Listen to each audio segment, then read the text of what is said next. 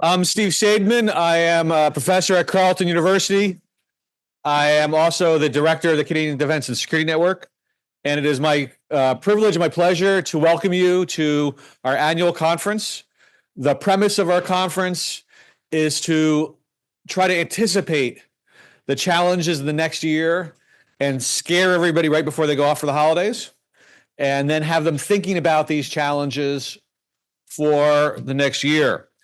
And every year seems to be more exciting than the last. In the next year, we will have a new American administration, which promises to be stable and boring and predictable. We will have an election in Canada, which is probably more predictable than the American political system at this point in time. And so we have a variety of issues facing us. And so the idea of today is to try to anticipate the challenges facing Canada and to suggest a way ahead of what should Canada's foreign policy be, learning from how we've created foreign policy in the past, learning, for instance, from the Indo-Pacific strategy, to figure out what should we be doing, and then tell government that. Which reminds me, people have been asking me, is this Chatham House rules? The answer is no. This is going to be recorded. It's going to be put online. So we will blame Roland for everything that he says. And all the other speakers have been told that they can and might be quoted. Although we don't have a strong media presence here, there may be a reporter somewhere. Before I get going, I'd like to acknowledge the land on which we gather is the traditional and unceded territory of the Algonquin Nation. And what I like to do with our events is thank everybody now, because people are going to be rushing out at the end, and I want to make sure everybody gets their due. Thanks. So first, I want to thank Roland Paris and the Center of International Policy Studies that's what CIP stands for, right? At the University of Ottawa. They have co-sponsored this event with us, along with the Social Science Humanities Research Council of Canada and the Minds program at D&D. I would give my most effusive thanks to Melissa Jennings, who is responsible for everything that's going on today, but she's sick, so she'll have to watch us later to get her appreciation. But I've got a great team besides Melissa helping us out today. So Sherry, Nick, Rachel, Hannah, Amy, Manu, all doing great work for us. So this wouldn't happen without them. I just try to corral speakers and they do everything else. So I really appreciate it. And I want to thank the speakers for making it their way to Ottawa today. Sorry for the genuine winter weather. That's why we're starting a few minutes late, to give people a chance to get here. I could spend a lot of words introducing Roland Paris, but everybody knows who Roland Paris is, because he is the sharpest, most articulate individual talking about Canadian foreign policy, Canada in the world, international relations in general. And so I'll just welcome Roland. So thank you very much.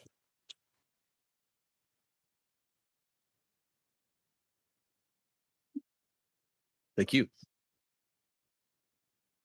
Thank you so much, Steve. It's really a great pleasure to be here to reconnect with friends, colleagues, former students, a former boss, Jonathan Freed, and many people who I look forward to meeting.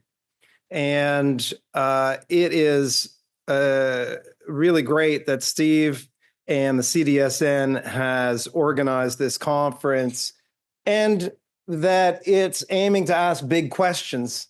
If you look at the program, how exactly should Canada pursue its interests at this incredibly challenging time? What have we learned so far from the Indo-Pacific strategy? And what should we aim to accomplish in that critical region?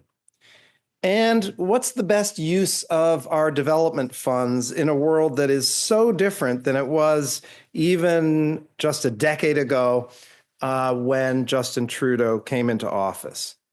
So let me just kick off with a few remarks. I won't talk for very long. I'll save a little bit of time for us to have an exchange before the first panel. But I'll start with a few observations.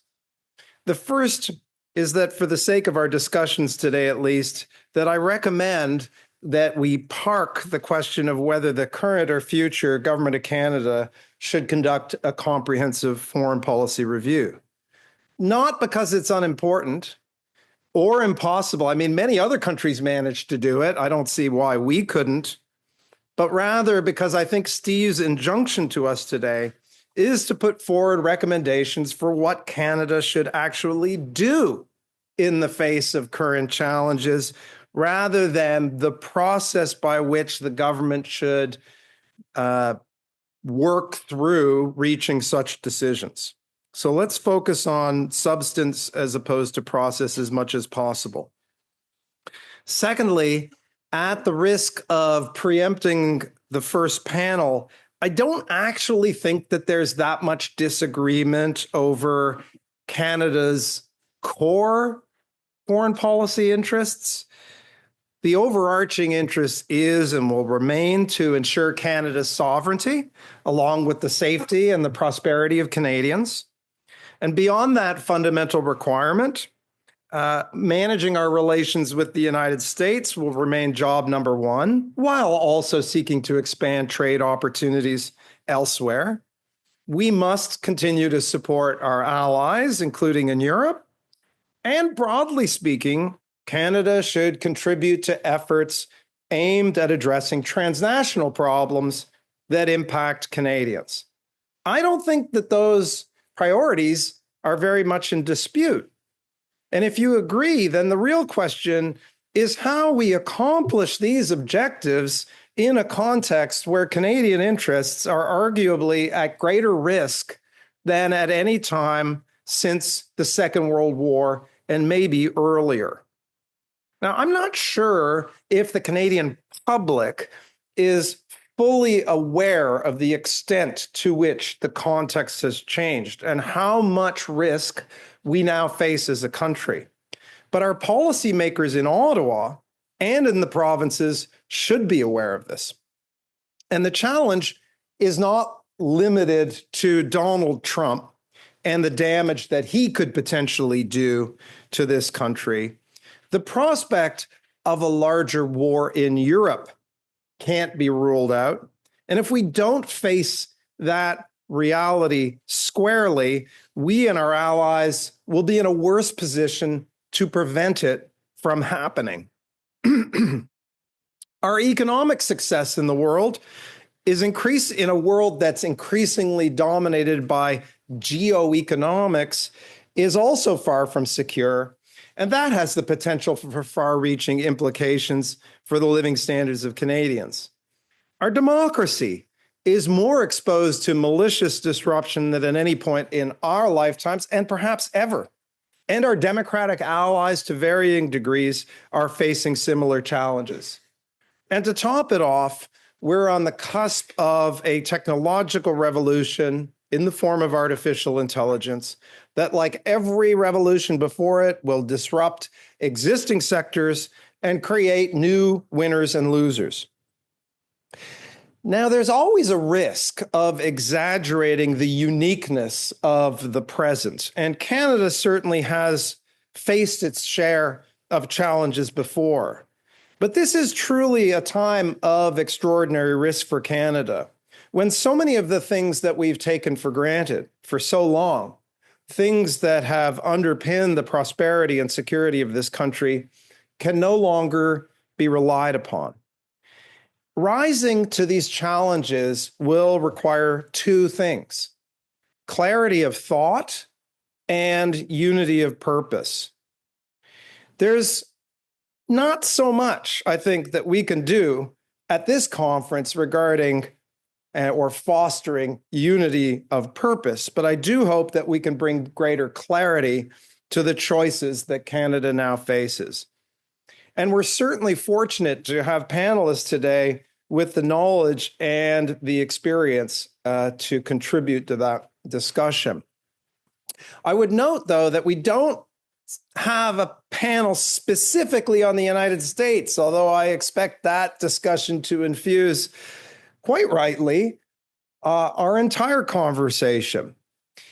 So let me use just a few more minutes to offer some thoughts on the subject of the incoming Trump administration, at least as a way of seeding that discussion. And I welcome a response of panelists or others in the room to what I'm about to say. Right now, our national conversation seems to be focused on what's going to happen in the next few weeks. And not surprisingly, given the threats that Trump has leveled. But this is going to be a very long 4 years, and we need to be ready for it.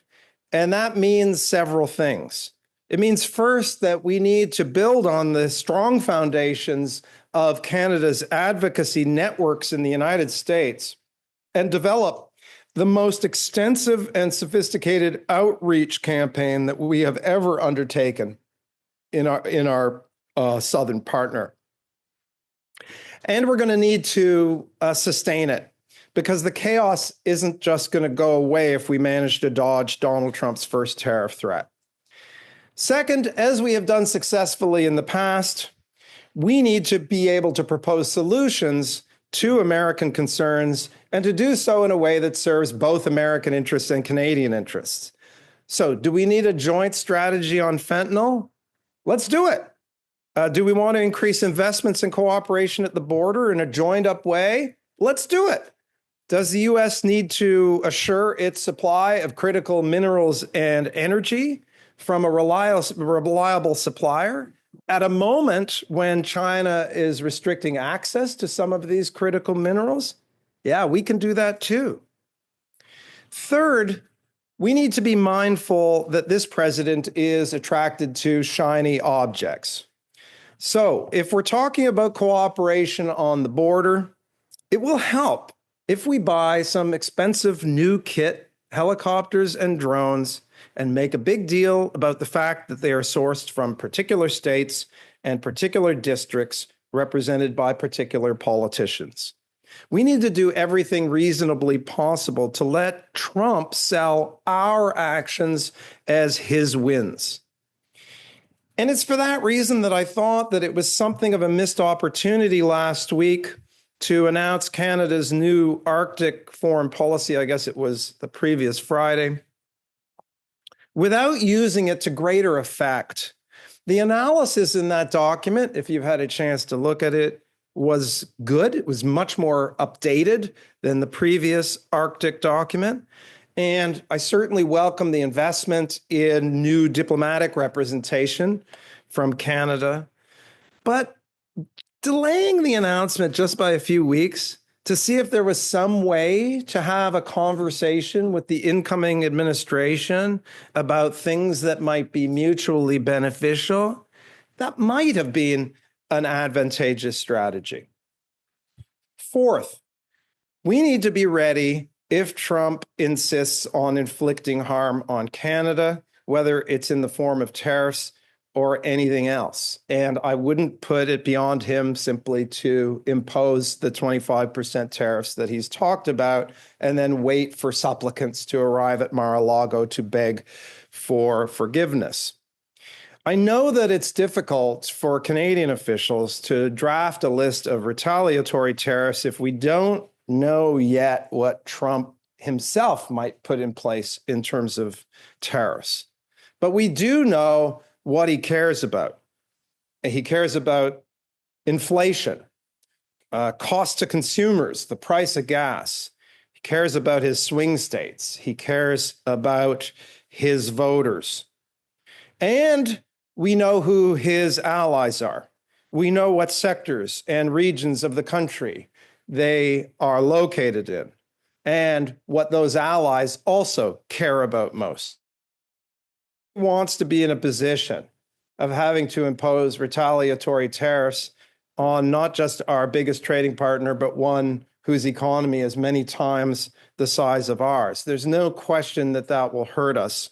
As one person wrote in yesterday's report on business in the Globe and Mail, but that same writer's solution, which was defense instead of offense, as he put it, amounted to effectively doing nothing if Trump were to impose sanctions.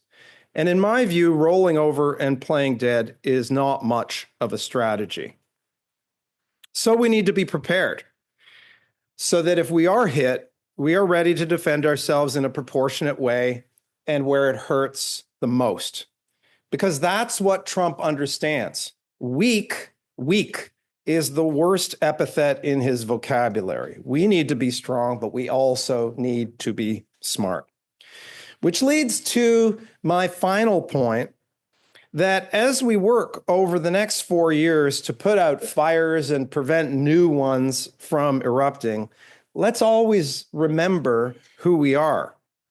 The list of foreign policy priorities I mentioned a few moments ago included not just prosperity and security. It started with our sovereignty, which is not just the control of our territory and borders. It's also our ability to do things the way that makes sense for Canada, whether it relates to immigration, climate policy, privacy, the communications sector, or whatever.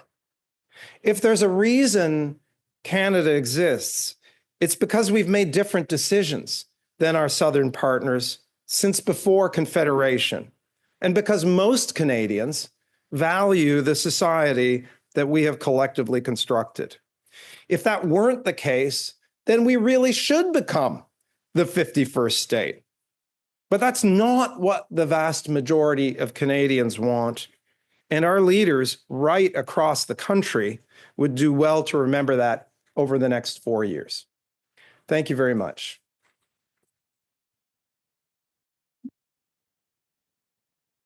Now, how much time do we have, Steve? 20 minutes. 20 minutes. Okay. So we'll have panel with a microphone. Raise your hand. And feel free to raise subjects not related to Canada-US relations. I could do my best to answer them.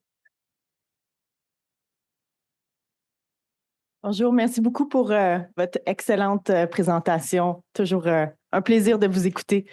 Donc, moi, c'est Caroline Leprin. Je travaille à la Défense et je vais poser ma question en anglais.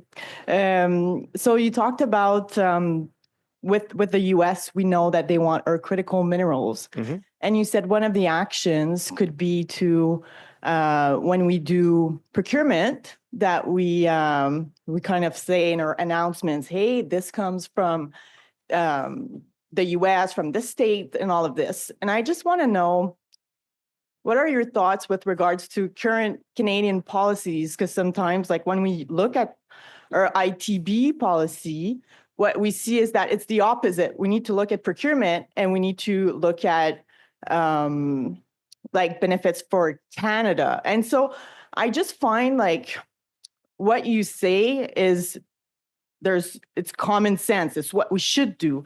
And it does feel sometimes that our policies are constraining and they make us slow and they also make it difficult to achieve the intent that you stated. And I just want to know if you had some thoughts on this. Yeah, merci Caroline. Je vais répondre en anglais aussi. So I thought you were going somewhere. I will answer your question. I thought you were going somewhere slightly differently because you started with critical minerals. And I was like, oh, let's talk about critical minerals. And we can talk about that eventually. Just to flag this on the critical minerals side, one of the minerals that China is now preventing from being sold to the United States and recently also introduced a rule to prevent transshipment. In other words, prohibiting third countries from taking Chinese critical minerals and sending them to the United States, which is a traditional toolbox of the United States, but pretty new for China, is the element germanium, which is absolutely critical for the building of semiconductor chips. So this is precisely why that was chosen in this tech war between China and the United States. Just so happens that the largest producer of germanium in North America is Teck Resources in BC. So Canada has for a very long time, since the Trump's first election, attempted to set out a narrative for American interlocutors about the importance of Canada to American economic security as a means of promoting a vision of an integrated North American economy, and it's a smart strategy. It helps when it's possible to identify certain minerals which are becoming less available to the United States. Managing that in terms of a strategy is a delicate matter, but let's also not be Boy Scouts about this. This is a point of potential influence. So we can talk further about that. Regarding procurement, now, I laugh a bit because, there are certain things that you choose to get your head around, and there are certain subjects in the world where you just say, I am never going to understand that. And I am never going to understand the Canadian procurement system. But I would say that there are multiple imperatives here. The first and most important overall for our procurement system is to procure efficiently, fairly, get the goods we want at a reasonable price, and get them quickly. But there are naturally political and other economic considerations built into procurement. So when I say that we should be mindful of the fact that Trump might respond to a large purchase of one thing or another, and believe me, there's people in other officials in other countries are already thinking about this carefully. I spoke to some officials in Asian countries who are thinking precisely about how much of a particular product they could buy. The Europeans are thinking about this too. It doesn't mean that all of our procurement forever will be, let's figure out how every single thing we buy can check the box of being able to use that as a tool for Canadian advocacy in the United States. It just means that at this particular moment, it would be very advantageous for us to be able to identify specific things that will catch Trump's attention. And on the border, you saw his reaction to the president of Mexico's commitment to stop the caravans from arriving at the border. Now, Trump apparently didn't know that those caravans were already being stopped, but the president of Mexico said, yeah, sure, we'll stop the caravans. And Trump turned around and made this into a victory for himself. So it's a long answer to your question, and I'm suggesting that this is not a kind of be all and end all, but there are specific needs to do this now. Beth. Thanks so much that's a good start to the day. I'm wondering if you could talk a little bit about who Canada's friends are globally. I think one of the very different panoramas we're facing now compared to 2016 was that there were many more progressive governments. I'm thinking particular of the discussion around reproductive rights that happened, that there was a united front around She Decides to Trump's global gag rule. And when we look around of who the allies might be to do something like that, they're very few and far between. And then given that we're facing a world on where we're seeing a real attack on rights, human rights, we're seeing a real attack on women's rights, LGBTQ rights, the closing of civic space around the world, what kind of implications that has for Canada's ability to seek allies and maneuver. Sorry, I didn't introduce myself. My name is Beth Voroniuk, and I'm the past chair of the Women, Peace and Security Network Canada, and currently a fellow with the Center for Feminist Foreign Policy. Thank you so much for that question. It's an interesting one. I think the broad frame that I would put on this, or the lens that I would use to look at that question through, is the simultaneous imperative for Canada to both pull even more closely together with liberal democratic partners, and at the same time, not to put up walls to the rest of the world and maintain conversations, communications, and cooperation with countries that we might not agree with. Because if we simply turn to those whose values we entirely share, then we're not going to be talking to too many people in the world, and we're not going to be able to use whatever influence we have, which is mainly through organizing like-minded partners and others to work in the same kind of direction. We won't be able to use that influence as effectively. So I wouldn't want to say that we need to limit ourselves to the group of liberal democracies. Now, in that first category, though, the European countries are certainly vital partners for Canada. And this is even more so in a world where the number of really reliable partners that Canada can rely on is reduced. I don't forget the fact that it was the EU that provided Canada with forgetting the word for the pandemic, the not inoculations, but the vaccines. That it wasn't the United States, it was the EU that provided Canada with vaccines. The EU shares and Canada share a lot in common. We have, I think, a crucial interest in the stability of Europe and the security of Europe and in the welfare of our closest democratic partners there. It's part of the reason why I think that it's essential for Canadian leaders to explain to Canadians why the Ukraine war isn't just some regional war over there, that it engages a directly Canadian interests. I think on the question of partners, it really also depends on the issues that we're talking about.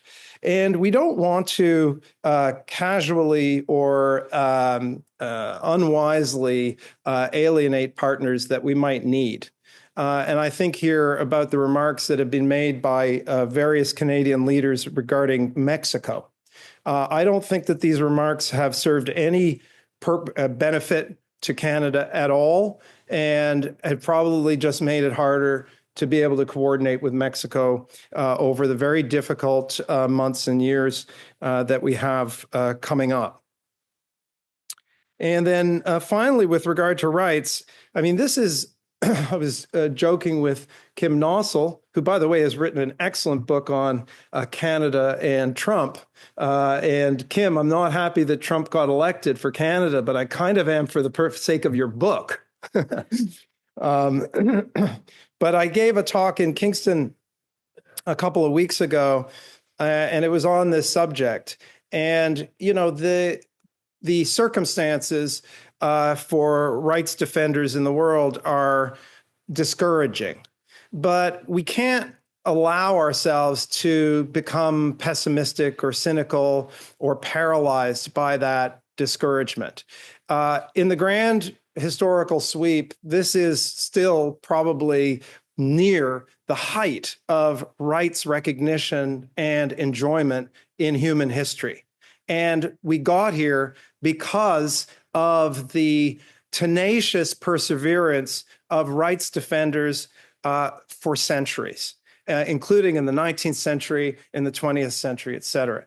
And nobody knows what the future holds. Nobody knows what's written. We do know that if we fail to sustain our commitment to uphold rights where we can within the context of a foreign policy that has many imperatives, that we guarantee that rights will continue to slide. And Canada, as I mentioned, can have influence through organizing groups, whether they're other states or non-state actors. Michael Manilak is here and has written a lot about that. And that's something that we will continue to be able to do going forward.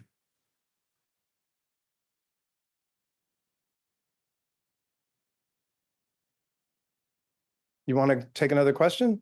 Where would you like to go? Oh, I wasn't keeping track. Who had their hand up first? Go ahead. Why don't you, closest to you? Why don't we take all three questions and I'll wrap up? Does that make sense, Steve? Okay. So, hey, my name is Edward, and I'm just, I guess you can say, a concerned citizen. Good. The question I have is, more of you. the question I have is, and I'll make it short because I know there are other questions. We haven't talked about the global south, places like Africa, that kind of thing. So I wasn't sure if you had any sort of comments on that in light of it being emerging markets, growing population, critical minerals, our involvement extractive industry wise, that kind of thing. And if you can sneak in something post EU or post Brexit, our relations with the UK, that would be perfect. But that's the secondary question. Okay.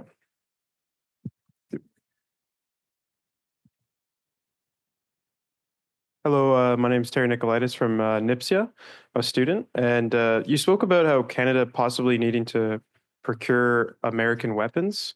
And it kind of led me to ask, like, do you think we could reasonably see Trump maybe using NATO's 2% target as like a leverage on Canada and other NATO partners to buy American weapons or achieve the 2% target? And if they don't, they're going to be hit with economic sanctions or tariffs of sorts, maybe?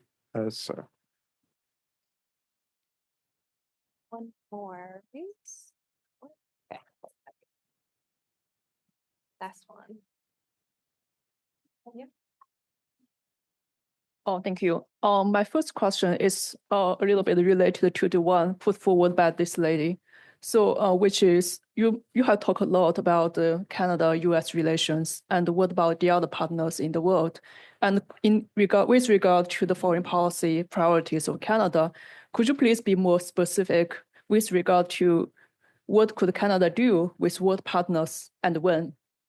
And the second question is, how do you think Canada should balance between its foreign policy priorities with its strategic autonomy? Thank you. Do you have space to keep track of one more question that I could throw in? Mhm. Fantastic. Thank you. I'm Timreez Khan. I just have a question about immigration and US border controls.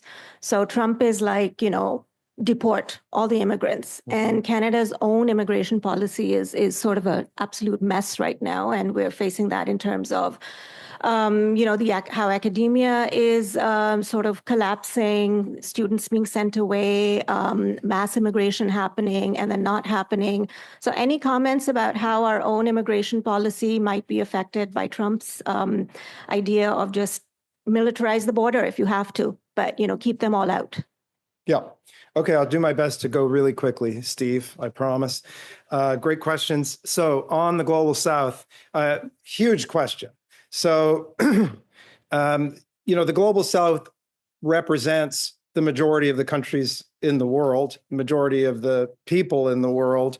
And it fits in with what I was saying about not just turning ourselves into this fortress, whether it's Fortress North America, which might be a temptation in the next few years, or Fortress Liberal Democracy.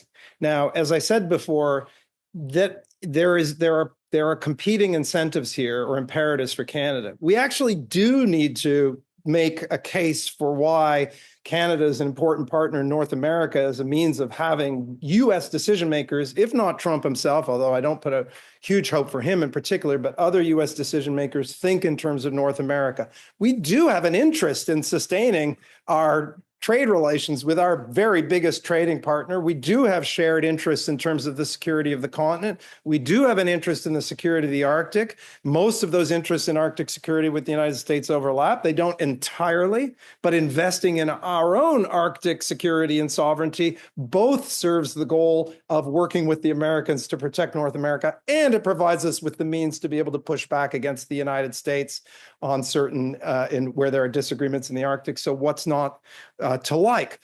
But we also need to be reaching out to countries around the world.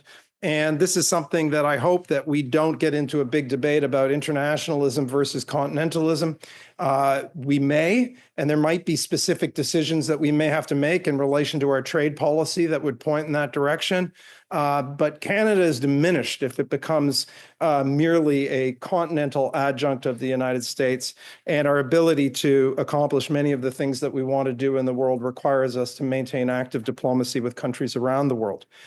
Trump at 2%, yeah, there's no question. But, for Trump, it's not a matter of, I believe in NATO, and NATO countries all agreed that they would meet the minimum threshold of 2% of national income on defense spending. That's not Trump's thinking, that he's doing this because of NATO. Trump's mind seems to be, nobody knows inside the mind of anyone else, that there's this protection arrangement where the United States deserves to be paid a fee for its services, and that countries that aren't meeting that threshold are delinquent in their payments. And, I think maybe, he's a businessman, he's been in the real estate market. He even uses the terms of like delinquency in terms of payments. So I don't think that we're going to win any credit with Trump by talking about strengthening NATO. I think we win credit with Trump by demonstrating that we are committing to paying our share in the terms that he understands. Now, it doesn't matter in a way if he understands it in those terms, because we need to do it anyway. But what does matter is that if he doesn't have a sense of commitment to NATO as an enterprise, to Article 5 of NATO, which is the collective mutual security guarantee, then that kind of treatment of NATO by him raises doubts about NATO's credibility as a deterrence organization. That's really dangerous, okay? And we'll see that. We saw that play out in the last administration. We'll see that play out coming up. What can Canada do with which partners when, that would require a much longer than the 30 seconds that I have, unfortunately. I think it's an excellent question because you're getting at the specifics, and the specifics are, where the rubber meets the road. I would just say that you start with your core priorities and you move outwards. And so whatever the core priorities of Canadian policy that one might identify, that's where you start. You build outwards from that. So that allows you to make decisions about where to allocate scarce resources, because strategy is the allocation of scarce resources to a potentially infinite number of initiatives. And to the extent that there are initiatives that can actually accomplish several things at the same time, then you're getting into the sweet spot. Strategic autonomy, I think I was talking a little bit about that. That's part of what I mean when I say let's not forget who we are. And Carrie Buck had a piece on the strategic sovereignty. It's very similar kind of theme. Finally, immigration. This is a really challenging time. And, we do have an interest in having control of our border, including in the spaces between ports of entry. And right now, the United States, Trump is saying he wants us to prevent people from crossing into the United States. That's normally the requirement of, you stop people from entering your country. Nevertheless, there's no reasoning with him on this. So it makes sense for us to invest in the capacity to surveil our side of the border and to be able to intercept people who are trying to cross illegally either way. The danger in all of this is that it has converged with this irritation with immigration in this country, which is not the same dynamic as what's been driven from the Trump administration, but is more connected to the mistakes that were made in terms of setting targets or monitoring particular programs and making sure that the number of people coming to the country were more or less aligned with the services and capacities to be able to accommodate them. And the real risk here is not so much Trump as it is the consensus in this country on the idea of immigration as being a good thing, which has been intact for a very long time and which is very special and which is crucial to social coherence in this country because we are an immigrant nation. And I think that when we talk about remembering who we are, we need to be very careful as individuals, as members of organizations, as leaders in different sectors, and certainly the government to make sure that actions aren't taken that could unnecessarily damage the consensus in favor of immigration. Thank you very much. Always insightful. Always clear. Well done. Appreciate it. And now, as promised, coffee break. The coffee and food is to that side of the room, and we'll come back in 15 minutes for our first panel. Thank you very much. Thank you. One announcement before I forget. In the spirit of good environmentalism and also to pay our debts to NIPSIA, when you leave, please give us back your lanyards so that we can reuse them. We have been bad on previous occasions about that, so we're on our last leg with our own institution. I'm very happy to start this next panel off. Michael Manulak is one of the professors at NIPSIA. He has been recently given multiple awards for multiple things, including his book. That was part of a book workshop that we had at Carleton last year or 2 years ago. So I'll let him do the introducing of his panel, and I look forward to hearing what our foreign policy priorities should be. Great. Thanks, Steve. Great to be here. This is quite loud. Great to be here with all of you. We are, I think, as Roland's fantastic initial presentation set out, in a really transformative phase of global politics. An argument can be made that we are in the most transformative phase that we've seen since the end of the Second World War. Obviously, the rise of China and other international actors, but the changing role of the United States, I think, is really an absolutely critical and fundamental shift that we're seeing with ramifications that are fundamental for Canada. In that context, we're seeing a crisis of multilateralism with real challenges facing the United Nations system, facing many multilateral institutions. And those are fundamental, of course. They've always been fundamental to Canada's capacity to tackle key global questions. And today we face a period of time in which probably more than ever, we need solutions to these types of multilateral questions, whether it be issues of climate change, the loss of biodiversity, proliferation, pandemics as far in the rearview mirror as that now seems for all of us.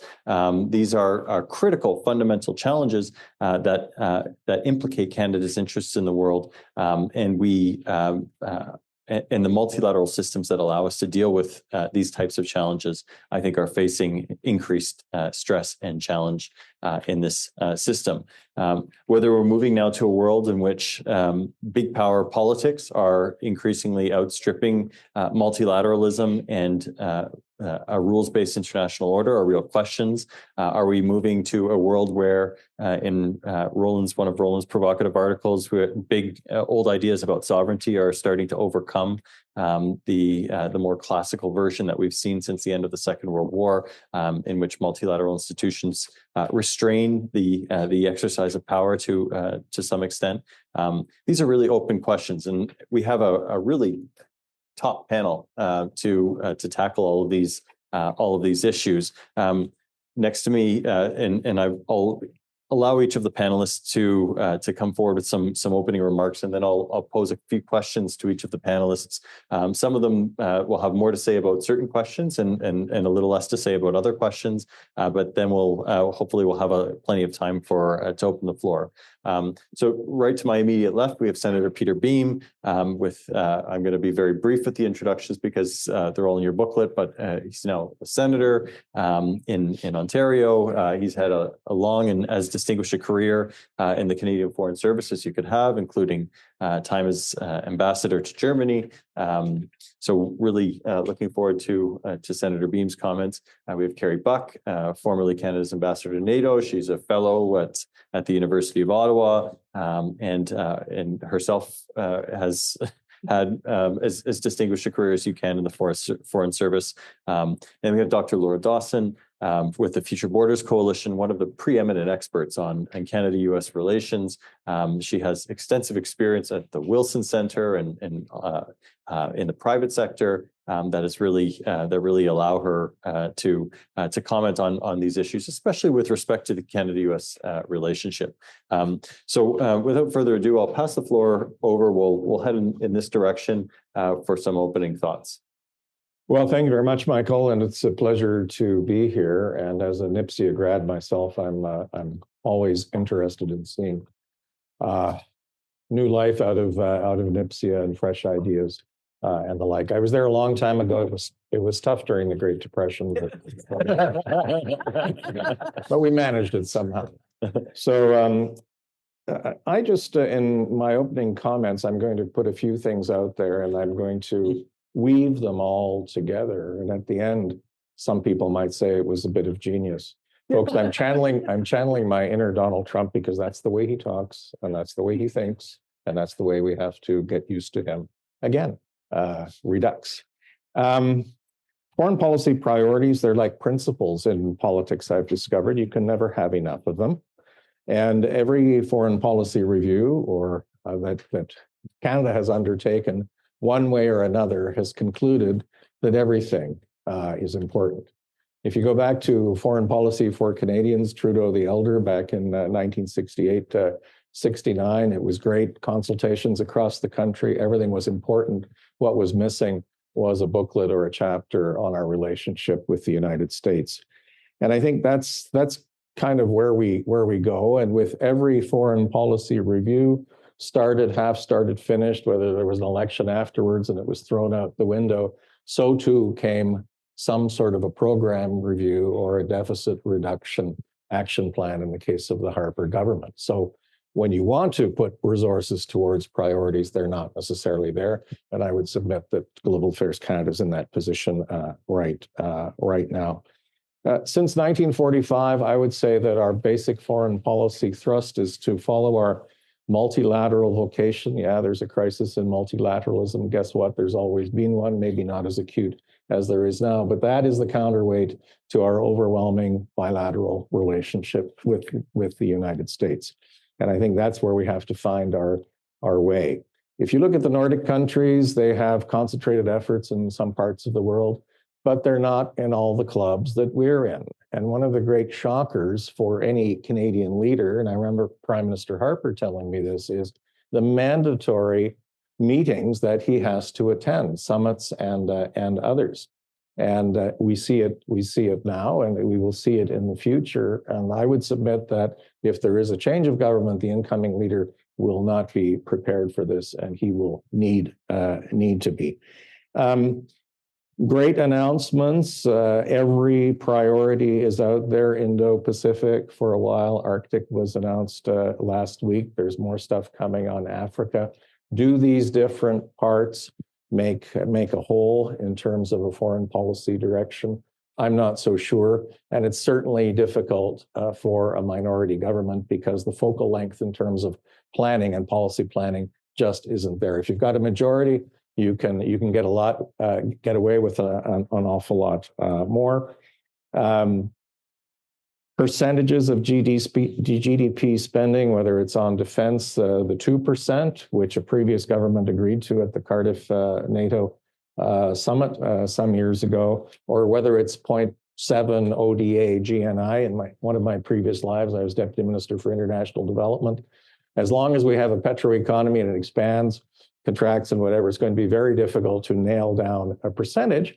And the Europeans on defense spending are already talking about 3%, but I would defer to Kerry as the expert on all of that. I'll end just a little bit with Trump.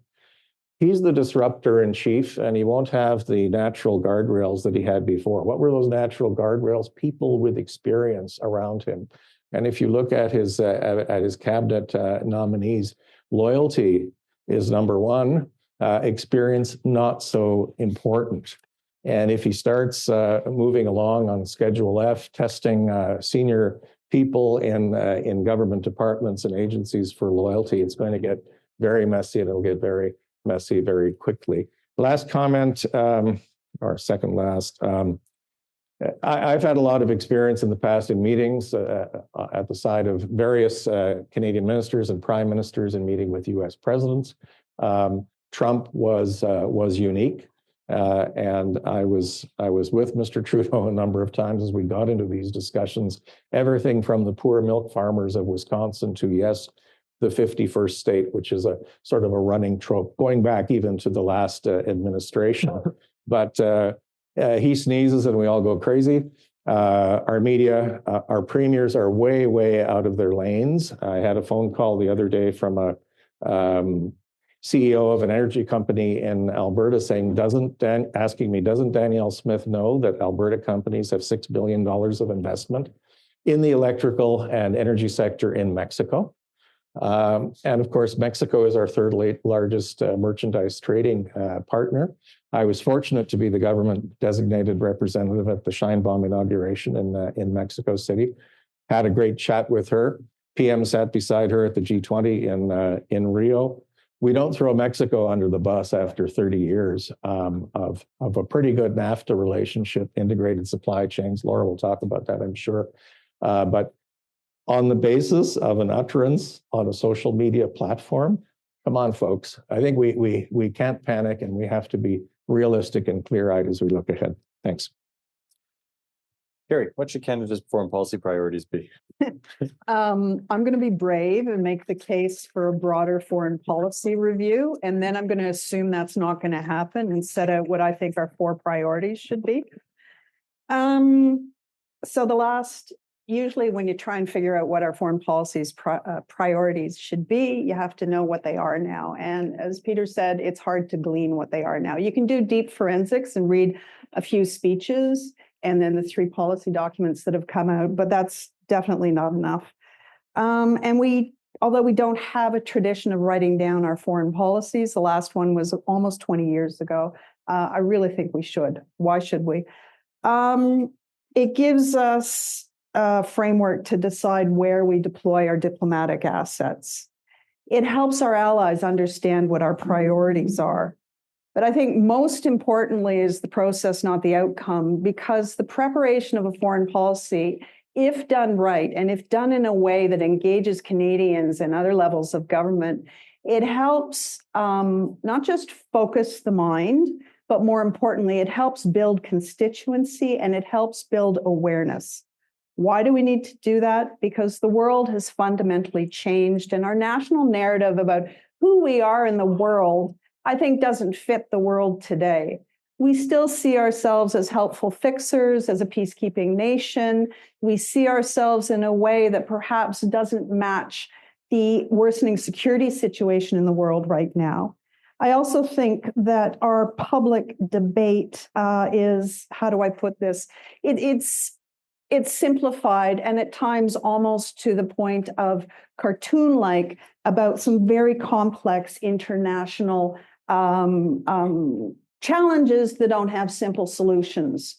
So I would make the case, I would say that we've had too much posturing, not enough pragmatism. And I know I'm mirroring some of the partisan criticisms of the current government, but I'm referring back through 3 or 4 governments to arrive at this. And I can give you some handy-dandy quotes about our foreign policy under Prime Minister Harper too, if you'd like.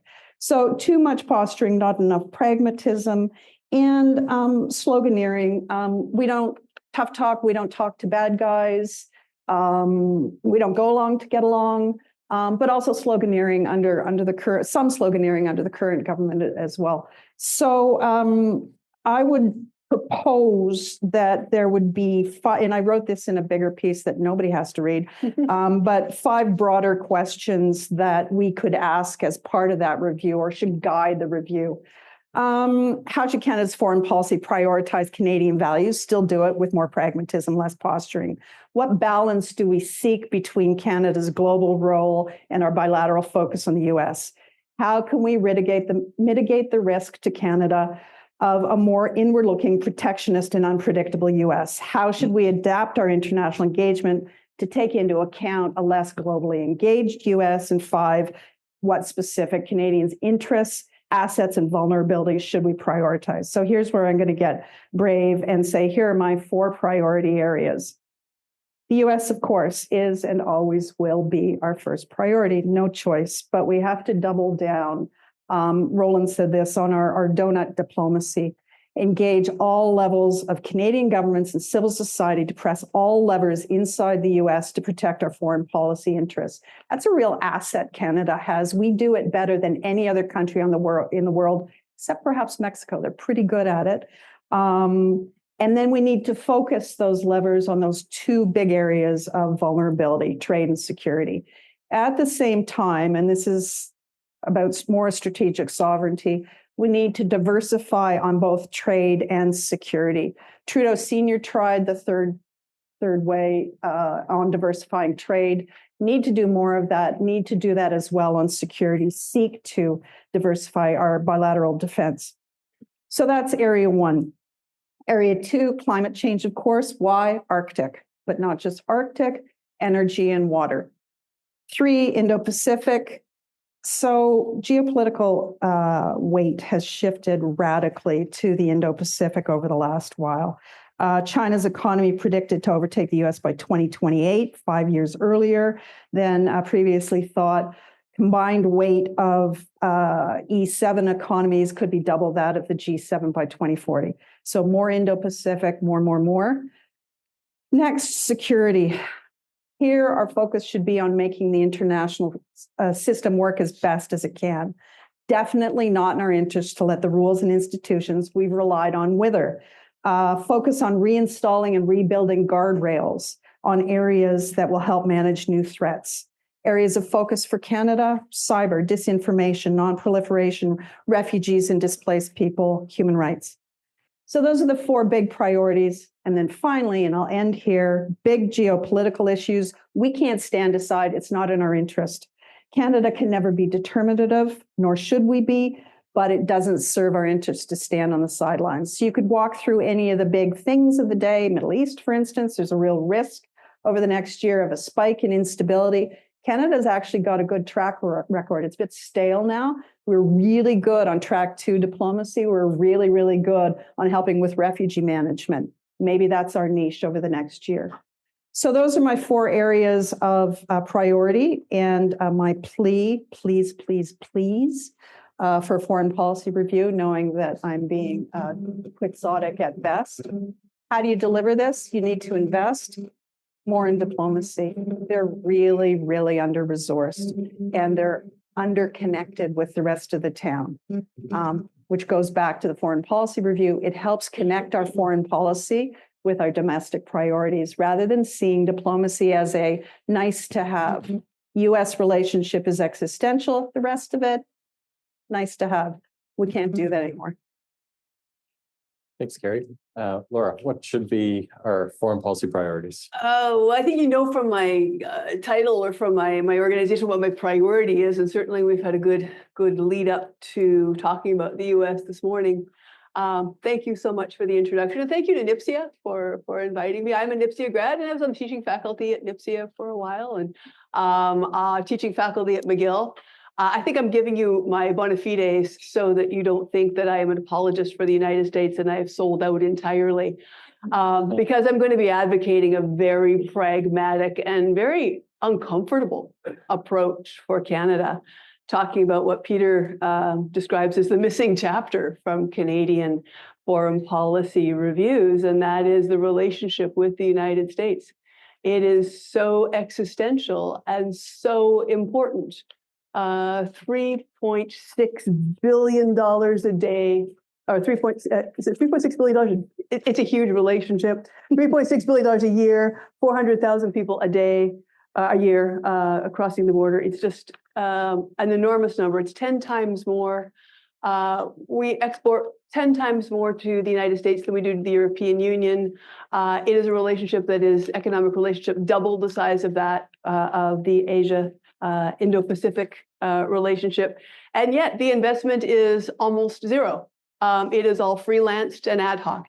The last substantive institutional arrangement that Canada had with the United States was probably the 2005, I'm going to get it right, 2005 a border agreement that we had after after 9/11, the 2011 Beyond the Border and Regulation for Cooperation Council agreement, and that's really the last thing that we had. We had a roadmap a couple of years ago that was just a rehash of other old stuff. So there are no institutions in which the U.S. and Canada meet regularly, except for NORAD and the Permanent Joint Board of Defense organization, which is, has a meeting and has a one-page document talking about what they did each year. So we are in an existential crisis, a generational crisis with the threat that Donald Trump is putting on Canada, and we don't have the resources to deal with it at all. If you want to feel very uncomfortable, read Donald Trump's tweet from last night. I won't tell you what it was. But he is like your awful uncle, the guy who comes to dinner and questions your weight and your sexuality. He finds your weak points and just goes after them. And that is what he's doing with Canada. We have, in the last 6-8 months, initiated a Team Canada approach, and I've been somewhat involved with that with the Trudeau government. And they've done a really good job of amassing data on who the Trump influencers are going to be, who the inner circle is, especially at the state and city and sectoral level. And that's very important. The last time Trump was elected, Canada didn't even know who to call to congratulate the new president. So we're in a much better position this time. But up until this point, it's been a fairly partisan, fairly narrow outreach campaign. Good for François-Philippe Champagne. He's been the Energizer Bunny out there meeting everybody in the United States, I think.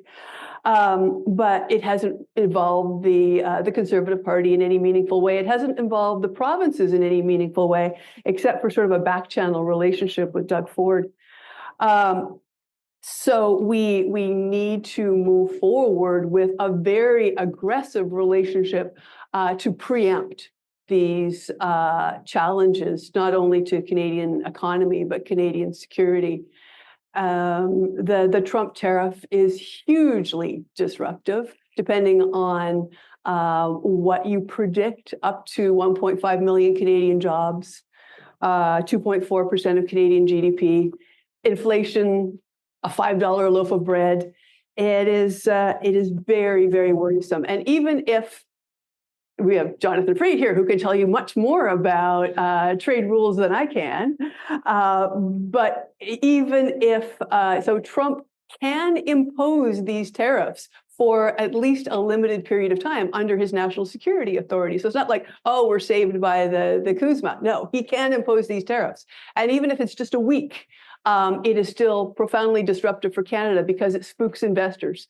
And if you are manufacturing in Kingston, Ontario, and Oswego, New York, you're an aluminum firm, for example, you're going to shift your production southward because Canada is no longer a reliable partner. So we can't wait until we see what happens. We have to be very, very busy 6 months ago and now. There's a couple of reasons for optimism. I don't mind some of the Trump appointments. I think the Treasury and Commerce secretaries are not bad. They're not as disruptive as they could be. They know business. They understand market stability. They're not golf pros from Mar-a-Lago. I think the fact that we had a U.S.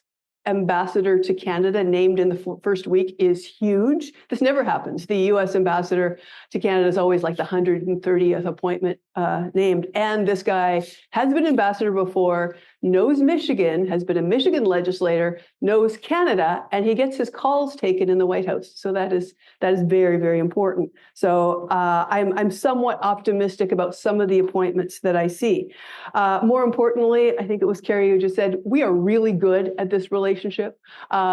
Everyday Canadian officials at the operational level, Canadian businesses are talking to their U.S. counterparts. We just don't have the connective tissue and the resources to do more than we're currently doing. I live in Atlanta, Georgia, and Canadians are practically invisible. There is a Mexican Atlanta Chamber of Commerce, a French Atlanta Chamber of Commerce, a UK Atlanta Chamber of Commerce, a Korea. The Canadians are missing in action. There's good representation at the consuls general. That's great.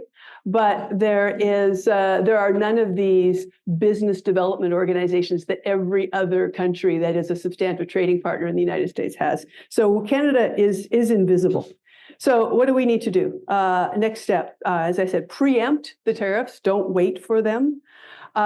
Take borders, migration, and drugs seriously. Don't just blow them off as, well, Mexico's a bigger problem, so we don't have to worry about it. Our illicit, undocumented migrant numbers are getting bigger every day. I was with the president of CVSA recently, and she was looking for detention facilities in the Lower Mainland and Ontario because we don't have enough places to put the expected illicit migrants who may need to be detained in Canada. It is a big deal, and we can be doing more. My challenge with my organization is Canadian officials are very keen to talk about things, but very slow to act. And the Americans eventually just give up and go someplace else. And I'd be happy to talk about that more. We need not just 99 new initiatives on migration, drugs, et cetera, critical minerals, but we need an overarching strategy to fund and resource that so that officials aren't trying to do this stuff off the side of their desk. We need the kind of preparation that we saw after a crisis, like 9/11. So I got the name right now. 2005 Security and Prosperity Partnership was our last substantial agreement with the United States. 1989 Canada-U.S. Free Trade Agreement, a response to a manufacturing crisis. We need the kind of wartime preparations that Canada has done in the past. I did my PhD thesis with Simon Reisman, the Canadian chief negotiator for the Free Trade Agreement and for the Auto Pact.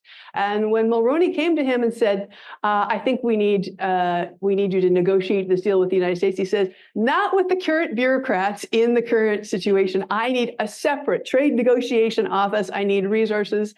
I need cooperation. I need a whole bunch of stuff. He came from a World War II, he was an officer in the war, and that's how you mobilize for a crisis. That's how you mobilize for attack. And those are the kinds of mobilizations I think we need now to deal with a once in a generation, possibly once in a century challenge to Canada's well-being and security. Great, thank you.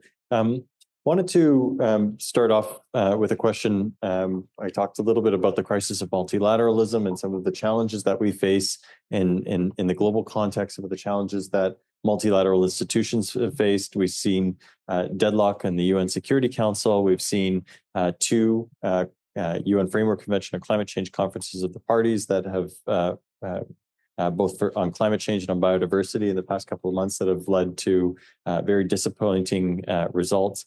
These are real challenges facing Canada's interests on the global stage. And I wanted to ask each panelist how should Canada respond to this crisis? What can Canada do to reinforce key global institutions, especially those of the United Nations system, as well as international legal frameworks, which are facing real challenges? And should it really, in this context of real challenges in the Canada-US relationship, should multilateralism be a central priority guiding Canada's foreign policy? Peter. Well, thanks. I referred to it in my opening comments as a counterweight, and I really believe that.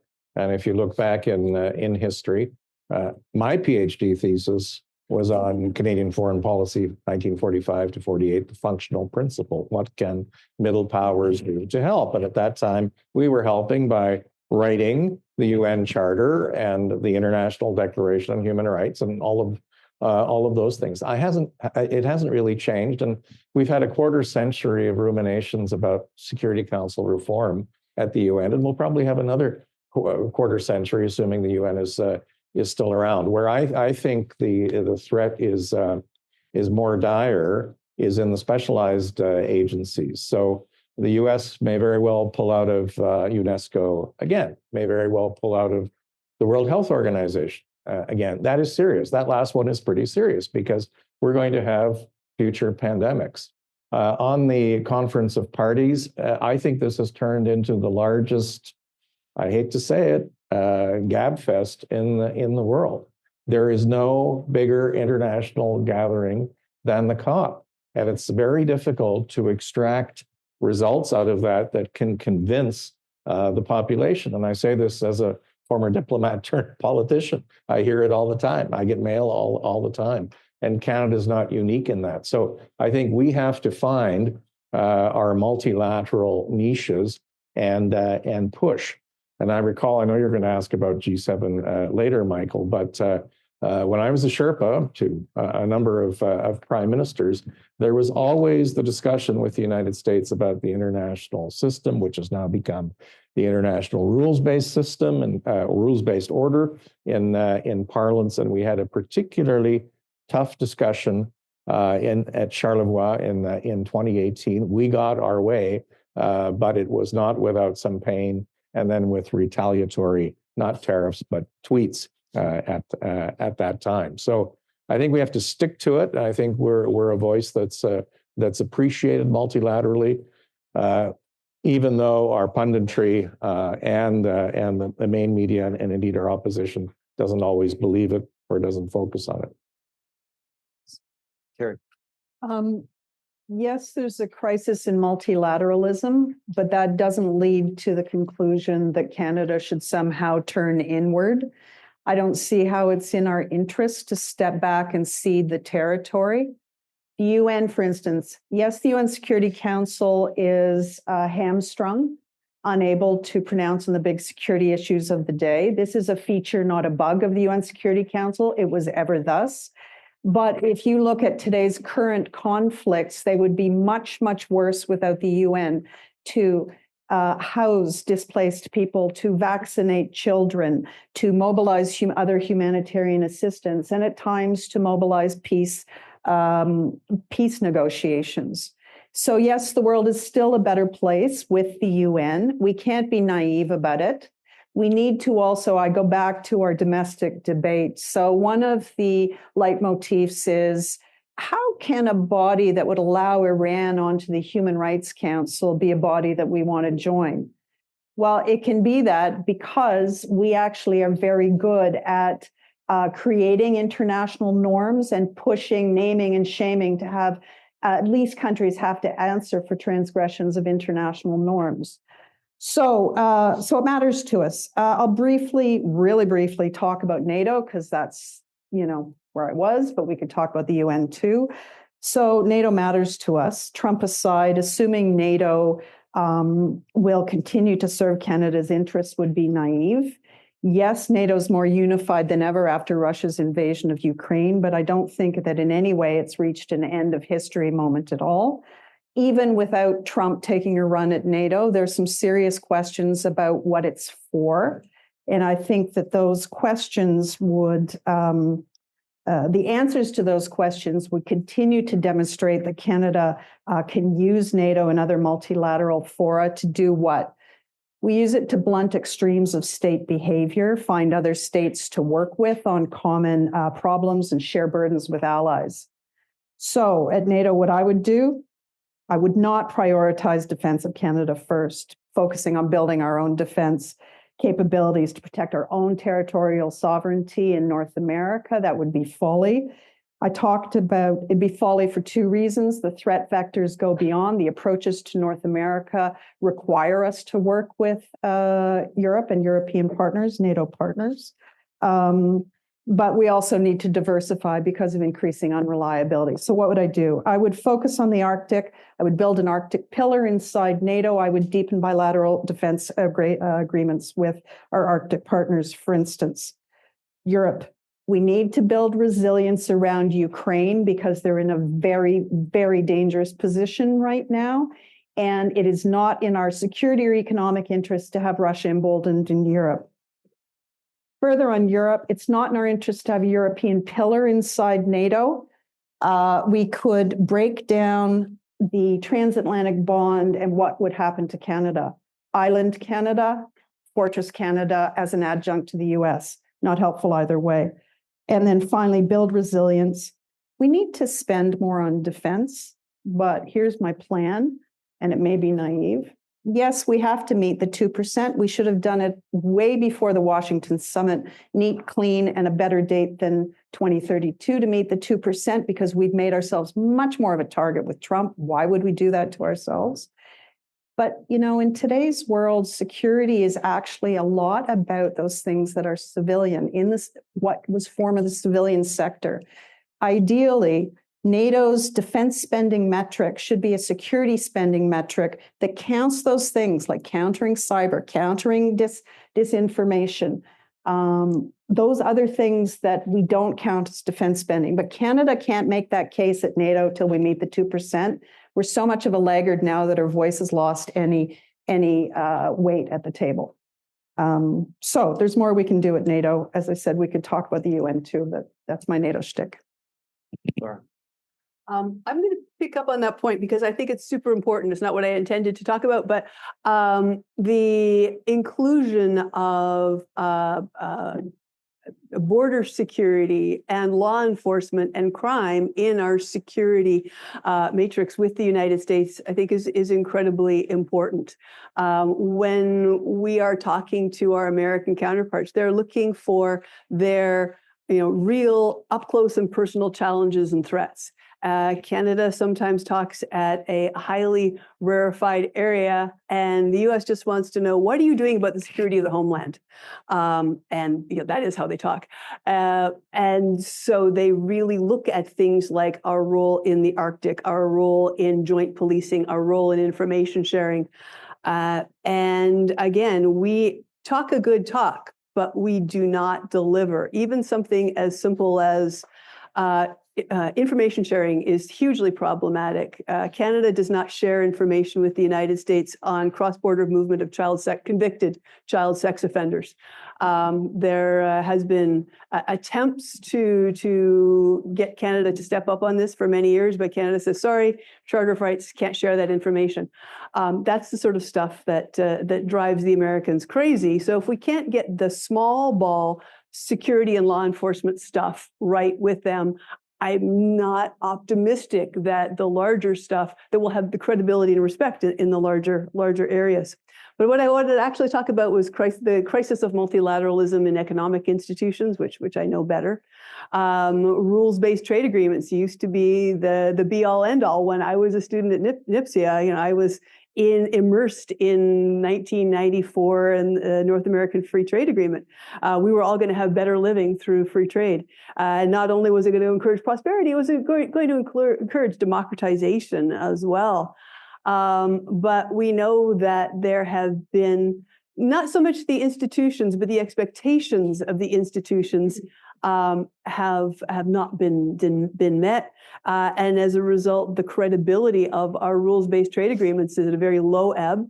And you talk to the average American, the average Canadian, and somehow they feel like NAFTA or CUSMA or WTO is just a way to send jobs to China. So the public relations and branding of our rules-based trading system is at the lowest possible point.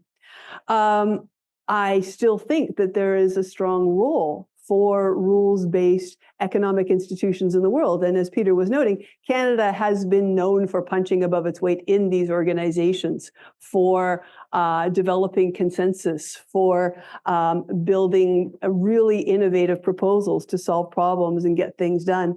And I think in our rules-based economic institutions, we need to figure out what is relevant for today and dive deeper on those. Even that, if that means stepping back from multilateral into what we call plurilateral, smaller groups of like-minded organizations, looking at things like digital technologies and how to have better governance that will both support innovation and protect privacy. Therefore, doing things like the digital services tax for Canada seems like such a weird idea, such a bad idea to me.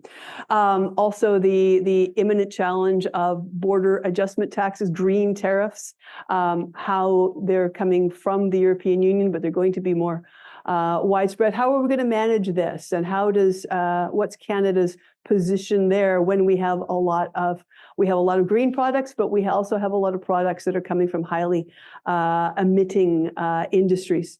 Also, onto a more micro level, regulatory cooperation. It is the most boring thing in the world, getting alignment on life jacket standards and muffler standards and seat belts and meat cuts, but it is what actually makes a difference for business. The benefits of regulatory alignment far outstrip anything else we could be doing as an economy right now. For Canada and the countries that it trades with.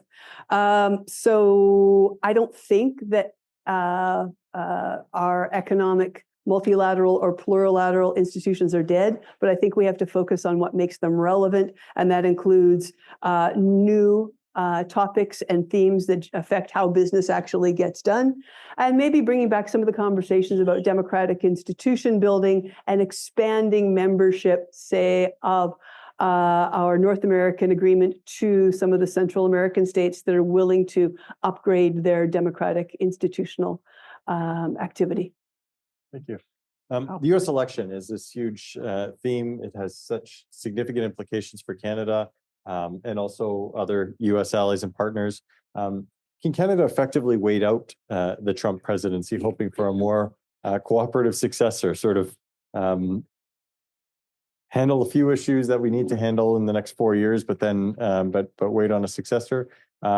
Or does an America First brand of foreign policy have deeper roots within U.S. society? Are we looking at a phase of neo-isolationism in U.S. policy? And so, do these? I guess what are the principal implications for Canada's foreign policy, and how should it engage with the United States? Me? Yeah. Okay, well, I don't think we can wait it out because it's already started and he hasn't even been inaugurated yet. So I think in the work that I've done with the U.S., and I can go back to being at our embassy at the time of 9/11 and working on the Smart Border Accord, and then later on with Jonathan Freed, who's here, we were working on the SPP. Laura mentioned that it's always asymmetrical. Always. So that means we have to get our act together and then go to the Americans before they get their interagency act together, because then it becomes almost impossible to move them. That's in any negotiation, including on multilateral issues. And I would also add the G7 to that. So we have to be ready. I think the Prime Minister going to Mar-a-Lago was absolutely the right thing to do, despite all of the stuff and memes that we've seen since. Him phoning President Trump right after the assassination attempt and right after his victory. These are important steps.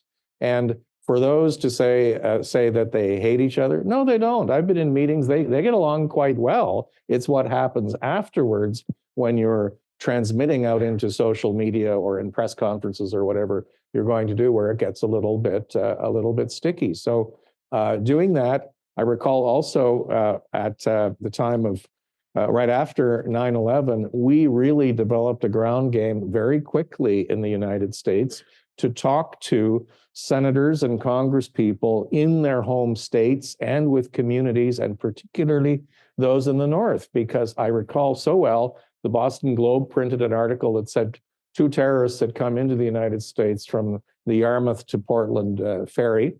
And we had to really debunk that. I mean, that's like early misinformation, but it was in the mainstream media. And I remember I had a huge meeting with Senator Clinton's staff, because in a speech, she blithely said, when the terrorists came from Canada. Well, they didn't. So that's why I think we have to be ready with a very good game. It's happening behind the scenes. I do not like the term Team Canada. Because it's just not, well, it doesn't make sense to me anymore. It was a Chrétien term, but it's so convenient to use. And it means getting the provinces and the premiers on side.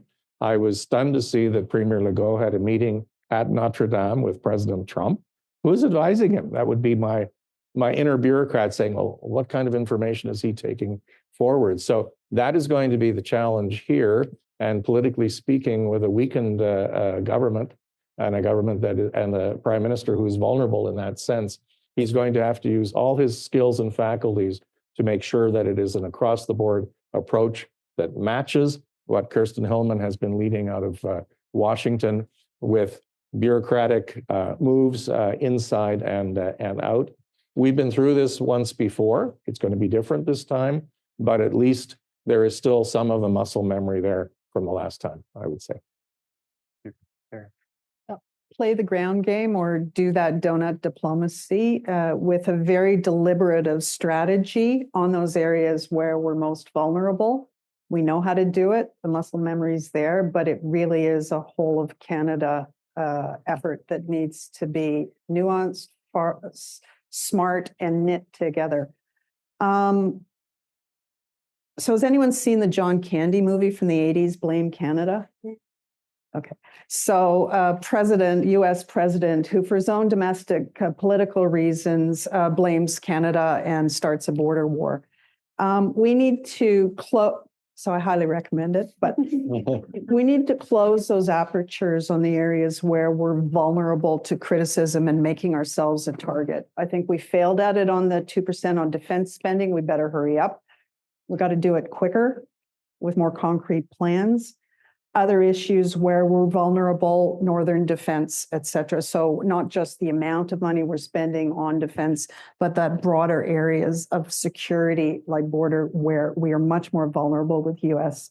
And then on the trade front, more presence, more knit together strategic talks with the private sector. So we have not just the presence, but the levers. So when tariffs are threatened, I don't know, Laura, exactly what your preemptive approach on tariffs is, whether it's, we impose first, that's nuclear war, I would guess not.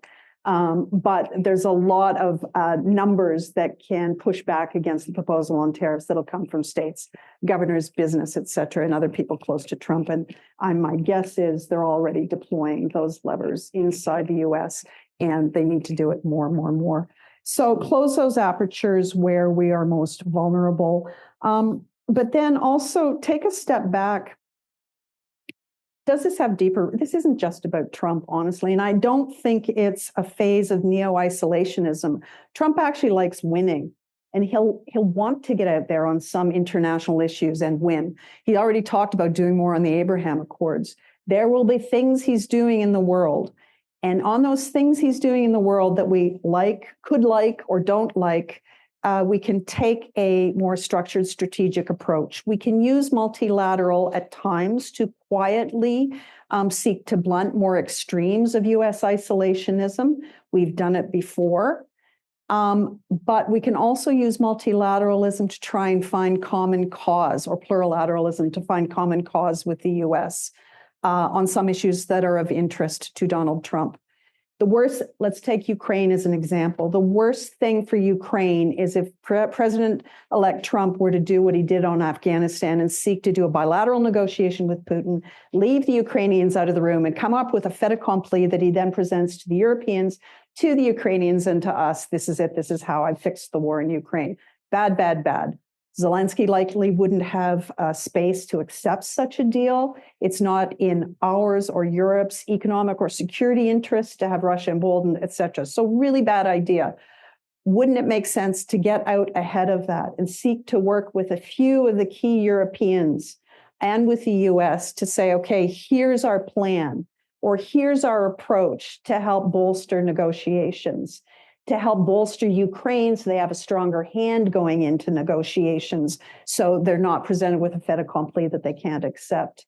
Canada's got a lot of skin in the game there. What's our strategy to work with the US and to offset US, or to counterbalance US with other key partners on issues that matter to us that are geopolitical?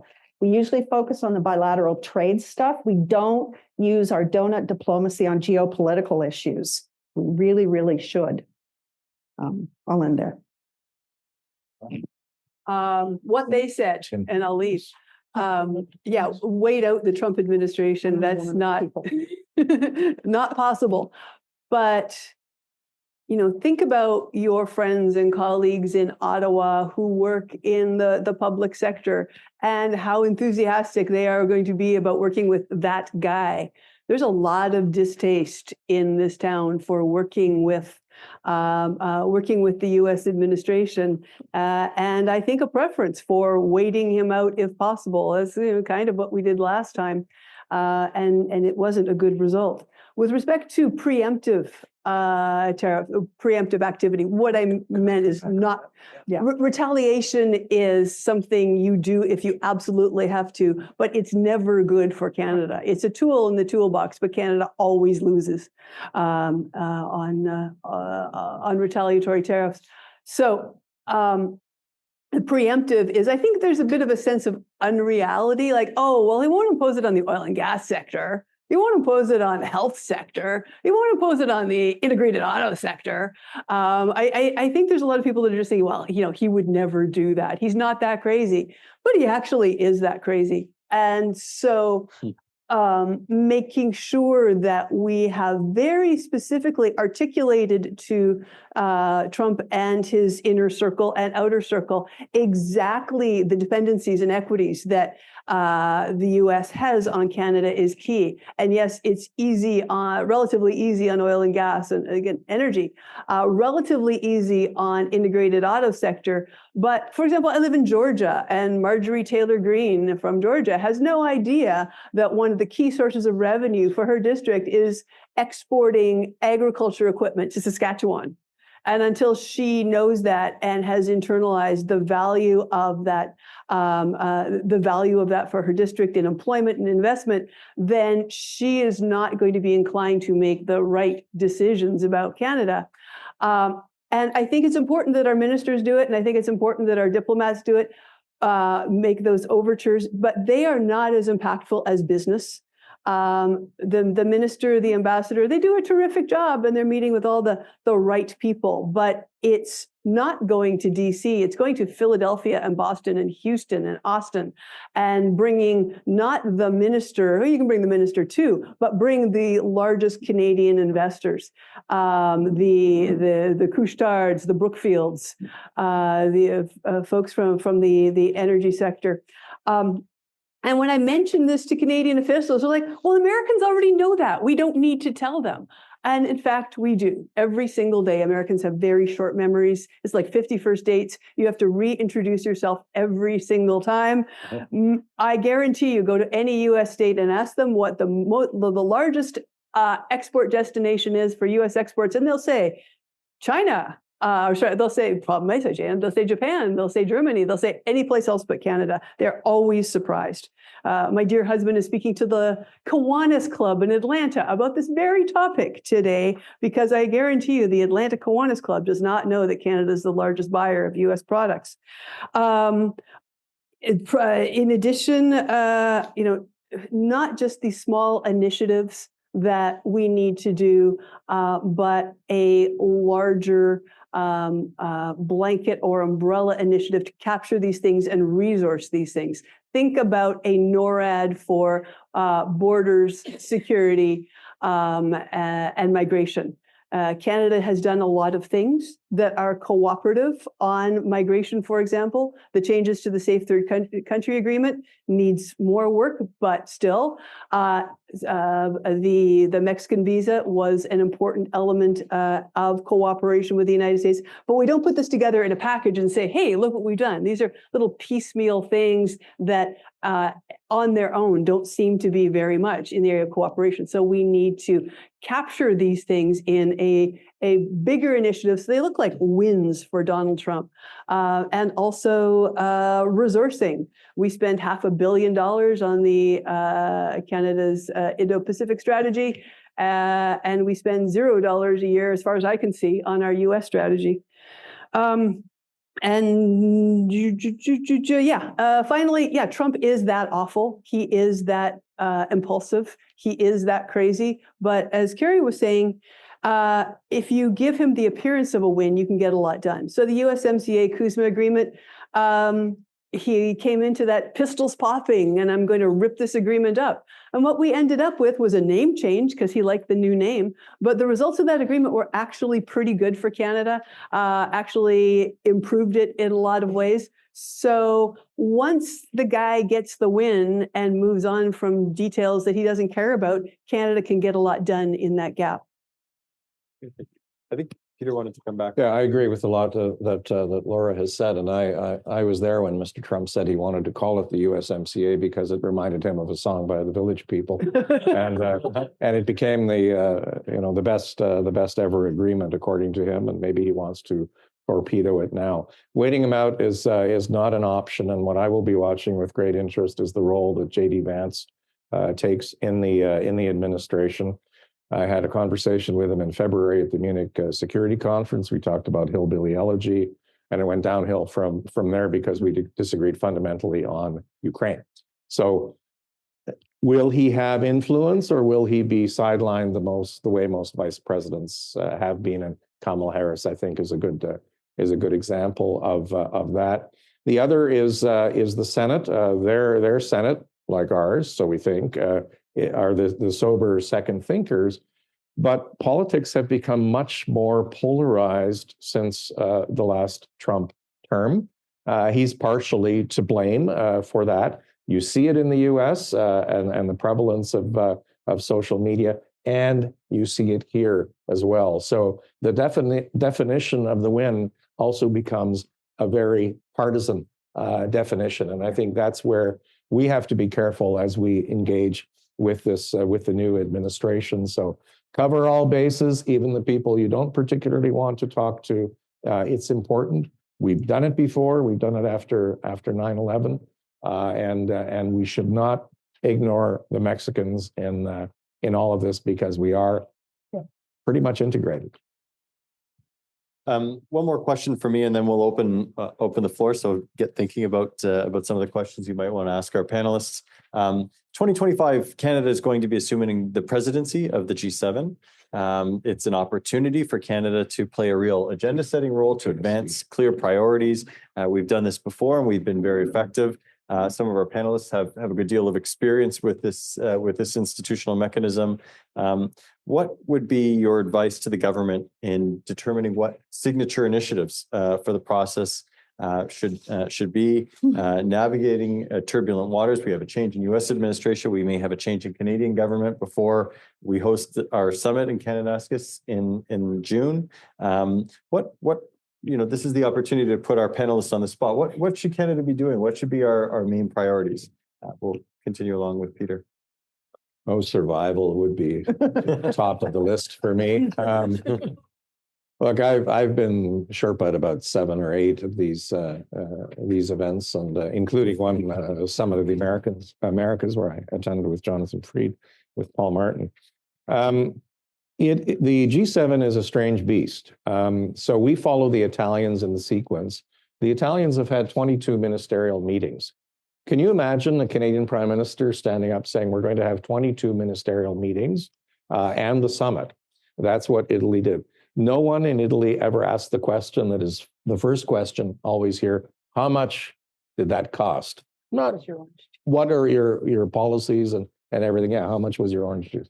So that is a challenge for us. So following the Italians, we always try to say, let's get back to basics. We'll have maybe 8 ministerial meetings.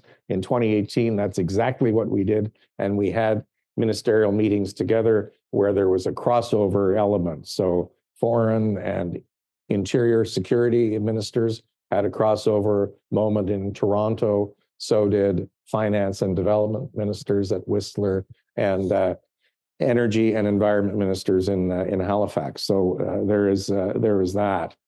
Again, minority government. It's tough. Mr. Trudeau is the longest surviving leader in the G7. When people refer to him as the dean, he immediately gets clobbered by the other side. So that's not used. But he's got a bit of experience in going through these, so he will know what he wants. There are some legacy items that always come from previous summits, and there are some like the mechanism on threats to democracy, which came out of 2018. It's still with us. And the Gender Advisory Council and Equality Advisory Council and other things are still there. So you've got those perennials that are there, and then there's the new stuff. And I would suggest artificial intelligence is a big one. Democratization is a big one. And then the last one is events. Who would have thought 2 weeks ago that Syria would go just like that? And what does that mean in terms of the changes in Syria? Will the Russians lose their bases? If they lose their bases, they will lose the influence that they've been trying to get in the Sahel in Africa. So there are all kinds of things that could come forward. The big unknown, or the known unknown for us, is the summit's taking place in Kananaskis in June. Will Mr. Trudeau be the host or not? And if he's not, then it's tough for the Sherpa and for her team to just bring up the incoming government, because they won't be knowledgeable on this, and they will be intrinsically suspicious of inheriting an agenda that they have not crafted. When you asked the question, Michael, Peter and I both shuddered. We both have a bit of PTSD. I was political director for, I think, 5. I worked on 7 summits too, but just the geopolitical issues up to leaders. Yeah. So what are those? I'm fine. G7 is actually really useful. It's really useful to galvanize money. It's useful to galvanize political will. It's less good at follow-up. I find that G7 initiatives that are anchored, for instance, anchored in the UN, have a better longer-term track record in implementation and garner bigger support in the end. So I would suggest an eye to whatever the initiative is should think about longevity and implementability.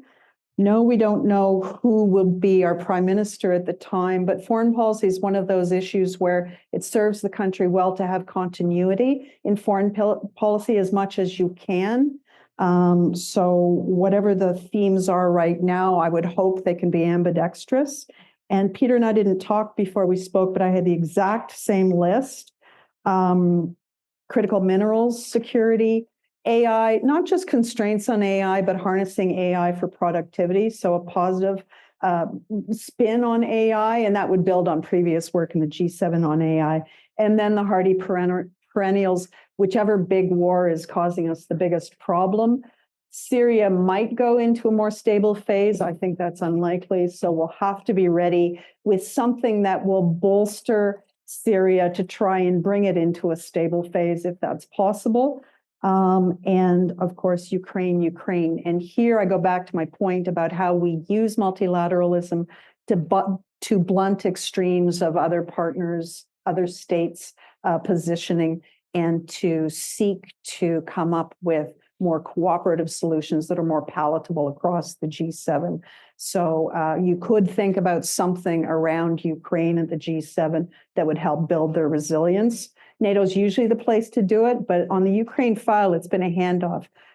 We've used G7, we've used NATO, and at times the UN General Assembly, almost like a three-legged stool, to push the world, including our partner states, to do more for Ukraine.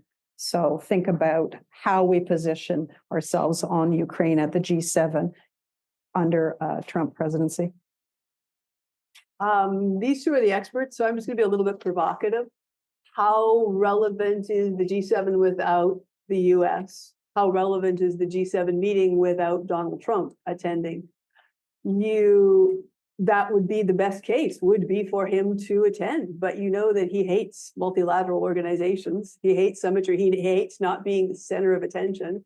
How much would it hurt the G7 if they sent if the US sent a relatively low-level official, or sent JD Vance, or just had Trump, who always wants to control the narrative, tweeting about what a waste of time the G7 is? So my provocative proposal is like the movie Seducing Dr. Lewis, or The Grand Seduction. Many of you have seen this movie, probably on an airplane someplace, where a small Newfoundland town needs to attract a doctor. And so everyone in the town pretends that they play cricket because the doctor who's coming to visit loves cricket. And so they all take their bed sheets and cut them up into cricket uniforms. And the other townspeople are like busy leaving $10 bills on the sidewalk, every time the guy walks up the street, he picks up another $10 bill. So I am proposing a seducing Dr. Lewis approach to get Donald Trump to the G7. We tried it. Did you put $10 bills on that? Okay. So I think golf. I think there has to be a golf element. I think maybe send him to Whistler to play golf. And try to find things that are of interest to him. I think Ukraine, of course, would be of interest to him. Any way that you can talk about reducing China's role in the world would be interesting to him. So again, I'll leave it to the experts to figure out how to get this guy to the G7, but do think about what would it mean if he didn't come, or if he overtly criticized the event, how would that affect G7 credibility and Canada's leadership therein? Can I do a pursuit on that? Yeah, please.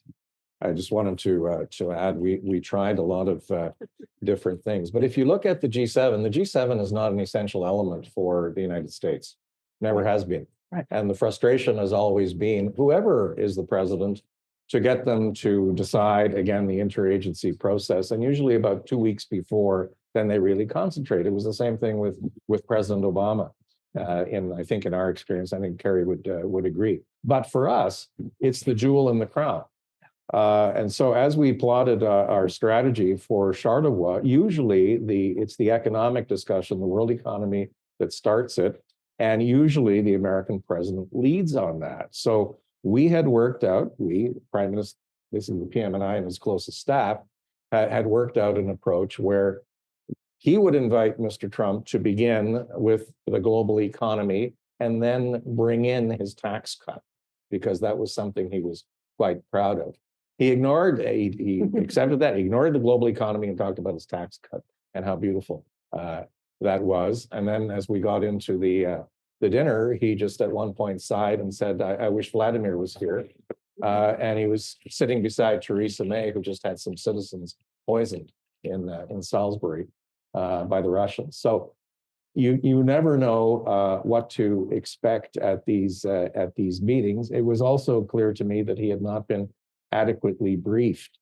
And every time I went down to Washington, to the White House, I found I had a different interlocutor, again, high level, but the previous one had either been fired or left. So it was very difficult to find a path through. And I suspect it will be like that again. He will have had the experience of a lot of summits. He doesn't focus, and he says the things that he wants to say. So again, at Charlevoix, he wanted to leave early, give a press conference. The tradition is the host gives the press conference first. And that's what irked him, because the host said a few things in the press conference about CUSMA, sunset clauses, that sort of thing, and that set him off. So we had an issue to manage there. But I think it's entirely possible. I do think he will come. What we haven't mentioned is that there's another summit that Canada's supposed to be hosting. It's our turn to host the North American Leaders Summit. And I asked someone the other day, in fact, it was the PM, and I said, so you're planning this? Because Claudia Sheinbaum was asking me, she wants to come to Canada. This was before all of the comments on in social media. And he said, well, that one we can probably give it a little bit of time. But normally it would mean 2 summits within the first 6 months after the inauguration, which I think is unthinkable and undoable. So Peter's experience with the Charlevoix summit, where President Trump got in the air and repudiated the G7 leaders statement, was 3 weeks before I had a NATO summit with President Trump in attendance. Now, if the G7 leaders statement is repudiated, even by the US, it's not the end of the world for the G7. It's not good, but it's not.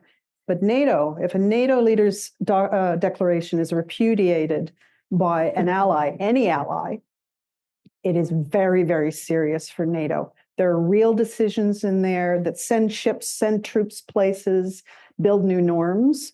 And NATO works by consensus, which means all for one for all. And if one big ally steps away from that all for one framework, it is really bad. So we worked very, very hard in the lead up to that summit, and I can't reveal sausage making, but it involved bright, shiny objects. It involved making space. What's the adage? Diplomacy is letting somebody else have your way. So the US is the leader in NATO. So giving them the space to be visibly the leader in NATO was a good thing. In the end, the leaders' declaration was adopted at the beginning of the summit, so it couldn't get blown apart. Yay, that was really important. But we also had to be really agile. So we're in the middle of a NATO-Ukraine Council, kind of important, when we had to suspend that meeting and go into Leaders Plus One discussion on NATO 2%. At which point, and I'm saying this publicly because someone's already written about it publicly, President Trump came in and said, it's got to be 4%. But honestly, the real talk at NATO now is around 3%. We got to move forward. So a lot of this stuff, they work together, all the multilateral forums, because the leaders sit beside each other. They talk and then they have the next conversation. So you got to manage it as a suite of things, a suite of events where you can, that's SUITE, not the other one, SWEET, because it wasn't sweet. But you got to manage it in a way where it's not just the PM who sees the continuity. Your foreign ministry is seeing it too. Are there any questions we can open the floor to? Start with Steve.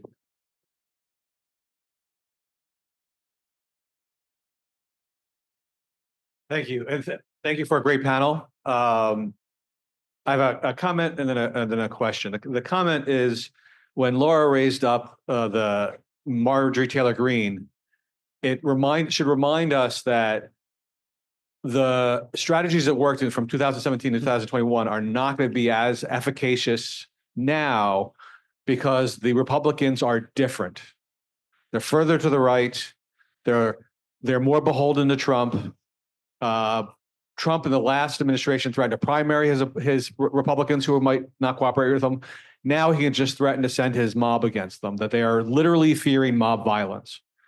And so us trying to play to the constituent interests of Marjorie Taylor Greene should tell you a lot about how hard this is going to be. So we can't really be that confident that the Team Canada approach of playing to every American who has a trading relationship with Canada is going to work as well as it did last time. So I just wanted to raise that. But Laura also said something else that raised the question, which is there's a lot of talk about border stuff and about trying to find the wins. I'm wondering about and we've already had an uptick in illicit detainees in Canada. What happens if or when the weaponization of the Department of Justice really kicks into gear, massive deportation really kicks into gear, and you have people who might be famous wanting to leave the United States for someplace safer? General Mark Milley trying to avoid prosecution by returning to his grandparents' homeland in Newfoundland. Kamala Harris used to live in Montreal. What happens when famous Americans seek asylum in Canada? Right now, we don't have an asylum policy that includes Americans. Right? Our asylum policy is if somebody comes to the United States first, they can't come to here to declare asylum. They should declare in the United States, and vice versa, which leaves out the possibility of Americans seeking asylum. But with the resentment machine that is Donald Trump, and with his promises they made last night again, or yesterday morning, or whatever that interview was, they're going to be targeting their political opponents and the media. And so some of those folks may come here because we're close. They may go elsewhere. But if we think that we were in a world of hurt when we arrested one Huawei executive and had to deal with two Michaels being captured, what happens if we were to give asylum to some famous opponent of Donald Trump? And I'm wondering if the government of the day is thinking about that. And I'm wondering what happens when that eventuality, which will happen fairly soon, is presented to this government and the next one. Thank you. Yeah, go further. Sure. I mean, that's a provocative scenario. I'm not sure Kamala Harris will be seeking asylum here, but I know there's many people who might want to host her if she came for a visit. The first priority, I don't think the first priority is the most notorious. I think the priority is the sheer volumes. So you've got a lot of people in the United States who are in an indeterminate status. They're there as non-documented persons, or they are there as temporary protected status, which has been offered to Haiti, El Salvador, etc., where their status could change at the stroke of a pen. So they're there under sufferance right now, and so they may be looking at their challenges. The DACA folks. One of my staff members at the Wilson Center was a DACA DREAM Act kid, and she could very well lose her status within weeks from now. So there's a lot of people that are looking at next best options, and Canada is the best option. Nobody is going to go, well, some people may go south, some people may go east and west, but primarily they're coming across the border. And Canada is going to have a significant challenge with unofficial migrants, undocumented people walking across forests in Saskatchewan and finding smugglers in the Cornwall region. So simply dealing with those numbers is problem enough. Also, who do we return? Who do we not return? We also have challenges with what we call the T word coming out of the horrible circumstances with Mayor Arar. If you've got someone who is maybe associated with terrorism, it's very hard to share information on that person. And if there's a credible threat of torture, you can't return that person. So that is a whole other level of challenges and problems for Canada. So you've got the influx of human beings, and I know my members at Vancouver, Montreal, and Toronto Airport are incredibly challenged by this. You've got how to put law enforcement resources to bear to manage these folks. I mean, it's a big problem, Steve, and I don't think our officials are even scratching the surface. Anybody else want to comment on that? Or? Well, short of putting a reference to space lasers in any communique, I mean, I don't know why we would have to engage that much with some congressional people. You cited an example.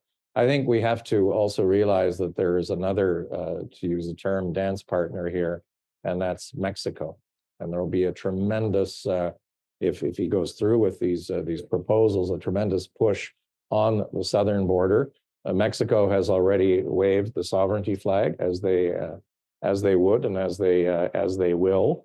So this can become, I think, very complicated, and I think it can become very complicated inside the United States. And U.S. has a great civil society and a tradition of protest. The famous people or the wealthy people will head off. I read something yesterday that Richard Gere is moving to Spain. Ellen DeGeneres is in Wales. Okay, good. Good for them. And if anyone wants to come up here in February, sure, why not?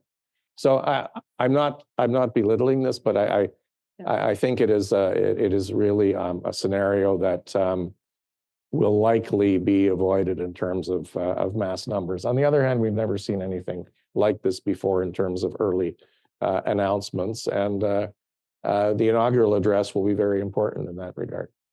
Great. So I think the best ones in Hollywood are already Canadian, so we don't necessarily have to worry about opening our doors to a special class under the Refugee Convention of disaffected Democrats. I don't think that's the world.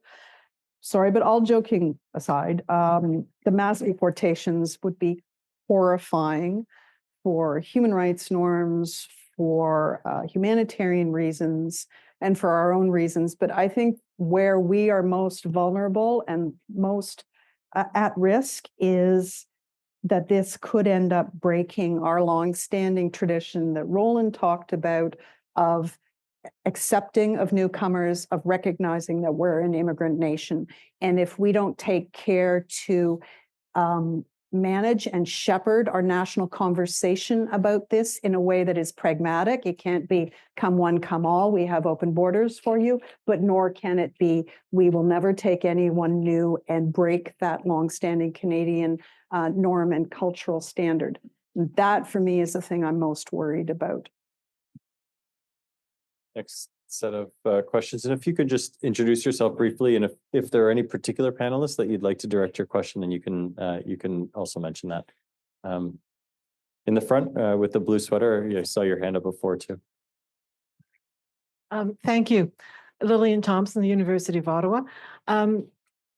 One gentleman who was with Mr. Trump at the reopening of Notre Dame, and who could, of course, return to Canada since he holds citizenship, and whose name has not yet come up, but was tweaked by Peter's earlier comment about J.D. Vance, is, of course, Elon Musk.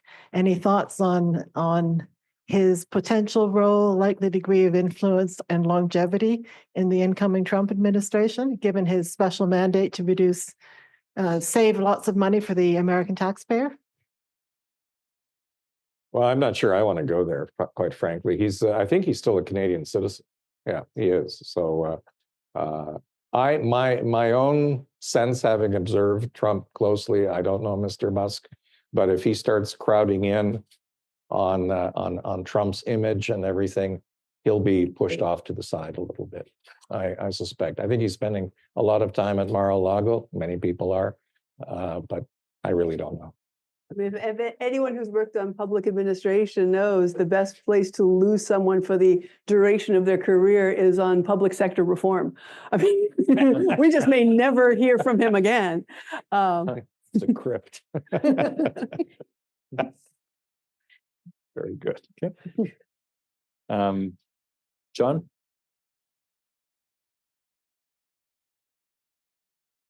Hi, I'm John Koo. To return to the free trade agreement and rules-based activities, one of the challenges, this is more of a lament maybe than a question, but avoiding tariffs is not the only objective in having the free trade agreement. One of the foundations that I recall from the Mulroney days is integrated supply chains and the neutrality of location of head offices and activities. And that is easy to attack for someone like Trump, and even if he doesn't change anything about the free trade agreement, undermining the confidence in the future of it surely is a lot of damage from which we may not recover. Like, who would decide to locate a major plant in Canada if you're worried that in the future that might be disrupted? And so Trump wins just by tweeting with never having to do anything about it. So I'm looking to you as senator for a remedy for that. But also, Kerry, this is sort of a NATO problem too, in the same sense, when he undermines confidence in NATO, all the money that Canada might decide to spend and ought to have spent years ago is nothing compared with the amount that confidence in overall compliance is diminished. You can never buy that back. How do we protect ourselves, or at least how do we understand the implications of these asymmetrical attacks that ultimately don't necessarily have a legislative or a rules-based effect? They just have a psychological effect. I agree with the lament, and I think it's a very good question. I think Mr. Trump is taking some delight in watching us scurry all around, and certainly at the subnational level. I never thought that the Premier of Manitoba would stand up and start talking about defense spending and meeting a threshold. He's done that. Mr. Ford is doubling down again on doing a bilateral deal. 30 years of a good working arrangement somehow doesn't matter to him, but maybe he's focused on his next election. I don't know. That's my partisan comment. But I think it is it behooves us, and certainly those of us in parliamentarians and in active politics, is to tell the story and the government to develop a narrative that can reach Canadians. But I think it's getting more and more difficult to do that in the current environment, and that's our challenge. When you are in a situation where a tweet or a posting can affect an investment decision. Mr. Trump said he wants to see the German auto manufacturers build cars in the United States. Well, guess what? They're doing that. All of the major German manufacturers. Yes, they have plants in Mexico too. And the parts industry, Lord knows this better than anyone, of course, is so integrated that by disrupting all of that, it is, despite what people say, it'll be a tougher hit on us and not so much on the United States. It will cause a lot of turmoil in the US, including labor turmoil, I suspect. So somehow our leadership has to come up with a Canadian narrative that is visionary and pragmatic at the same time. And that is the greatest challenge, I think, in the current political environment in this country. We made a big bet on integrated trade, and it worked for quite a long time. But Canada does not, if it ever had, does not have self-sufficiency in its own industries. It must trade with the United States in its integrated supply chains. And it must be the United States because, as I said, 78% of our exports go to the United States. I think 75% of our trade is between related firms. And every other trading partner is a single-digit trading partner, 9%, 8%, 7%.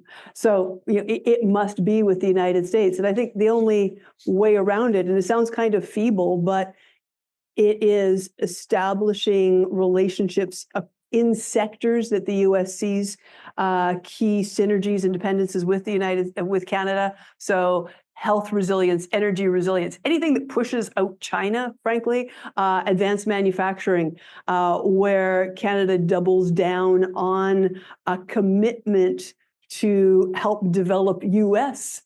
Interests while also developing Canadian interests and getting underneath the various regulatory and non-tariff blockers that affect these sectors. And then finally, on your NATO point, you're right. Deterrence at its heart is political. You can post all the troops and equipment you want on the eastern flank, but if the political message is not maintained that if you adversary state do X, we will act, then you've hollowed out deterrence. And that's been the challenge from the beginning, including during Trump's first term. You can undercut that deterrence by language. You can undercut that deterrence by pulling back on European troop presence in Europe. There's a whole host of ways you can damage it. I think that if I were doing grand strategy at NATO now, I would say don't stick your neck above the parapet. Don't ask a question if you don't think you'll like the answer that comes from the US. Don't ask them to reaffirm their Article 5 commitment. It's there. There's still a treaty. It's a bad message if he refuses to do that. So keep on keeping on and keep that strategic ambiguity. The challenge is it's actually becoming in Russia's interest then to push to a decision point, right? So lucky for us that, and very unlucky for Ukraine, but Russia's not doing as well as they want to in Ukraine. They're busy. They don't actually have the firepower to push NATO to a decision point. But that, I think, is the very high-risk position that NATO and we NATO allies are in right now. Can I just jump on that very, very quickly, Michael?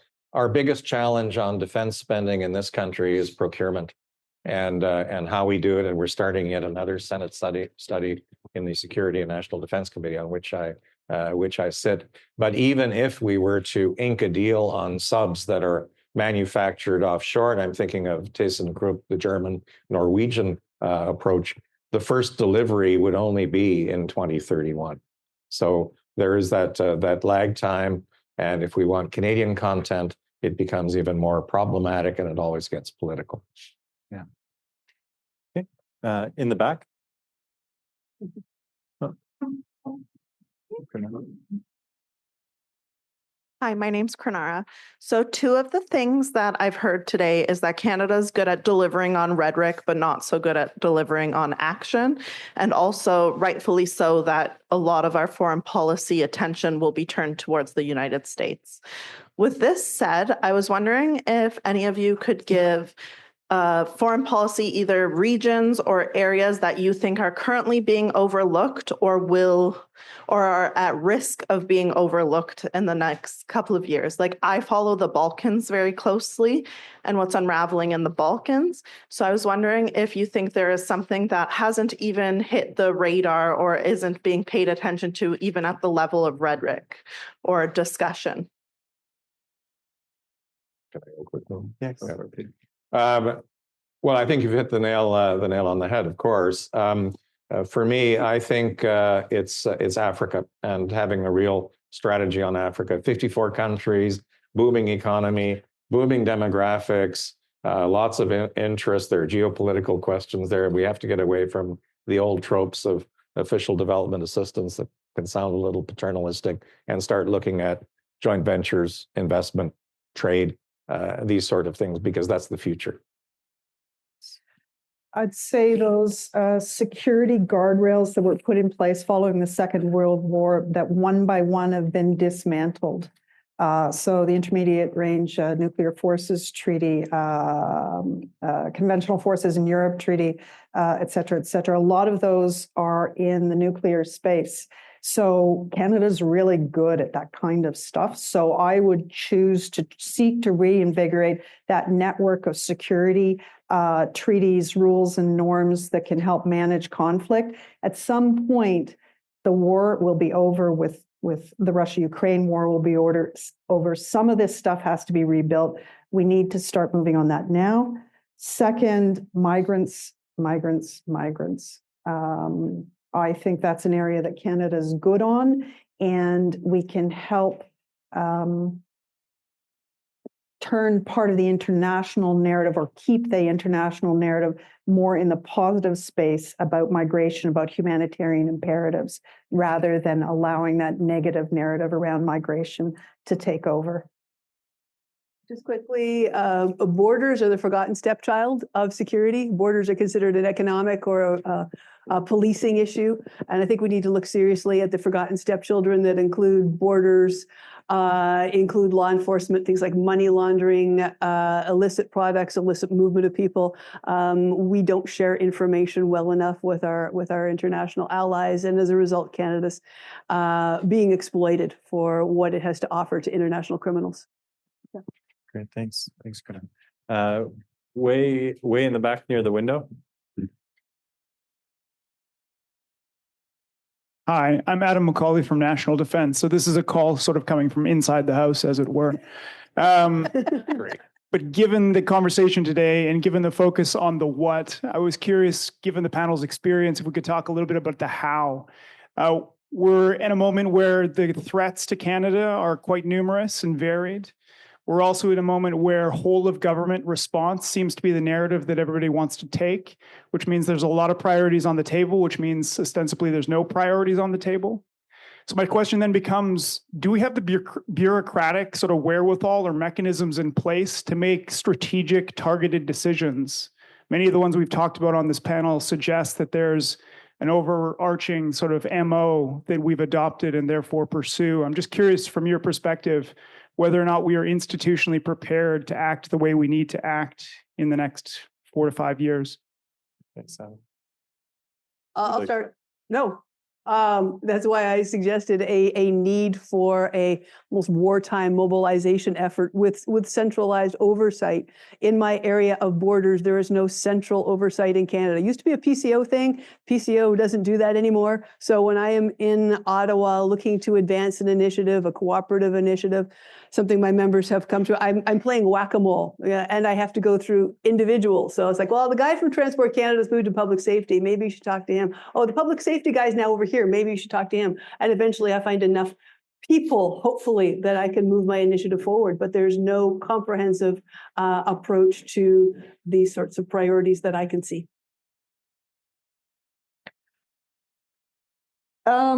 That's a really hard question. I mean, Westminster system, silos and ministerial accountability that runs vertically. It's really hard to match that up with horizontal coherence across the system, but we managed to do it. I actually don't agree that those things should be run out of PCO in order, like the Borders Task Force, in order to achieve coherence, but you do need to empower and mandate lead departments to deliver horizontal initiatives with a bit of elbow, give them the strength to do it. But I think the bigger challenge is the risk appetite and the waning of the appetite for risk.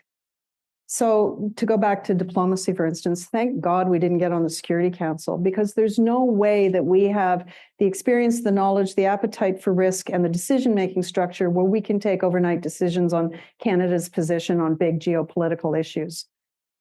We couldn't do it. We need to be able to do that. So from my perspective, rebuild the professional diplomatic corps, have a better risk appetite to let diplomats diplomat. And yeah, I finished my career at Treasury Board, and I personally think you could abolish Treasury Board and save a lot of money. Yeah. There you go. Well, thanks for that, Perry. I agree with what Perry said, and I think, well, I'm out of the public service about 6 years out now.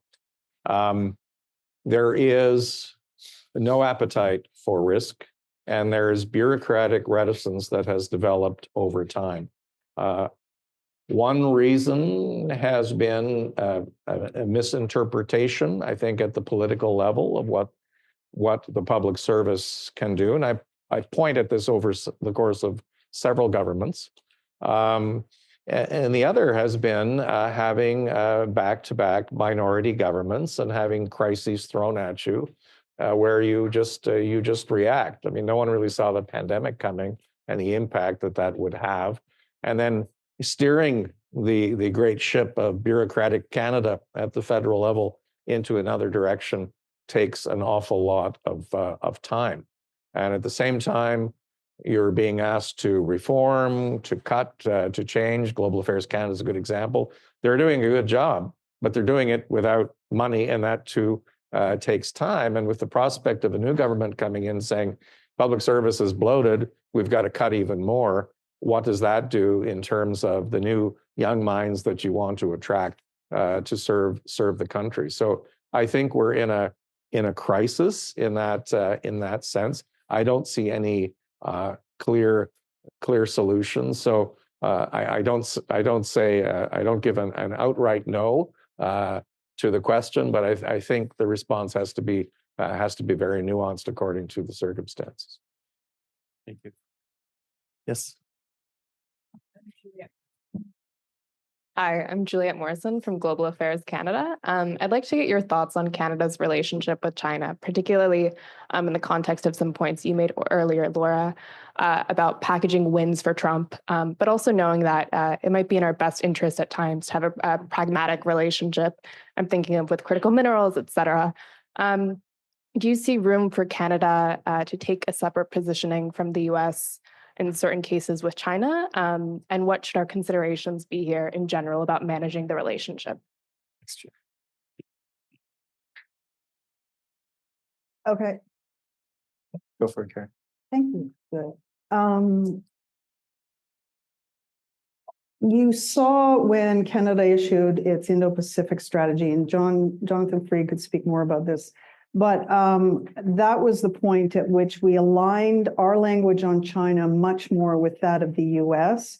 And there was some daylight at the time with the way the Europeans, for instance, European Union was framing their relationship with China. They had much more, I would call it nuanced or softer language than we did. So we threw in our lot with the US. Kind of makes sense given that we have to manage our relationship with the US president, kind of makes sense integrated,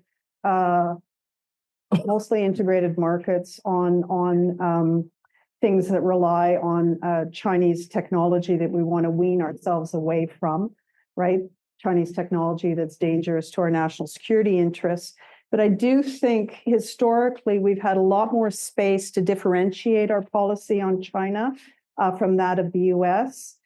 We have been more earlier versions of China. We were much more able to build constructive relationships with them. It's hard. I worked on the Canada-China human rights dialogue for about 4 years. It's hard. Those are hard conversations.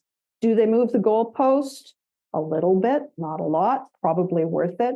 Would it be harder to do it under Xi Jinping now? Much, much harder.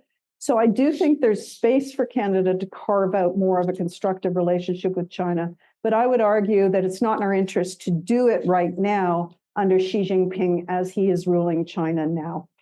I think it's much more in our interest to reach out to those in-between states in the Indo-Pacific where we would build a stronger relationship. Don't cut ties with China. I would never suggest that I would follow our domestic debate. You know, we don't talk to tough guys, cut off China. Why is that in our interest? Of course, we talk to China. We need to, and we need to find a way to do it. We're not the US. So a very nuanced approach to it. Yes, there's some room, but the room we would take wouldn't necessarily be bilateral Canada-China as much as investing more in those swing states that we can bring in closer to us. Yeah, I agree. The need for nuance at the economic level. Canada cannot afford to cut off China as a trading partner. I think Canada is doing a pretty good job, actually, of managing that nuance, and only when absolutely necessary, going down the rabbit hole with the United States. I'm really impressed by the work at Global Affairs Canada by Daniel Holton's group, the kind of Canada-China think tank. I think they've got a very nuanced approach to it, and I'm very encouraged to see what they're coming up with. I think what we're seeing is a slow warming up of relations. The fact that Minister Joly has met with Wang Yi recently, and that dialogue is continuing. The deputy minister went to Beijing. All of that is important, but then something can happen that will just set us back. And I recall during the whole Two Michaels episode, I was involved in some of that in terms of a separate track. But when President Trump said, well, he's just going to use Meng Wanzhou's being held in Vancouver as a bargaining chip with China on trade, well, there goes any sort of argument that we might want to put forward, or any identity issue in terms of our foreign policy that we might want to run with. So you have to sort of expect the unexpected, and I think we're seeing this now, a hardening on electric vehicles and the like, and tariffs on that, and more to come from the U.S. that will. We have to be careful that we don't get completely on our back foot on this, and I think the prudent, measured approach that is being taken now is the correct one. Roland? Excellent panel, and the wealth of experience is fantastic. So thank you to all of you. I want to raise two issues that I haven't heard widely discussed, and get your reactions to it.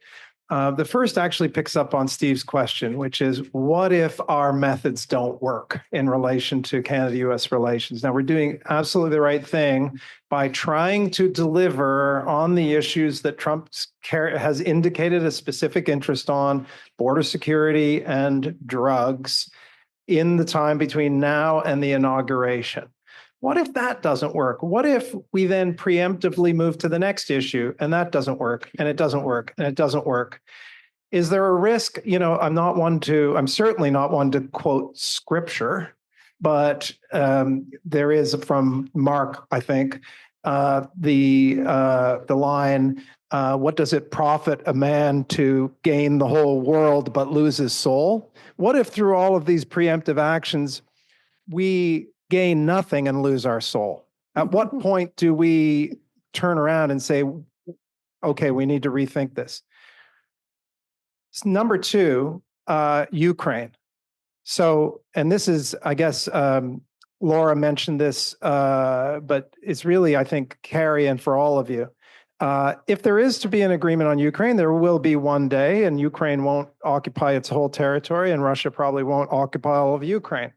Then, at the very least, the Ukrainians will demand, and I expect the Europeans will too, some kind of real security guarantee for the free Ukraine, let's call it. And so far, those around Trump and Trump himself have suggested that they wouldn't be interested in seeing U.S. troops on the ground.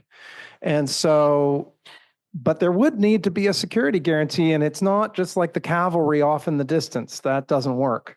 So other countries might be asked to provide some of the training forces and combat deployments potentially with U.S. air cover, with intelligence support from the United States, et cetera. Canada may be asked to do that. Maybe that will require moving our troops from Latvia. What would Canada need in order to do that? I haven't heard anyone preparing the Canadian public for the possibility that this might be needed. And if you're talking about things that we can do that would help what we want, which is to prevent Ukraine from being gobbled up by Vladimir Putin so that he can turn his attention to the next victim, and at the same time delivering on something the United States might want, surely this is something that we should be considering pretty soon. Thanks. So this will be our final question. So if our panelists, yeah, go for it. Okay, so I'll start. Roland, with respect to your first question, I would answer that very simply, saying "we're" and follow that with a very unparliamentary word. I'm sure you can figure it out. I think there's one danger in that sort of scenario, and that is the assumption that it's only us in the spotlight. It's not us. It's not just us. And we're sort of a benign thing, and he can refer to the 51st state and all of that stuff. But we have to basically use all of the tools that we have and the relationships that we have. So at the Halifax Security Forum 2 weeks ago, I was there speaking with some US senators, Republicans, who they're not sure what to do. And their view is, well, you're our best friends. We got to make this all work. So as long as there's that spirit of let's work together regardless of what happens, that's I think a good thing. On the second point, I'll defer to Carrie and her great strategic knowledge, but I heard something last night from a very senior Ukrainian source. They're worried. And I said, what are you worried about? Well, President Zelensky received more applause at Notre Dame than President Trump did. And we think President Trump noticed. So it comes down to these strange sort of egocentric, I'm lucky in the Senate, my seatmate is a psychiatrist. So we constantly have these discussions about what does all of this mean, you know? But I think that's a concern. So there is a certain amount of personal appeasement that has to take place. And I think our leadership in Canada is relatively well versed on that. And I know the opposition has got good ties with the Republican Party as well. So I like to think that as we game this out, we won't be in that sort of a dire scenario that you and Steve Seidemann have suggested. But as academics, that's your right. Yeah. Carrie? I mean, I guess, could we lose our soul? I don't want to go there, but I think part of our challenge is the way we've defined our Canadian soul for too long has been, we're not Americans. That's how we define who we are, by not. And we're helpful fixers in the world with blue helmets on, which is part of the reason why I was proposing this national narrative, which isn't going to happen, on who we are in the world. There was a good piece by David McKinnon, too, in the Globe a while ago about how we reinvigorate the social contract. Wouldn't it be nice to define ourselves positively rather than negatively? We do. We have bits of it. I'm overstating. On Ukraine, the only real security guarantee is full membership in NATO. And I firmly believe that Ukraine's place eventually is in NATO, and I don't think it's going to happen anytime soon. And that's the real challenge. And any other form of security guarantee, if the West is not willing to do it now when there's a hot war on, they're not going to be willing to do it when there's a cold peace that could spill into a hot war So it depends how it ends. So I don't think that world of real security guarantees, like we will come and defend you, it is in the offing. And I do think the art of the possible is to provide that help from outside. We, the West, haven't done enough for Ukraine to strengthen their hand in negotiations. We need to be prepared to help rebuild, to allow them to continue the good fight they've been doing, because we're not ready to do it. It is what it is. I'll take the losing your soul question for 500, Roland. Is it pandering to a bully, or is it realpolitik, doing what is necessary in order to get what you need? Just being responsive for the sake of responsive, jumping every time he tweets is not the approach and will not be successful for Canada. But identifying those areas, as you mentioned, where Canada has a legitimate interest in advancing together with the United States does make sense. And so working together on critical minerals, on supply chain resilience, on infrastructure, on the migration crisis, on AI and cyber, these are all things that we can engage with the United States with, that will make a difference for them, but also make a difference for us. And yes, if we have to name it the Trump Golden Initiative on AI and cyber, we will totally do that because we're pragmatic, but we can also make sure that we build in what is necessary to transform the Canadian economy into something that is future resilient and prosperous. I mean, the question, can we wait out Donald Trump? It is only 4 freaking years. He cannot be reelected. So as long as we can keep the planet intact, we can make a lot of headway towards advancing the future that we'd like to see. Great. This has been a really fascinating discussion, much of it on the Canada-US relationship. And much like the weather outside, the future seems quite foggy. But our panelists have, I think, given us some real thoughts, some concrete ideas, some concrete proposals for actions on the borders, our engagement on multilateral institutions, and how, based on personal experience, to deal with a very unpredictable U.S. president. I thank all of you for the great questions. Again, thank our panelists for their terrific insights. I believe lunch is next, so look forward to the conversations at the margins. Thank you. And just the lunch is over there and the bathrooms are around the corner on this side. So see you back in about an hour and a half. I wanted to be part of this conversation because I want to learn much about the challenge facing us on the other side of the country, that we are a tri-coastal country, but we kind of forget about that whole Pacific thing. We have 3 excellent experts with their own perspectives on this region. And so what we'll do is I'll first invite each of the panelists to give their opening thoughts about the Indo-Pacific strategy and where it stands these days. And then I have a few questions of my own, and then I'll open up to the audience. And we'll go in the order both of the program and of how they're seated. Thank you. That was very convenient of you.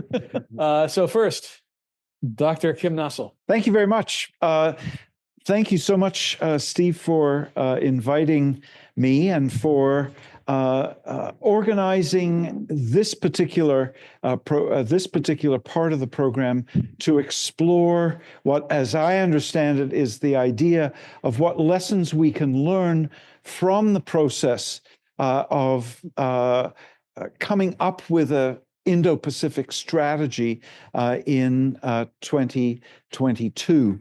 And I'll keep the remarks very short as an intro. But one of the things that when I reflect on this particular panel and its title, The Lessons to be Learned, my own view is that we shouldn't take too many lessons from the 2022 exercise, and in particular, not too many lessons for the challenges that face us in the future. Because I think what we need to recognize is that the Indo-Pacific strategy that emerged in Canada in 2022 was a fairly unique exercise in a Canadian context, where you essentially have an effort to come up with a part of a foreign policy strategy that is absent from or disconnected from a larger exercise in reviewing foreign policy. And as was mentioned this morning, this is something that we just don't do anymore. The last foreign policy review was in 2005 under Paul Martin.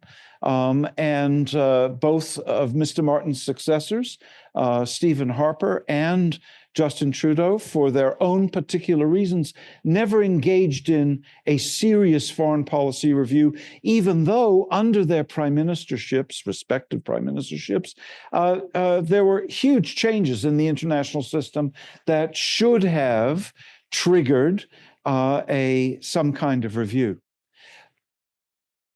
It looks as though the Indo-Pacific Review was triggered by those kinds of international changes. But it seems to me what we've got to keep in mind is that the Canadian Review was essentially a reactive exercise against something that all of our friends and allies were doing, beginning with the Australians in 2017. And if you look at the number of Indo-Pacific review strategies that were articulated by the Australians, the South Koreans, the New Zealanders, the European Union, Germany, France, the UK, together with, of course, reviews by both the Trump administration and the Biden administration, the logic of the absence of anything from Canada made it necessary that we should be focusing on this. And so that the origin of Canada's Indo-Pacific strategy has to be seen as being propelled by the fact that everyone else was doing it. And so that when you look at the Indo-Pacific strategy, Canada's Indo-Pacific strategy, it seems to me that what was the only thing on the agenda was, as was mentioned this morning, shifting Canadian positions to align much more with that of not only the United States, but also of Canada's other allies and friends in the region and certainly in Europe.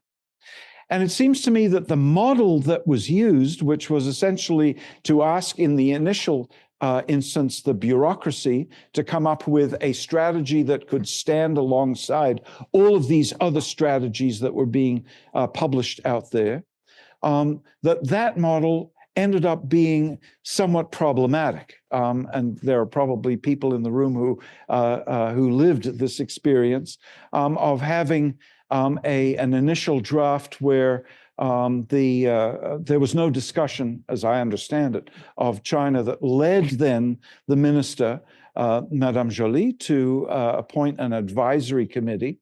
And if you look at the structure of that advisory committee, the three co-chairs, Janet Stein and Pierre Pettigrew and Dominic. Right.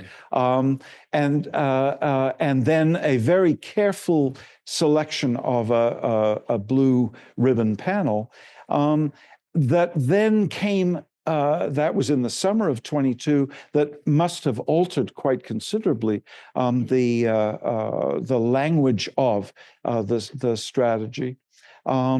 To be finally published in November, doesn't really commend itself because of its highly narrow and structured focus.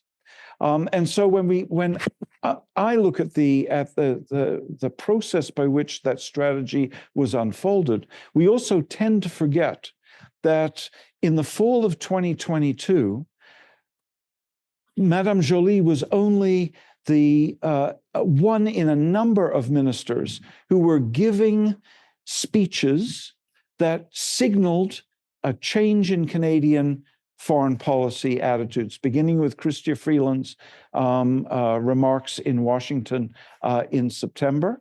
And then it was Minister Champagne, and then I think Madame Joly, and then Anita Anand. The only minister that was not on record in the fall of 2022 signaling some form of change was Mr. Trudeau himself.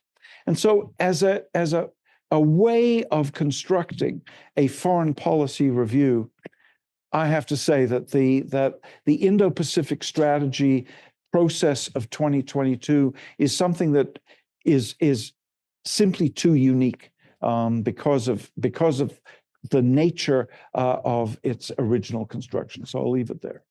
Thank you for questioning the entire premise of the panel. It's all good. It's all good. Ambassador Fried.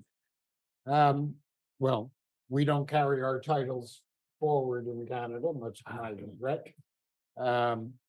In fact, what I learned when I became ambassador to Japan, Canada, as many of you know from history, gradually asserted its own sovereignty independent of Britain. And our first embassy was opened in Washington in 1924 in our own name, followed quickly by France. It wouldn't have been proper to try and open in Great Britain itself. But Tokyo was third, and at the initiative of a very well-connected Montrealer by the name of Herbert Marlar, who told Mackenzie King, I think we should be in Asia. And Mackenzie King wrote back and said, well, if it's so important, you do it. And Mackenzie King gave Marlar carte blanche, and he used his own money to go over. And the letter that he carried with him from Mackenzie King said, I hereby appoint you as Minister Plenipotentiary to Asia. So believe it or not, in 1928, Canada viewed Japan, not China, as the center of the Pacific. And I tried to reclaim that jurisdiction when I went to Tokyo, but it didn't quite work. Just to create some controversy, let me take issue with Professor Nossel's premise. I was on the inside. I'm not going to tell you any state secrets, but I think it is worth recalling the history, and that is Canada's approach to what is now the Indo-Pacific, the Asia-Pacific for a good part of its gestation, is long. And I think you can go maybe as early as the vitalization, if I can call it that, of APEC as a means of the West developing a partnership as early as 1992, 93.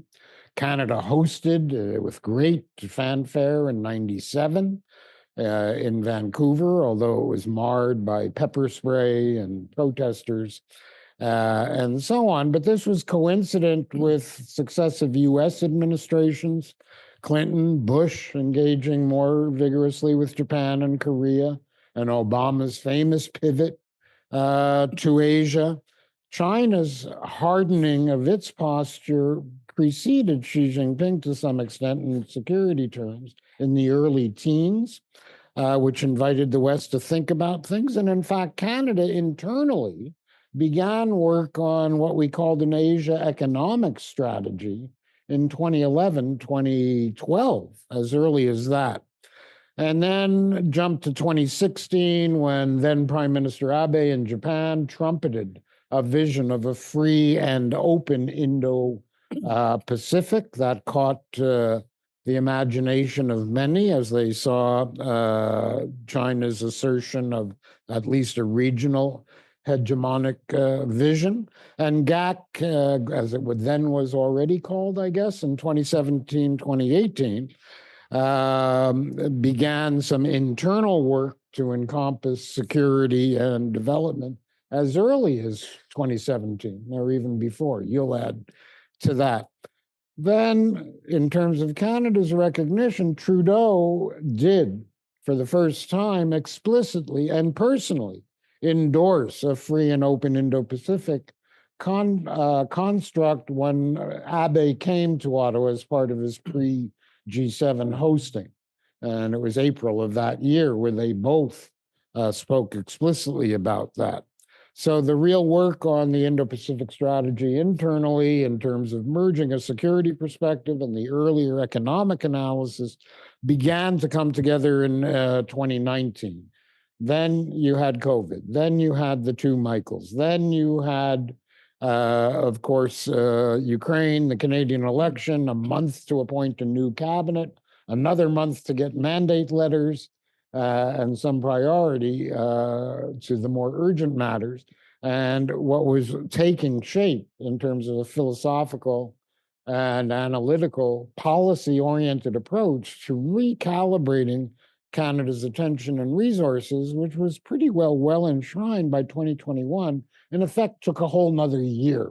So it's not as if we were playing catch up. It's not as if we were reacting internally for more than a decade, recognizing we're talking about a region that is a third of the world's GDP, that with a young population is going to be 60% of the world's population by 2050, if not before. How could you not reorient your emphasis? Add to that what was already quite palpable changes in the security situation, China's aggression in the Taiwan Straits, internal disequilibrium, red shirts and yellow shirts fighting each other in Thailand, inequality spreading the risk of instability of regimes that had otherwise been viewed as stable in the region.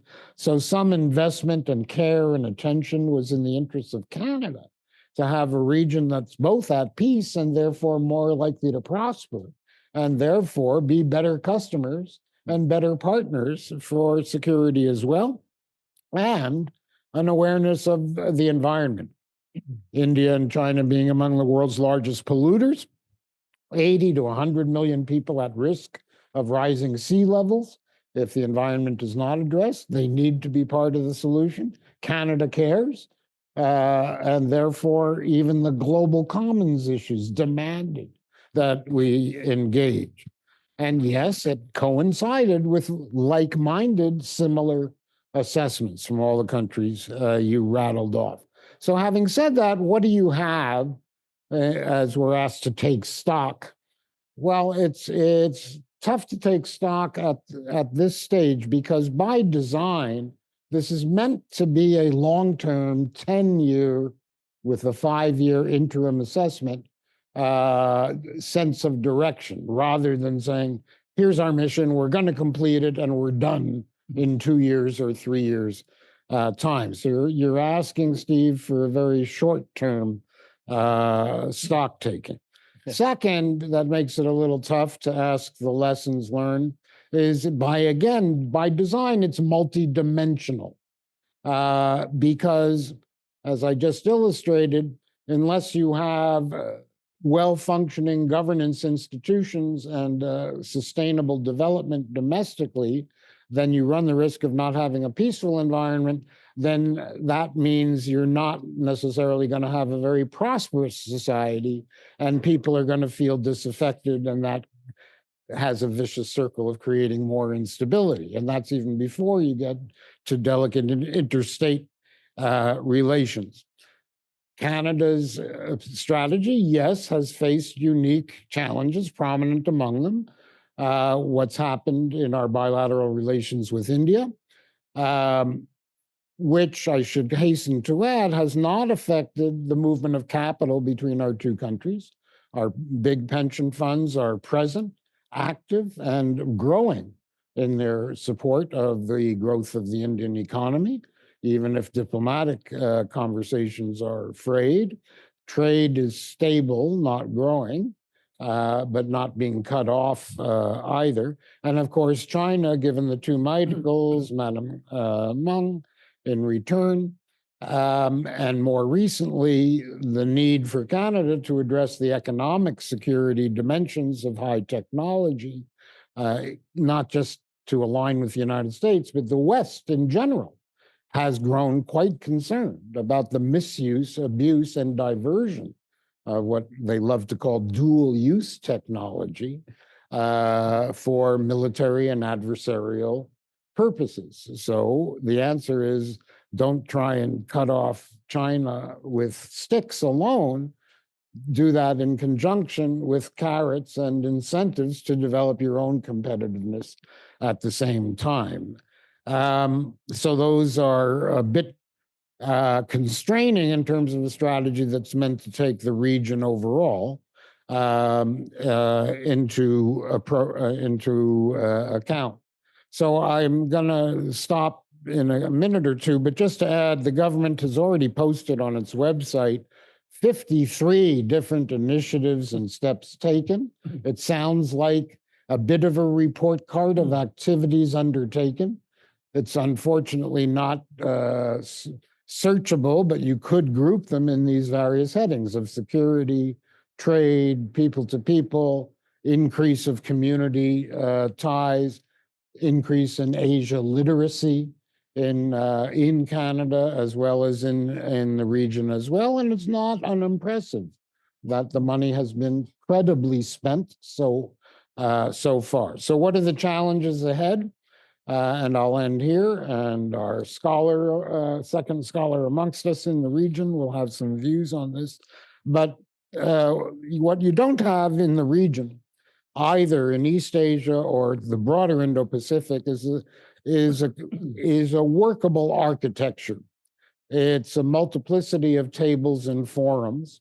ASEAN is one, APEC is another, which is beset by China not talking to Taiwan, India not being a member, but Russia is, for example. And then you have the American-inspired IPEF, the Indo-Pacific Economic Framework, the Quad, and several other overlapping and intersecting bodies that don't quite present a coherent view. ASEAN in particular, very conscious of saying we want to get along with everybody, and we benefit from both China ties and US ties, so leave us alone and we'll play to our own advantage. But underneath that, sub-regional tensions. Look at India versus Bangladesh just in recent weeks and months. Two neighbors that should get along. Sri Lanka going through some rough times. Pakistan versus India and balancing its China interests, for example. And the demands of the region, as I've outlined, security, people, trade, are greater than the resources available, but that's true in every Canadian foreign policy desired initiative, so decisions have to be made. The Arctic is part of the Indo-Pacific as well, because our boundaries and security stretches across the Bering Strait, and China has expressed as much interest as Japan and Russia and the Americans in the region as well. But there is still continuing opportunity, and here's where there's room for improvement based on what's been done so far. One, and this is my view, we've tended to emphasize improved bilateral relations. We're doing great on Canada, Korea. We've really revitalized Canada, Japan. What we haven't done enough of is taking those better friendships and forums and magnifying the benefits by collaborating in third fora. Canada, Korea, and Japan could be a united voice at the CPTPP table, for example, or at APEC.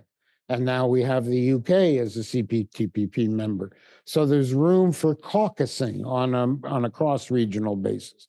At home, given all the other competing noises, we've done not enough on stakeholder engagement on the Indo-Pacific, even though there are centers of excellence as personified here at Queen's, right through to UBC and places in between for public policy and academic discussion. We have business community interests. There is a Canada-ASEAN Business Council that is active but sort of alone. There's the Canada-China Business Council, but it does its own thing and doesn't quite take an Indo-Pacific perspective. There's a word that I can't help but plagiarize. That comes from Michael Froman, the former USTR and White House economic advisor. He's now the president of the Council of Foreign Relations in New York and still very outspoken.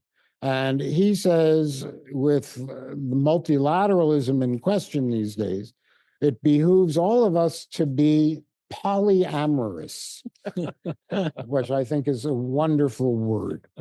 We need to be aware, not that the world is fragmenting, but that people are getting together in clubs or coalitions of different membership and different rosters for different purposes. Who your friends are on a green agenda might be slightly different than who your friends are on critical minerals. It sort of goes back to whoever was talking earlier today about Madame Jolie admitting that pragmatism means talking to people you don't otherwise like, because there is common interest, even if not friendship to be had. That's true in spades in the Indo-Pacific region for Canada. And that means looking not just at government-to-government diplomacy, but given your collective interests here from the academic and public policy communities as well, looking more actively at what they call track 2 or even track 1.5 channels for dialogue and communication. Final word, all of this depends on investing in ourselves at home.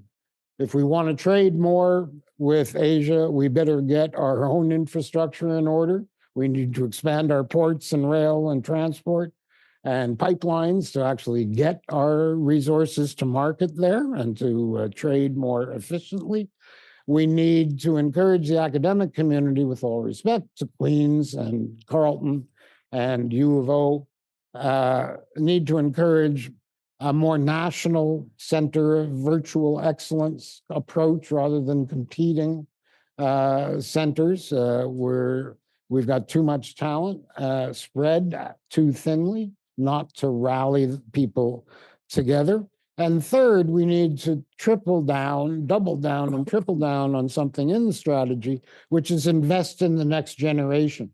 Literacy for the region, which is language and culture, can start right down to middle and secondary school and not wait for university or postgraduate study. A little longer than you wanted, but I wanted to give a bit of a correction before some comments. Fair. And now Dr. Alejandro Reyes. Thank you very much. It's really a pleasure to be here. I was just last week in Beijing. I was this past weekend in Chuanzhou, not Guangzhou, but Chuanzhou, so right across the Taiwan Strait from Taiwan. Then I was in Manila briefly, and then it's truly a Christmas holiday, planes, trains, automobile trip to get here last night. And if I fall asleep, it's because I'm still on a different time zone. When Steve asked me to be on this panel, I must admit I'm suffering a bit of imposter syndrome here because I've been Canadian since 1977, but I've kind of built a career trying not to be in Canada. So I've worked in DFATE and then global affairs for all of 3 years experience. My most recent experience, however, was pertinent to this discussion. I was for 2 years, 2017, 2019, working in the office of the ADM, Assistant Deputy Minister for Asia Pacific.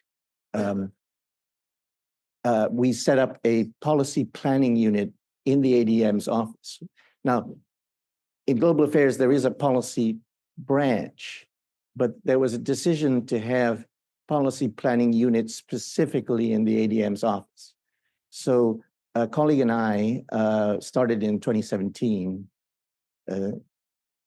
We were delayed starting because I nearly died. That's another story. But I arrived in Canada September, and we had already started what we called the Asia Pacific Policy Hub, which was a sort of innovative policy planning unit inside the ADM's office, ADM Asia Pacific's office. So indeed, to talk about the Indo-Pacific strategy, I'll kind of work a bit on what Mr. Freed talked about. It's the nomenclature that happened only recently. So I can tell you that if I were to make an origin story, an origin movie, maybe a Marvel origin movie of the Indo-Pacific strategy, the imposter syndrome comes because the person I regard as, in some ways, the godfather of the Indo-Pacific strategy is right here. I am just maybe a bolt in the rocket ship that brought little Kal-El to Earth. Because the Indo-Pacific strategy really, per se, started one morning. I woke up in November 2018, and we had an intern who's still at Global Affairs, who had been just with us for a month. And as has been pointed out, there were many Indo-Pacific strategies that have been published. The United States, Netherlands, France, I mean, India even had one. And I woke up and I got to the office and I turned to our intern, Tim, and I said, Tim, we really need to think about what an Indo-Pacific strategy for Canada might look like. That's sort of the origin of why the lead on the Indo-Pacific strategy to this day is the Indo-Pacific Secretariat in Global Affairs, because that Indo-Pacific Secretariat in Global Affairs is actually the antecedent of the Asia-Pacific Policy Hub. What used to be the Asia-Pacific Policy Hub, which doesn't exist anymore, is now the Indo-Pacific Secretariat. Basically, I asked our intern, could you look at the Indo-Pacific strategies that exist and understand, do a literature review? And that research was then combined with what Mr. Freed has already talked about, the Asia economic strategy, sometimes Asia strategy, that had been around. And I did some forensics on this, as well as looking at words in common from the Asia economic strategy and certain words that have survived into the IPS. And the earliest I could find, at least with the trace, the Asia economic strategy was 2011, indeed. And I would point to the phrase, which is very important, this idea that we're looking at China, we're clear-eyed. The clear-eyed phrase actually has survived since 2011, all the way to the current strategy. And that, in my mind, is the forensic word evidence, or whatever you would call it, semiotic, or whatever it's called, evidence that really the Asia economic strategy has been around a while. And many of the pillars, the basic principles of the IPS were already there. Diversifying from China, focusing on India, looking at ASEAN. There was some, as you say, Freed has talked about the combining of the economic part with the strategic, focusing on such things as which we're still trying to do. Can Canada get into the ASEAN Defense Ministers Meeting Plus? Working on global issues in the region like climate change. If you look, the first day that I arrived at Global Affairs in September 2017, our ADM, Don Bobiash, was heading to Parliament to testify. And if you look at his testimony on that day, September sometime in 2017, it'll be uncannily like many of the ideas expressed in the IPS. So I think we have to think of it that way, that the IPS was not about suddenly we were confronted by this big bad world, and then the two Michaels and what have you, and then all of a sudden, now, it is then important to understand some of the context then of why certain things are in the IPS. So if you look at the 2 pages that are devoted to China, I think that is a contribution coming more recently in terms of that arc of the development of the IPS or the Asia strategy. The idea that China is a disruptive power, all of those sorts of things. That's a clear fallout from the Meng Wanzhou to Michael's issue. Just to speed things up, if I were to identify the key achievements of the IPS from my perspective, so I was, just one quick antecedent, I was also involved in the putative review of Canadian foreign policy in 2002. My first stint in DFATE was that year. And part of the work I did was working in what was called the Policy Planning Branch, CPP, in DFATE, to prepare a public discussion paper. We were working with Paul, prepare a public discussion paper that could be used as the basis for the review, for launching the review. And that was a very difficult process in and of itself, even if it wasn't the review itself. So quite familiar with how one gets to the point of creating consultations in public, bringing in experts, all of those things, which were really done with regard to the IPS. The big difference, and I think this is something that has to be well appreciated, is that the IPS actually had initiatives with allocated funding. I think that's kind of an important, I don't know in the context of strategy in Canada as a breakthrough, but I think that that's very important, especially given the fact that we're now in a kind of budget cutting environment. The fact that the money is there and allocated and approved means that the IPS has real legs, unlike something like the Foreign Policy Review of 2002, which really is forgotten, right? But the IPS has real legs, and that's important. Another important aspect is the domestic outreach that's part of the IPS. Because I think in today's social media world, and that's something that we try to do in the Asia Pacific Policy Hub, is we also took over communications related to the Asia Pacific, now Indo-Pacific. But when you're articulating a policy, particularly a flagship policy for the government, then I think it's really important to connect the policy and the communications functions.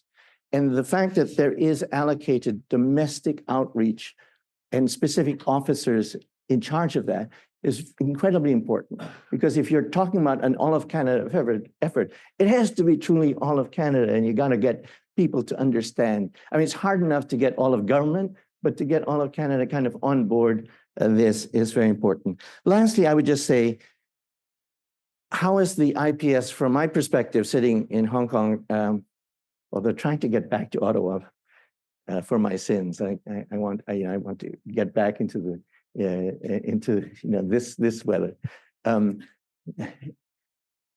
I would say look at some of the things that have been happening in the Philippines. I'm connected to our ambassador there, David Hartman, by social media. So maybe I'm a bit biased, so I see a lot of what he's doing. But if you look at the fact that we've opened an agriculture office in Manila, we've opened, I think, an EDC office just opened in Manila. You look at some of the initiatives that have been launched during David's, I think he's on his second or third year there now. Cybersecurity focus. They've just conducted a joint Canada-Philippines maritime border surveillance exercise. And there was a nuclear energy exchange. Filipino experts, power experts came to Canada to learn about how Canada has developed its nuclear energy sector industry. That's a lot. And I think that really has to do with the Indo-Pacific strategy. And David, who's really quite was very close to the. In fact, he was one of my reports when I was in global affairs, very close to developing the strategy, has shown the way to a large extent what Manila is doing on the bilateral front. And I wholly agree with what Ms. Freed has talked about, that yes, you could look at those improvements on the bilateral side, but a key part that still has to be kind of stoked and improved is how does Canada sort of plug into the multilateral, plurilateral, regional frameworks in the region. ADMM Plus is one of those things. I think we have a really hard time convincing the ASEAN countries that we have something to contribute here. But therein lies, I think, that the opportunity, because if you multiply what we've been doing in the Philippines on the security front, and security more widely thought of, not just sort of hard power, but cybersecurity, nuclear energy, energy security issues, maritime surveillance, and all those sort of things. If you multiply that, across the region with, I wouldn't say like-minded, but other places where we might have opportunities, as in the Philippines, then our pathway into ADMM Plus becomes, I think, a lot clearer, and that's something that would be very important for Canada. Thank you. Thank you. What I want to move on now is sort of where things are at right now. How is the strategy playing out? How has it met reality? The same phrase has been issued by different people. Helmut von Moltke said, everybody's got a plan until it meets the adversary. Mike Tyson said, everybody's got a plan until they get punched in the face. We're currently facing a situation, for instance, where India has been at least once assassinated at on Canadian territory. How has the strategy been sufficiently supple to react to these changes, these shifts in the world, or is this stuff that's just, we're just plowing through the water without changing course based on what we made decisions for? The thing that comes to my mind is in Afghanistan, we came up in 2008 with 3 signature projects and 5 priorities. And when we left in 2014, we were like, okay, we did that. But in between, things changed, but we didn't really change anything because we were afraid of moving the goalposts. And so I'm concerned about whether that, I'm curious, I should say, as to how flexible the strategy is, and does it provide us with the ability to react to the tribulations?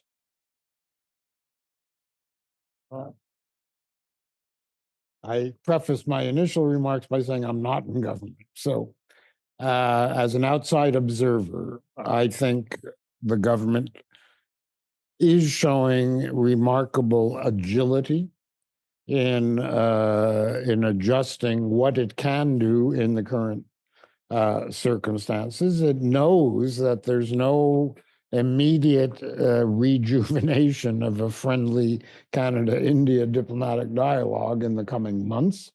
On the other hand, on the trade and economic front, the trade people are making sure, with the investment people, with the private sector, with the 2 chambers of commerce, that the prosperity pillar, if you can call it that, continues and channels remain open, and reaching out to communities in Canada to try and calm tempers between the various sects and communities within the diaspora is an ongoing effort. Similarly with China, somebody referred earlier to the fact that Madame Jolie, although criticized in some quarters for poor timing, frankly showed, I think, good courage and good pragmatism, as she promised to do, to at least have reopened a channel of communications. We're going to face mutual challenges with President Trump's return, because if he puts tariffs not only on Canada and Mexico, but bans or further restricts the importation of Chinese origin products, given that close to 2/3 of what Canada sells, aside from oil and gas and electricity, to the United States is intermediate products, which means parts. And given that many of those parts are themselves complex and may have Chinese components, in them. That affects not just Canada-US trade, but China-Canada, China-US trade, Chinese firms, Canadian firms, and American firms. That's going to be ever more disruptive until the dust settles, until corporate America themselves and corporate Canada speak up.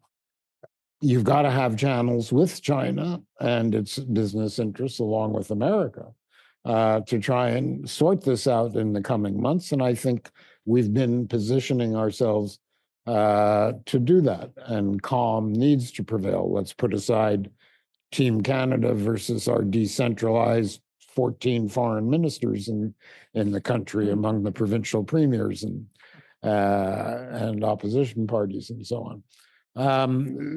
And there's always an election and always some tumult somewhere.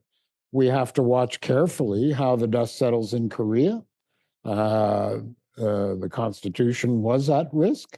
Democracy seems to have held, but we have to see how that unfolds. The recent elections in Japan with a minority government means that may not last very long.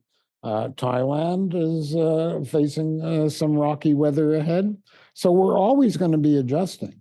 I don't think this is of a document of a nature that's so prescriptive or too specific in its targets that it's not amenable to adjusting. It sets goals, it sets some objectives, and that list of 50 some odd activities are illustrative. And they haven't spent all the money out the door. It's allocated, it's available, but there's still ability to adjust which projects going forward and initiatives may be deserving of more priority. So I think the answer in short is yes, there is flexibility. But the flexibility comes from the very structure that you suggest, that $5 billion is allocated and linked to the various initiatives that are laid out in the IPS. And so from that point of view, indeed, I think that the government has been successful in ticking the boxes. And I don't use that in a pejorative way, but it does reflect what the exercise was in the early 2020s, and that is to lay out a bunch of things that Canada can do. And here's some money, not much, mind you. I mean, $5 billion might sound like a lot, but it's not that much. And here is the way in which we can spend it. But that actually gets back to the point that I was trying to make, and that is, and I wasn't actually criticizing the IPS as much as I was suggesting that when you take a chunk of the world and say, what's our strategy going to be here? And you essentially ignore the other things that are implicit in focusing on a particular strategy. So we have an IPS, and then a couple of years later, we have an Arctic strategy. And what is lacking, it seems to me, is an attempt to have an overall assessment of where we should be putting our priorities. And for me, it's interesting, knowing that this session was coming up, to listen to the discussions today. And the discussions today focused everywhere except the Indo-Pacific because of the importance of the relative importance to Canada of our Atlantic strategy, our North Atlantic strategy, and our US strategy. And the absence, and my only point at the outset was essentially to suggest that what we don't have is an exercise that looks at Canada and the world in the mid-2020s and tries to create a strategic sense of where we can go. Instead, it seems to me, what we have is a very partial view. And your discussion of how you personally, in a bureaucratic sense, came to this, the fact that the policy planning was located in a particular ADM's office for a particular part of the world says it all. It basically suggests that the Canadian government, and here I'm really talking about the political leadership, not necessarily GAC or the bureaucracy, continues to take an astrategic view of Canada in the world. In other words, not an overall strategy. Instead, hey, we've got to have an Indo-Pacific strategy. So let's have the ADM set up a policy planning shop for that particular area. And all I suggest is essentially that what we need, if we're looking to rethink Canadian priorities, is to look at the broad strategic element and to get away from the astrategic fact. The one, for me, a critical element here is that the Prime Minister of Canada has not, as far as I know, but the Prime Minister of Canada has not ever addressed Canadians on the broader strategic environment that faces us. And that, to me, just basically it suggests that while there might be a sort of a social media public outreach part of the IPS, that's not what we need. What we need is essentially for someone in authority to tell Canadians, this is the world and this is how we think we should be shaping ourselves for that world. No, I was just going to say the panels before ours have talked about the merits and demerits of trying to mount a comprehensive foreign policy statement. And having been in the Privy Council office in 2005, when it was not just a foreign policy review, but combined with a defense review, a development review, and a trade review, it was a painful, lengthy exercise. You spent more time on the process than the substance. But I won't debate the merits, but implicit in our combined embrace of NORAD modernization and commitment to NATO as part of a Western view of security, combined with CETA plus CUSMA and prosperity. So you have that in a transatlantic context. You now have that mirrored with an Indo-Pacific that says, and in the Pacific, our threats are both security and economic. We don't want a world that's decoupled into a Chinese hegemonic co-prosperity sphere, to use a Cold War term, versus a Western-dominated sphere. So you can line the two up and decide from the Africa strategy to come, and a permanent challenge of our neighborhood in the Western Hemisphere, and America not doing its part in the Caribbean or the rest of the Americas, and us picking up a good deal of the slack. You have a worldview that's accumulated as a result. It may not have been articulated in a single major speech, but I'd give it a little more credit of being able to put together both an Atlantic and a Pacific and an Arctic view as a three-ocean country, lest we forget. And the Arctic was highlighted in the Indo-Pacific strategy in anticipation of a fully fledged third dimension to this. So, if I might react, so just to finish the origin story, or the origin story that I know. So I left Global Affairs in May 2019. So if you recall that time, we were dealing with the Two Michaels issue from December 2018. And then the strategy to deal with that was developed December, January, February. So, but by the time I left, basically we had that literature review on Indo-Pacific strategies that, and we had some additional research that we had done in our policy unit to come up with some ideas on an Indo-Pacific strategy, but for the most part, we had the Asia economic strategy, which in my mind, and I'm really speaking just for myself, it almost looked like to me a very good response to the two Michaels situation. What we would like to do in terms of diversifying away from China and having a more diverse, varied relationship across the region. So we gave that all that material to an officer, a lady who was identified in public in the media as the Indo-Pacific lead in global affairs.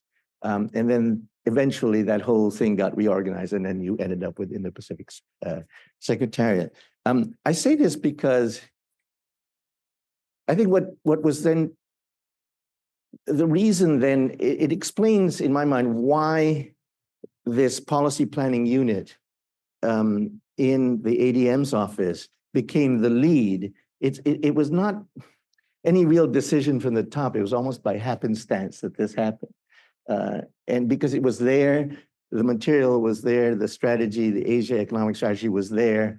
And then as a result of the two Michaels and as a result of the Indo-Pacific strategies that had been proliferating, then it became natural for this.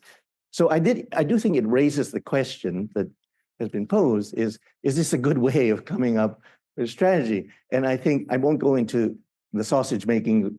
I know a bit about what happened after I left, but I think it is a good question. Do you get the policy specialists, the people who know about the region, to run that process for coming up with the strategy, knowing that you want a strategy? And I think one of the biggest advantages, as I've mentioned, of the strategy is that it has initiatives and money allocated. And that process has to do, to get that kind of strategy with the money, you need to have the people running the process to work with finance, work with Treasury Board. Well, I'm very amused by the whole idea of let's get rid of Treasury Board, but anyway, that's another thing. But if you can, the policy specialists themselves, they don't have relationships with finance and with Treasury Board. It's the policy branch that had those relationships.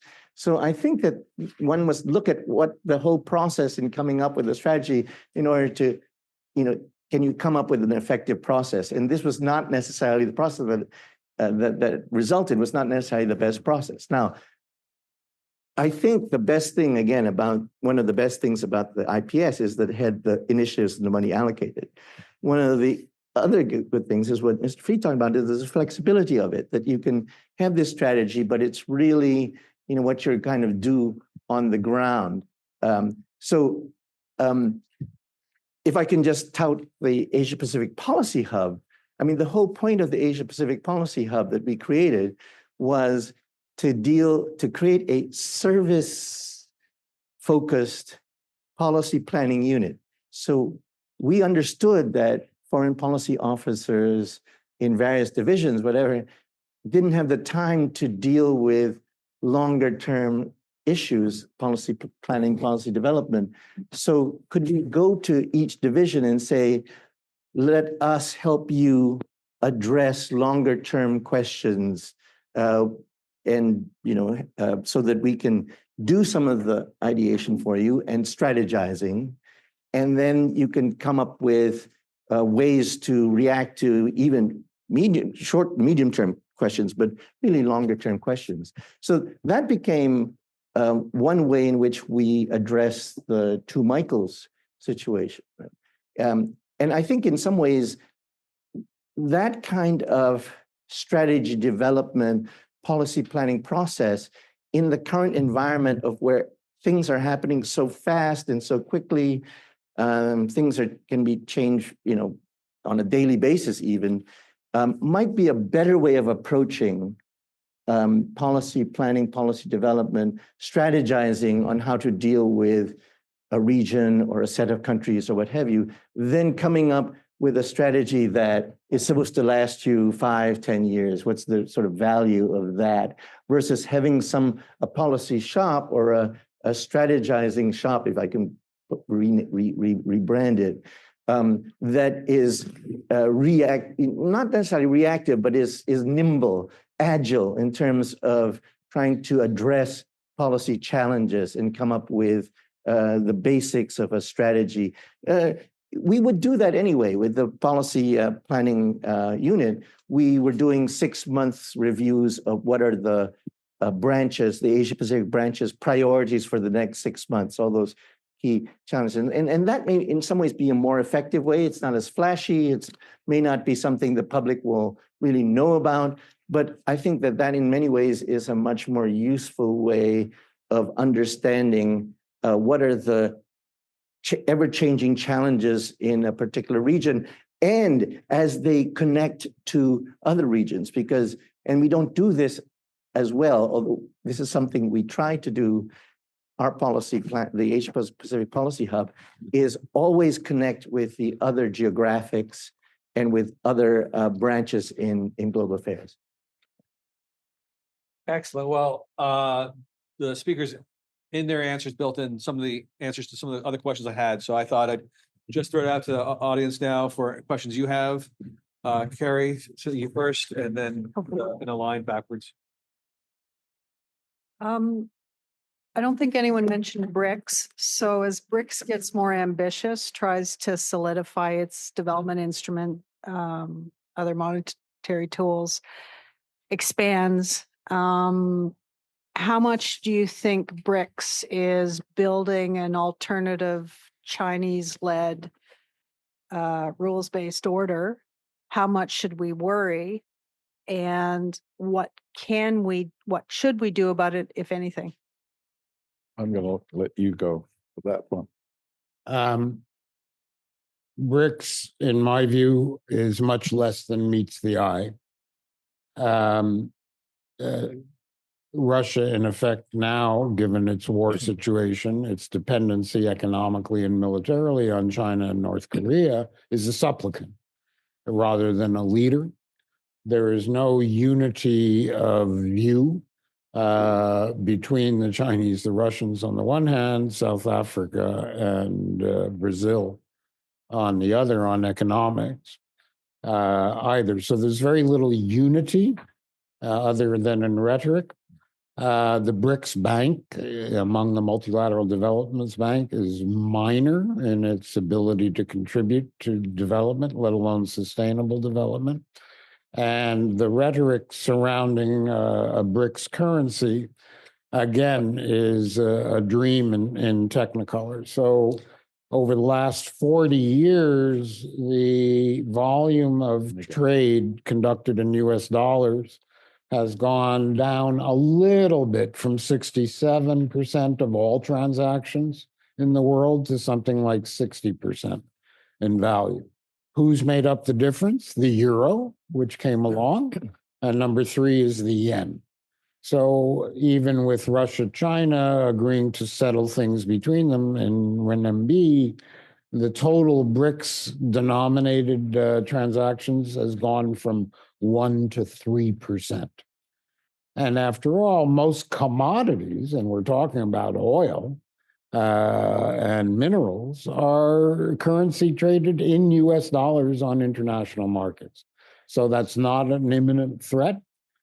Trump himself may be an imminent threat by talking down the dollar more than anything BRICS may do.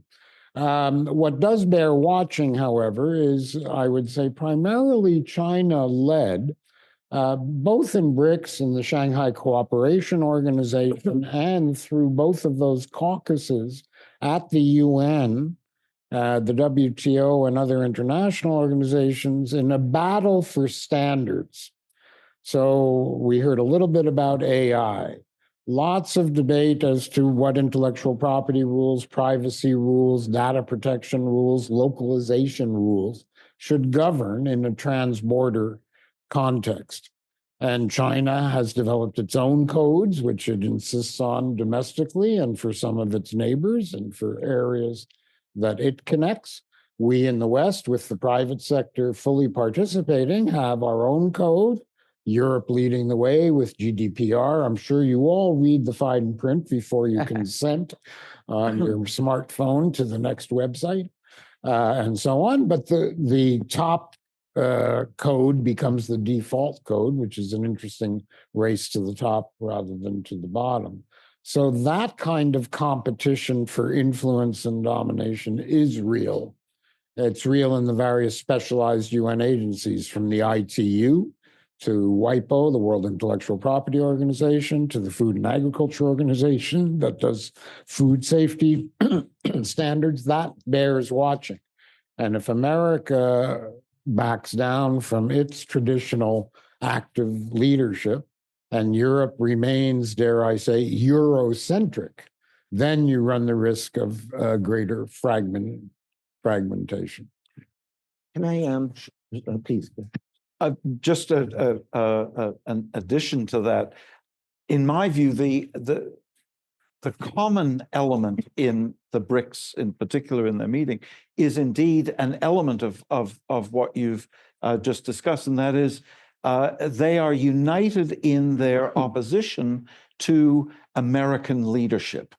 And from that perspective, it seems to me that you're exactly correct to watch what the Americans do under Trump too, because indeed, if the United States continues to essentially abdicate its hegemonic position, as Professor nicely put it, then it seems to me that that anti-American leadership element of the BRICS approach is going to be very much more front and center. It will have particular effects. I don't think, like you, I don't think that the dominance of the US dollar is at present at risk. But in the context of the dismantling of the American-led international order, I think BRICS is important because it gathers together a number of countries that have articulated an anti-American leadership position. That would be. Can I just add to that? I think there's a bit of that, but I also think that the BRICS is in some ways a kind of symbol or proxy for the global South, which is, a bit anomalous as a concept still, but so the way I see it is that you have the US and China. The context in geopolitics today is really talking about the US-China rivalry. So you put the US and China on either end here, and everybody's in the middle. I don't like talking about middle powers. I think everybody is kind of in the middle, right? And the multipolar world that we're beginning to see emerge is what does it actually mean? It means to some extent, a large extent, that all the countries in the middle are trying to find ways to exercise their agency, to actually make decisions in their own interest. But inevitably, they have to, and I use the term hinge, they have to hinge from the US side or the China side. And every country has a different latitude for hinging. Some are narrow, and I would argue that Canada's hinging ability, because of our closeness, for various reasons, geography, economics, regional integration, all those sorts of things, our hinging latitude is fairly narrow, right? Whereas India, I think, has a much wider kind of hinging latitude. And in these countries, trying to understand their hinging capacity, that's how they discover how much agency or what decisions they can make that are actually in their own interest, searching for their agency. Now, it may be that because you have a narrow hinging capacity, you may end up having to make decisions that are not actually in your own interest, that that are more performative, or that just automatically reflexively hew to the position of your nearest neighbor. I would argue that, for example, 100% tariffs on EVs, Canada's imposing 100% tariffs on Chinese EVs, is a kind of performative, ineffective kind of policy that is just there because Canada's hinging capacity is very limited, right? whereas India can be part of the Shanghai Cooperation Organization, can be part of the BRICS, but yet be part of the Quad and all those sorts of things. So India has this one. The emergence of these new frameworks, be it AUKUS, the Quad, the Philippines, Japan, US, the network of the BRI, all of these many different things that have been emerging.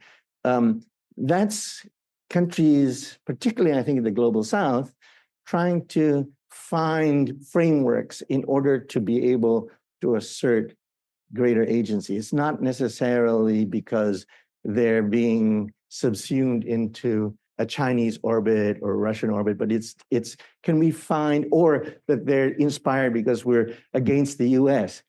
It's that we want to be able to make our choices.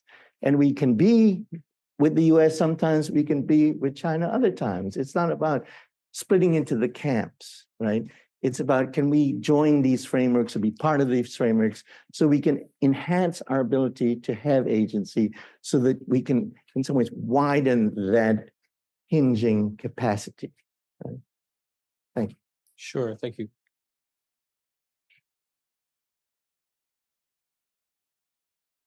Hey, good afternoon, everyone. My name is Megan Weeks. I'm the Deputy Director for the Indo-Pacific Policy Directorate at National Defense. Hi, Ambassador. Yeah, I'm happy to be here because I'm one of the practitioners, and it's great to hear about the genesis of the Indo-Pacific strategy because it's a great time to be working in this region. My team, day in, day out, and you've heard this, Professor Nossel, before in conversations we've had, we're responsible for implementing the strategy. And it's a great example that when we have a strategy, when we have a clear roadmap, we can do cool things and we can advance Canada's national interests. And we've just hit the 2-year anniversary mark for the for the IPS, and we've seen huge strides in championing our national interests, in taking forward our relationship with key partners. And for defense, it really means deepening and broadening our defense engagement in the region, which at the end of the day is all about what we're trying to do in Canada to keep that region prosperous, secure, peaceful, to keep those trade lines open, to ensure that the rule of law and international order is respected. So defense on our side, we're doing our part as part of the whole of government effort. And if you look at that roadmap, it's really, it's great to say 2 years in, we've achieved all of our objectives that were assigned to us. At Defense, we were told to have 3 frigates a year annually in the region. Check, we've done it. At Defense, we were told to increase and diversify our exercises and activities, and we've done it. We've participated in new exercises. We've been invited to do more stuff with different partners. We've broadened our engagement. We've done neat things like a rearmament exercise with the Australians 6 months into a deployment, showing up in places like Indonesia for exercises we were never participating in before. Not just the Navy, we have more Air Force, we have more military participating. So our sailors, our aviators, and our soldiers are building relationships from the lowest level up with our Indo-Pacific partners. We've expanded capacity building like we were told to, and we've strengthened our cooperation on cyber. And a small thing, but a hugely helpful thing, is we now have civilian defense policy advisors in the region. We never had them before. So we have a new defense civilian in Tokyo, someone in Singapore, and someone in Canberra. And day in, day out, they're helping us deepen our understanding, develop our networks, and broaden.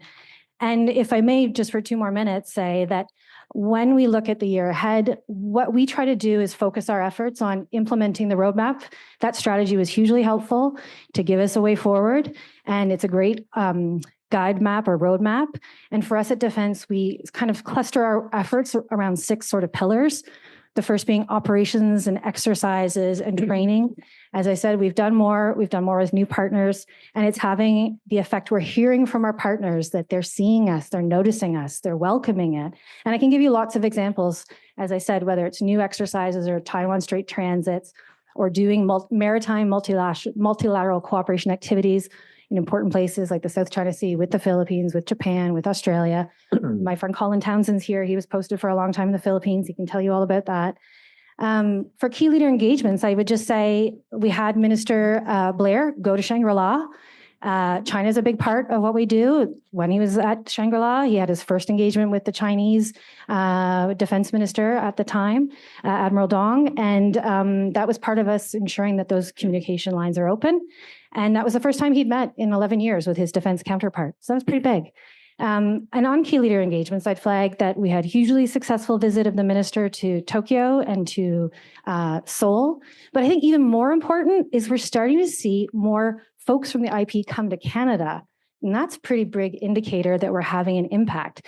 So Australian Defense Minister Marles, he's also their Deputy Prime Minister, came to Ottawa, or not to Ottawa rather, he came to Vancouver on August 8th for a full day of meetings. And the Australians haven't come for quite a long time. They came, we had a full day of meetings, and we issued a joint statement. That's another important sign that things are changing. We also had the first 2+2 with an IP country. The ROC Foreign and Defense Minister were here on November 1st. Now, it's not the current defense minister. That person has changed. But that was huge because the ROC only does 2+2s with Australia and the US, and now Canada. And that was our first. That's another big sign. So the key leader engagements are helping us deepen and broaden and make us more meaningful partners. Bilateral arrangements and agreements, a lot of what my team does is try to beef up the tools we have to give the CAF more options for engagement. So right now we're negotiating MOUs with Thailand, with Malaysia, with Indonesia. We have Filipinos here this week as part of our ongoing SOFA negotiations with Philippines. We're doing a lot with a lot of different partners. And again, it's easy to do because the IPS tells us, deepen your relationship with these partners, and in particular, focus on the 5 Southeast Asian partners. We're doing it. And I mentioned a little bit about China. That's another big piece. And a final word just on the regional fora. For sure, we need to be more present. We need to do more, and we're focused on it. We're trying to get involved in the ADMM Plus, and how we're doing that is trying to continue to participate in expert working groups.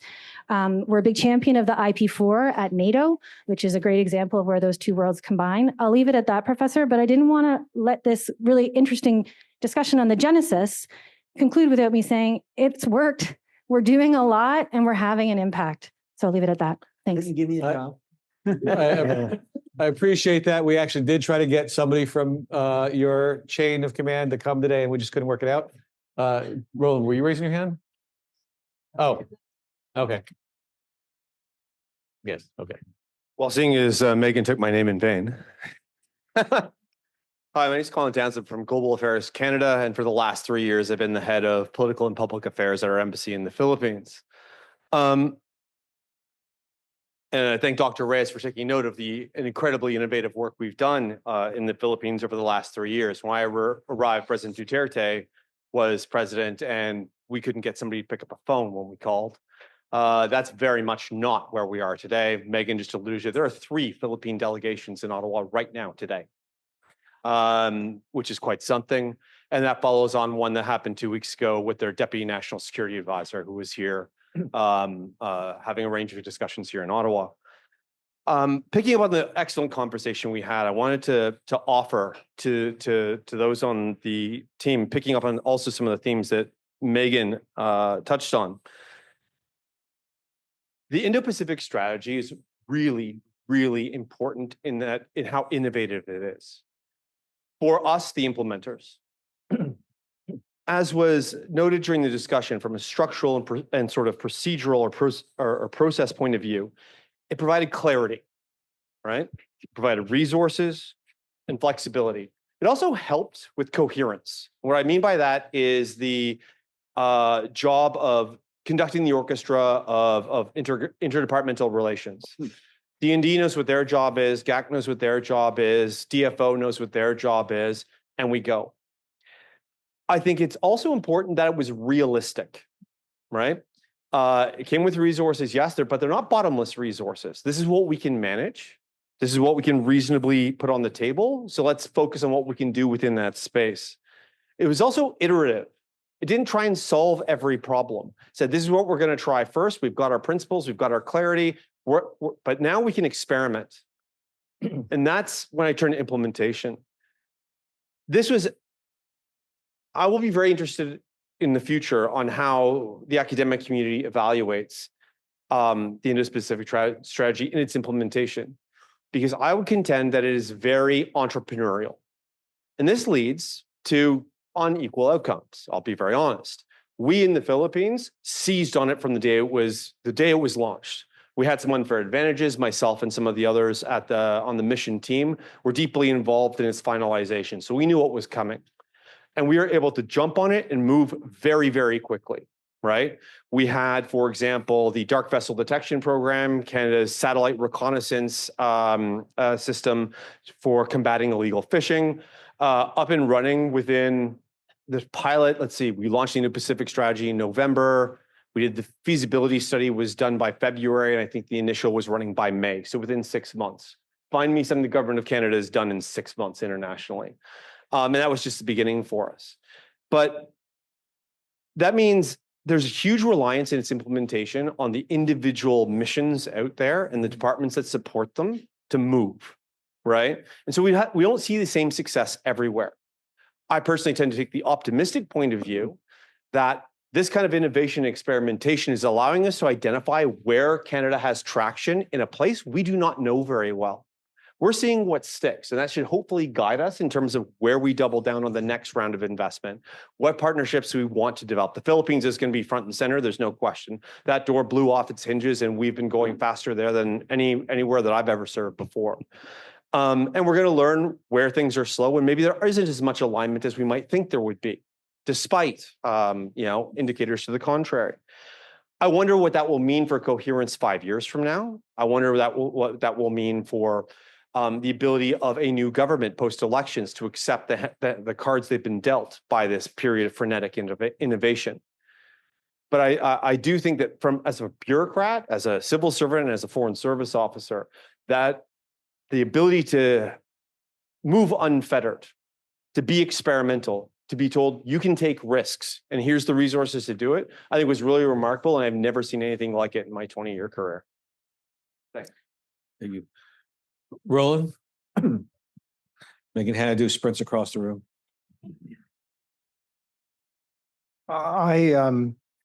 I really love those interventions by Megan and Colin, and it reminds me, just as an aside, that I've often said that if we could take 41 million Canadians one at a time and introduce them to the people who are actually working on their behalf in Ottawa, I think that they would have so much pride and confidence. So our public service is really a critical institution in our country that needs to be appreciated.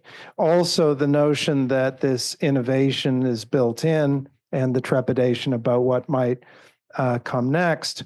The question that I have for the panelists and maybe for others in the audience, including Megan and Colin, is, well, where should we expect or want to be 5 years from now? Because you talked about where the policy came from and evaluating it currently.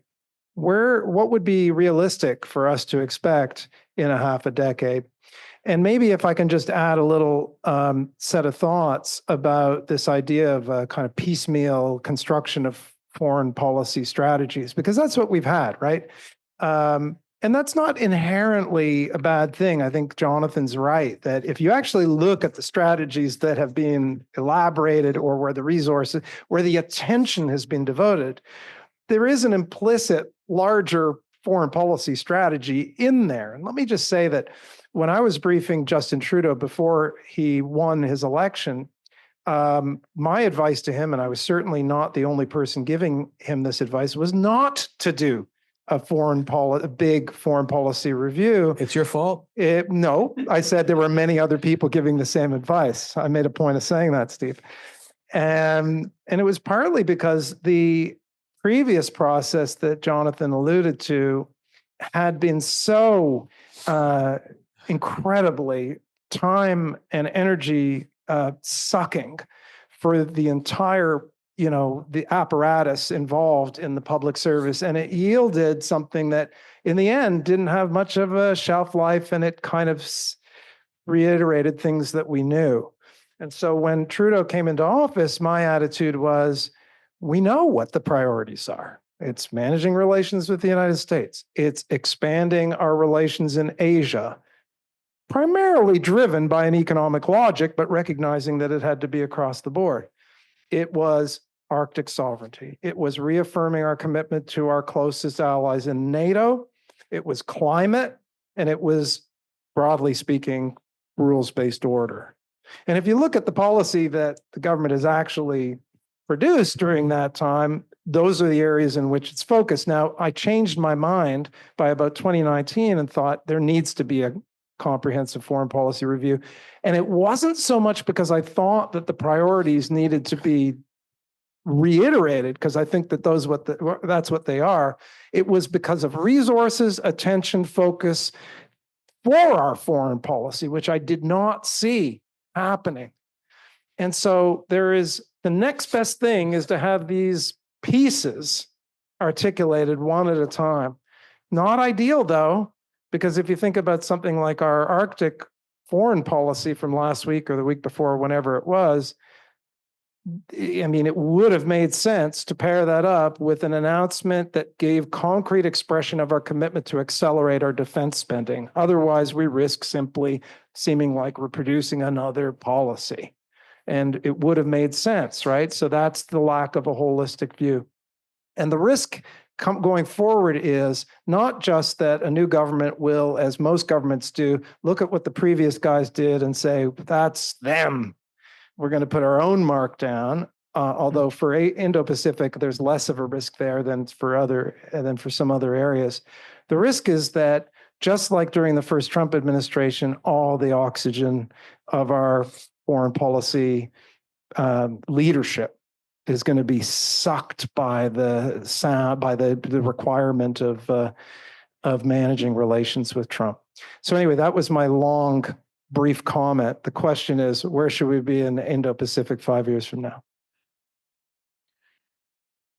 But Roland, the fact is that a comprehensive approach, a comprehensive review, also would do one other thing that is sorely needed in the present context. And that present context is that beginning in January, there is going to be vast pressure from the United States government for Canada to do something about its defense spending. And one of the real concerns is that the Canadian public has in no way been brought along to have it explained to them why we need to be spending like Australians rather than like Canadians. And that, it seems to me, is going to be a significant difficulty when we've got a government in Ottawa, political leadership in Ottawa on both sides of politics in this country that is committed to not expanding spending in any real sense. Yes, there is a plan to reach 2% by the early 2030s. Absolutely. And we've got on the other side of politics someone who has a sort of a puerile set of claims to make, axing the tax and that sort of thing. But the reality is that neither of those approaches is going to work with this administration pressing hard for us to spend more on defense. And so one of the purposes of a comprehensive review is indeed to have it as a kind of public education function that allows the political leadership to actually tell Canadians and give them a little narrative about why their taxes actually aren't going to be axed, but dramatically increased to pay for what we will need to have to meet the expectations of the administration in Washington. And that it seems to me is where we need to be in the next couple of years. Because right now, what is a political leader going to tell Canadians about moving our defense spending into the high 30s? Because the logical response is going to be, wait a minute, why do we need to spend so much? Where's the threat? What are the threats? We haven't had that in any sense articulated in a kind of meaningful way by folks on either side of politics in this country. And it seems to me, a deep problem. Complement that with the challenge back to you, Kerry, and others who are expert in the audience, because, and we'll see what the fall economic update offers, as the media suggests we've already well surpassed the promised cap on the deficit, which means for any government in the coming years, with global growth slowing down, the aggravating impact of potentially damage from US trade policy, you're going to have in this country not just a guns or butter debate, but within that, a guns and guns debate. Because if you take an honest assessment of global threats, begin with your principle of sovereignty at home. So that's the Arctic and NORAD. And we've got big ticket mandatory expenditure there. We protect the United States with our RadarSat constellation of satellites over the horizon, early threat from Russia, from China, from North Korea, and so on. Those satellites have a lifespan that will have them die in the early 30s. The procurement times, the specifications, the technical requirements take years to develop. That's one of the excuses for slow procurement. We don't have literacy within the government. We have to hear from the industry itself to develop the specifications that can actually be fit for purpose and be delivered. So we've got major NORAD expenditures, and then on the surface, icebreakers and so on. You've got your NATO commitments, and NATO is under threat. The frontier is ever closer. So that's mandatory. If China is a threat, and the South China Sea, the East China Sea, and it spills over to the Indian Ocean because of North Korea, because of sanctions busting, and now the Houthis destroying commerce through the Suez Canal and adding 15 days and extra costs to about a third of the world's shipments by forcing them around the Cape of Good Hope. That's a security imperative as well. So you tell me in DND, I've got all of these things I have to do. Who's going to rank them between NORAD, NATO, Indo-Pac, and don't forget our traditional peacekeeping, helpful middle power, whether Cyprus or now Syria. Canada may have a peacekeeping role to play in this volatile environment. And then you put that against housing and the other social expenditures that are mandatory. And you've got major fiscal discussions where there's an education to be had. So I agree with that. So on Indo-Pacific, or what's to be done in 5 years? Ultimately, from a security side, I don't think things will fundamentally change. Your basic threats come from an aggressive China and a wild card North Korea. And depending on how Russia evolves or disintegrates, who knows what happens in the North. On the economic side, I think it's stay the course. I think we've done a remarkably decent job on CPTPP, free trade agreement with Indonesia, advancing free trade with ASEAN, and we're going to have to find a modus operandi with India. The other markets are smaller, so I think the course we're on is respectable, and I would say stay the course. And plurilaterals can coexist with at least keeping the WTO alive. The other dilemma we face is on the development and sustainability side, because as we know from COP29 heading into COP30, we're trillions of dollars short on assisting the developing world in climate mitigation and adaptation. And if we have to spend more and we need to allocate it around the world, south of the equator, what's a rational allocation on climate? And that's climate as against sustainable agriculture, clean water, all the other imperatives that go into a sound development policy. So to sum up, hard to say exactly, but what Professor Nossel has said, I endorse. You need a guns versus butter, a guns versus guns debate, but a butter versus butter debate too. as to what's left over for development and sustainability and how to allocate that as well, for which we will turn to leading academics for independent wisdom and advice. I'll be very brief because I know we're over time.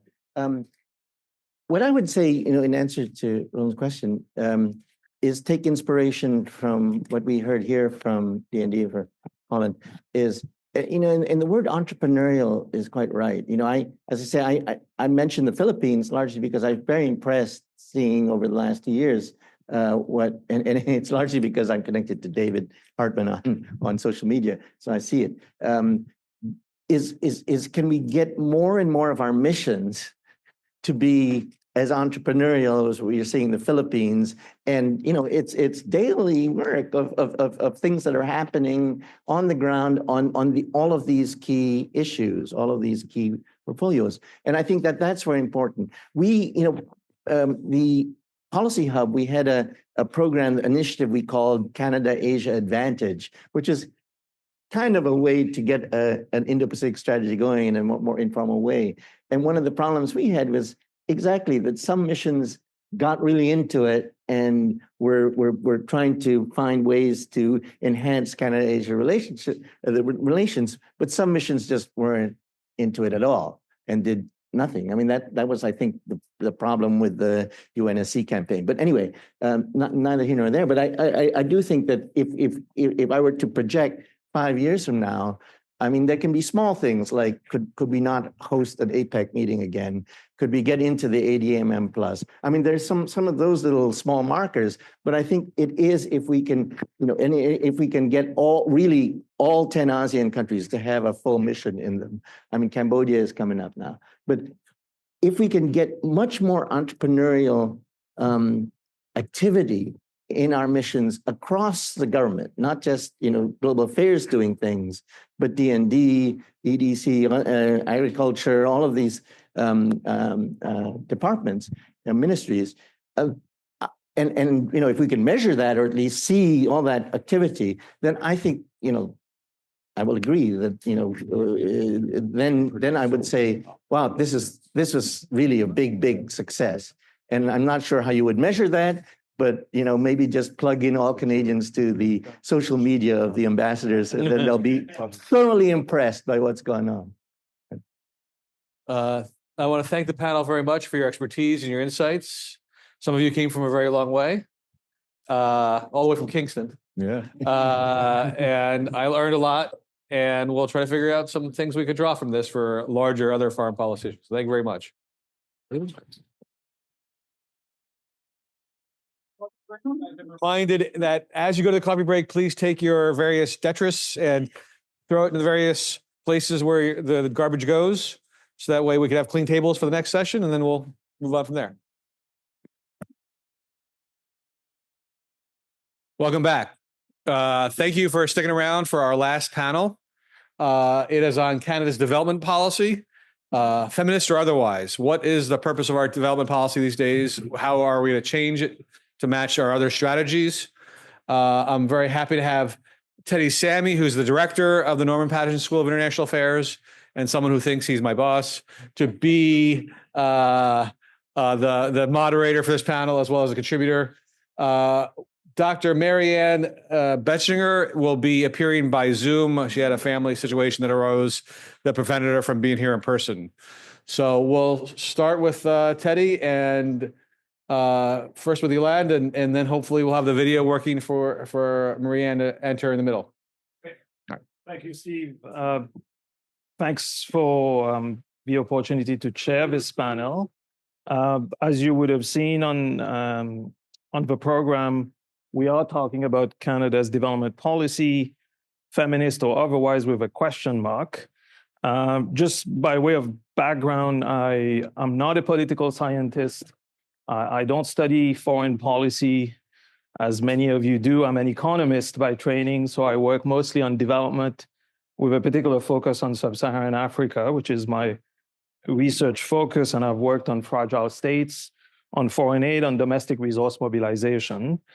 Steve asked me to chair this panel and also to say a few things at the beginning. So I'm the moderator and chair, and then I'll offer a few very general comments at the beginning. I think for those of you who are not completely familiar with Canada's development policy, does anyone know how much Canada gives in terms of foreign aid, roughly as a percentage of GNI right now? Anyone? That's not what was required. So you're not very familiar. Sorry? You're close. So it's interesting that throughout today we've talked about defense policy, and several of you have referenced this idea that we should go to 2%, how fast, and so on. Canada's development policy, we have a target that was actually a Canadian creation in the 1970s by Lester B. Pearson following his report, which was about providing 0.7% of Canada's GNI as foreign aid. And it's a number that we've never actually come close to. The highest was reached in 88, 89. It was 0.49%, so about 0.5%. And since then, it's declined. And then in the last few years, it's gone back up. So the latest data from the OECD DAC, the Development Assistance Committee, says that Canada contributed 0.38% in 2023. And that's compared to roughly what the average is for all the countries that are part of the DAC. There's only about 5 countries right now that meet the 0.7% target. What this translates to in US dollars is about $8 billion from last year. In 22-23, if you look at the Canadian data, the number in Canadian dollars was about 12 billion in Canadian. So there were about $15 billion spent on international assistance, but 76% of that, so 12 billion Canadian dollars, roughly was spent on what we call ODA, or official development assistance. The point is, there's a lot of debate in Canada about whether we should increase, and this is always an issue that comes up when we talk about development assistance. So if you do the math and we were to reach the 0.7%, you're looking at roughly a doubling of ODA that would have to happen. And I guess the question then becomes, if we did this, where would we spend that money and how would we spend it, right? I mean, it's one thing to say you want to spend more money, but what would you do with it? So I'll leave that as a question. In terms of what Canada's development assistance policy is, again, for those of you who are not completely familiar with this, in 2017, a couple of years after the Trudeau government came to power, Canada launched what is known as the Feminist International Assistance Policy. The acronym is FIAP. It still remains Canada's policy on international assistance today. And the FIAP has a number of action areas. One is empowering women and girls. There's human dignity, growth for everyone, environment and climate change, inclusive governance, and peace and security. And all these action areas actually map quite well into the Sustainable Development Goals that were adopted in 2015. And I suppose that I will end with a couple of things, which is, one, we're more than past the halfway mark for the SDGs. We know that the poly crisis, so COVID-19, war in Ukraine, increases in cost of living, climate change, all of these things together combined means that development gains that were made before the pandemic, many of those have gone backwards. So the real challenge now is, how do we get back on track, and how can we get as close as possible to meeting many of these goals by 2030? That remains the biggest development challenge. The second point I would make is that I think we know, based on the experience that we've had, is that we can't just say, oh, these things happen somewhere else and we should not be spending or investing resources in other places. When there's a conflict somewhere else, when there's a crisis, whether it's man-made or whether it's created by climate and so on, it leads to a lot of other issues that we have to pay for eventually. So if you just think about climate change and the impact it has on migration and refugee flows, and the consequences of that for countries in the global north, including in Canada, then you can see why it's important to invest in development. So I use the term investing in development because I think that's how I tend to think about these issues, which is that if we are wise and and we can use our resources well, we can invest in development in part in order to be more proactive and prevent these issues from happening. And I don't want to necessarily get into a debate about the numbers, but one thing that we should keep in mind is that Canada's FIAP was actually modeled on Sweden's feminist policy. Sweden was a leader in that area. And so the Swedes adopted a feminist foreign policy in 2014. And the reason I mention this is because with a change in government in Sweden in 2022, they've abandoned it. And so one question, I guess, which a lot of us will have to think about, and which development practitioners already are thinking about, is what happens when there's a change in government here in this country. So if there is an election and the government changes, what will happen to the feminist international assistance policy?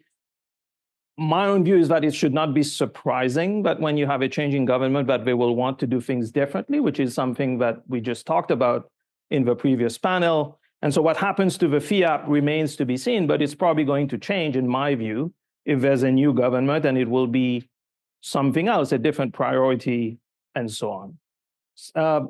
Final thing I will say is that, I said I would not talk about the numbers, but there is one thing that's happened in the last couple of years when you look at Canadian ODA.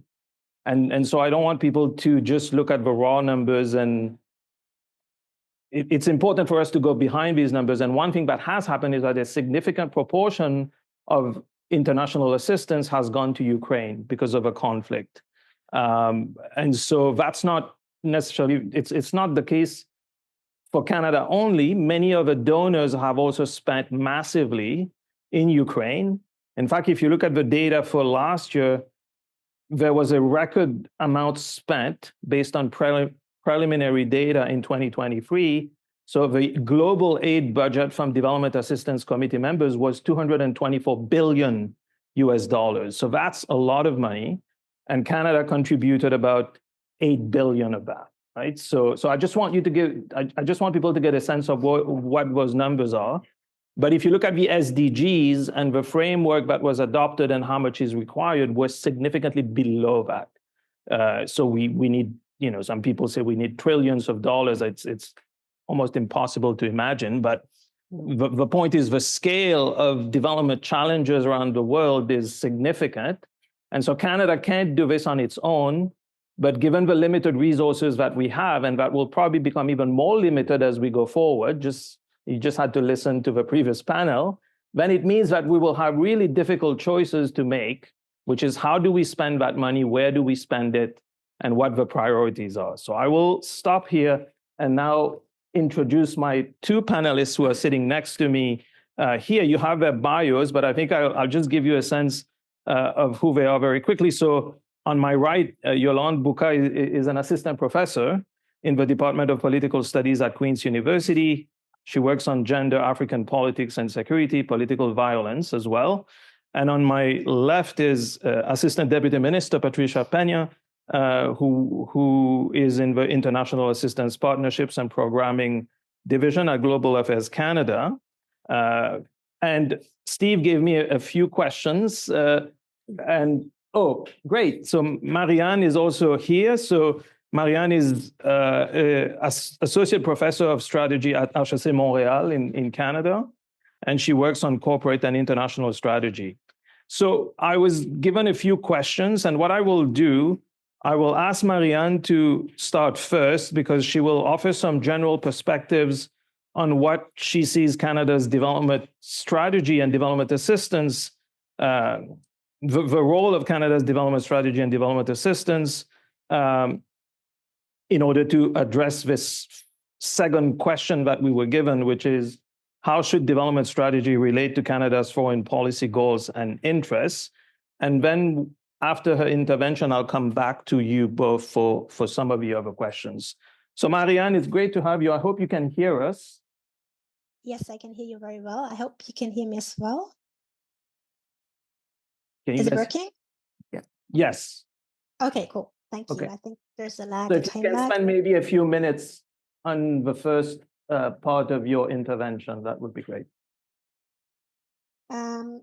So just as a background, so as you heard, I'm not a political scientist and I'm not an economist. I'm actually a business scholar. I'm working at HEC Montreal on strategy issues, corporate strategy, international strategy. And the reason why I'm participating in this panel, I'm really thankful I can participate, even though I'm in distance, and that was not planned to be that way. The reason why I'm there is that I've done research on the social and political context within which firms act. And in this context, I have studied how foreign companies or how companies react to development aid given by their home countries. And well, even if they don't execute any of the contracts, which they shouldn't, of course, even if you just look at spillovers, that's actually a positive impact on firms, and often those firms that are most in need from the home country. So there's a positive spillover effect. Having said that, so that's my research. That was where I'm coming from. Having said that, development aid and development strategy in general, all over the world should first of all take into account, of course, the needs of the local economies, and answer those needs. And to do so, it's so again, here I have my strategy lens up there. It's about the practices that matter. So you can have official development strategies that are being announced by different countries, but they're not necessarily implemented in that way. So you can have coherent development strategy practices that go into one direction, and you have governments stating sometimes something else. And what is important is in the end that all of it is interest of the local economies, and that there is a coherent strategy around it. So I was thinking actually about the Canadian development strategy, given that's the big topic here. And from an outsider perspective, if you look into public statements, so I looked into the briefing book, for instance, there's a topic about feminism out there, but there's many other actually arguments in that briefing book. It's not just about feminist policy, and it's if you look on top of it, about sustainable development goals, about advancing the local economies. And it seems that there are practices that have been going into that direction, going way beyond the feminist policy that has been advocated in public statements. I'm just wondering, so the other question I think was about the foreign policy, in which respect the development strategy should be aligned with the foreign policy goals. As a strategist, here I take my strategy hat. As a strategist, you would always say strategy has to be aligned with the interests. And here in this context, about long-term interests. It's not about short-term interests, short-term policy moves. This is about long-term interests, about values. But of course, we talk about development strategy here, about assistance. Again, this has to come from the local needs. It's about global needs. We've reached our planetary boundary limits. So even if there are foreign policy interests out there, they have to be aligned with the needs out there. So in the end, you have to have the overlap between what the needs are and what is also in the interests of Canada and its foreign policy to be implemented. And what's important is that it's not just the development assistance that follows these objectives, but whatever you do in development assistance has to be done in all other elements as well. Otherwise, I mean, there's really nice, or not nice research, among others by Dick Koch used to work for the Netherlands Ministry, active in development assistance, who has kind of shown the unintended consequences of foreign aid. And one unintended consequence is that once you don't act in the same way to different actors across different policies, it backfires. So governments and their aid policies are no longer taken seriously. So you can't demand certain things in your development assistance policy, which you don't implement in other areas of the foreign policy. Which gets me to, I think, one point I would like to make, again, as a strategist in strategy and a researcher, there's now a trend to look at system theory, system complexity theory, and it impacts outside of what you usually think about. And I think that has also a trend in development aid, development assistance, to not just look what has been planned for, but afterwards take a step back and see what actually happened and the unintended consequences out there. They are often negative. but sometimes those are positive. And these positive effects, unintended, so first of all, the negative ones needs to, if possible, need to be accounted for when planning these different actions that are taken. But if they're positive ones, then I guess these should be communicated to actually increase the support that you can have for development assistance. I do hope that answered kind of the questions you had. If not, please let me know. Yeah, that's great. Just so, in case people did not really hear, I think you got it. Right? Everything is clear. I mean, there's obviously the issue of aligning. One thing that is aligning really the development strategy with our broader foreign policy goals. There's always that debate about interest versus and values versus moral imperatives. So maybe, Yolanda, I can go to you in terms of that first question about coherence, because that's always a question that comes up, which is, is there a coherent strategy that drives Canadian development assistance? We do have a FIAP, but there are people who also think that it doesn't go far enough, or that it's not transformative enough. Or there are other people who think that it's a great idea and it has done a lot of very interesting things. But from your perspective, do you think that there is a coherent strategy that drives Canadian development assistance? And does it relate to the government's statements about having a feminist foreign policy? Thank you. Thank you for the question. Can everybody hear? Yes? Okay. No? I can move it up.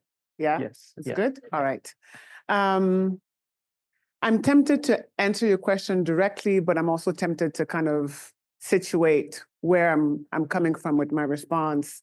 I want to highlight that today is International Human Rights Day. And so as we're thinking about development and what Canada's interest and strategy should be, I think this is something that I actually want to highlight here. And it's not lost on me as well that it's development and feminism. It's at the end of the day, which is kind of what often happens. So Steve, sorry, I got to put you on the spot for that, because it's the end of the day and it's development and or feminists and people are tired. So I just, And that has to do with ranging schedules of people. Yes, I get it. I just want to put that out there because I think it's important.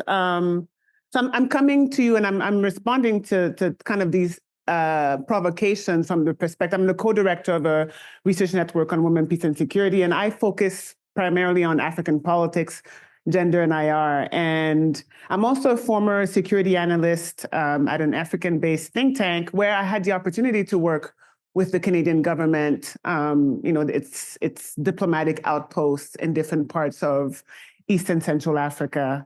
And so, when we think about FIAP, when we think about, whether Canada has a feminist foreign policy or gender and development policy, when we think as well about whether Canada is developing or not an African strategy or the strategy that never was. I mean, there was a lot of conversation about the US, about the Indo-Pacific strategy. Africa is always kind of the last priority unless you need UN Security Council votes, and then you fall short.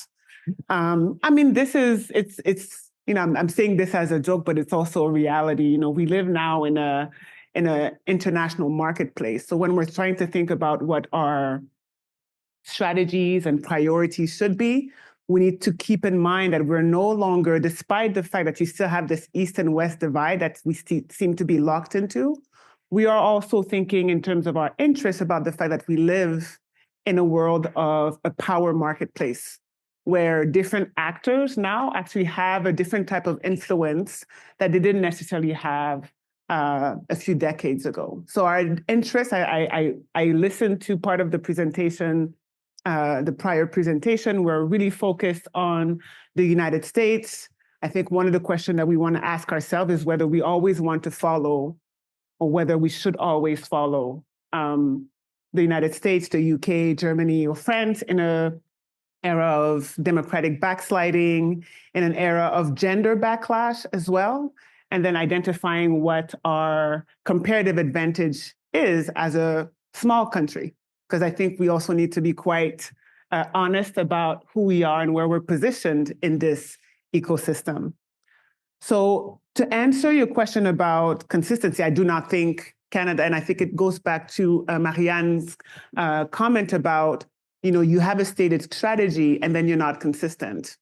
And as a small power who attempts to play with in the big leagues, I think our comparative advantage is one of values.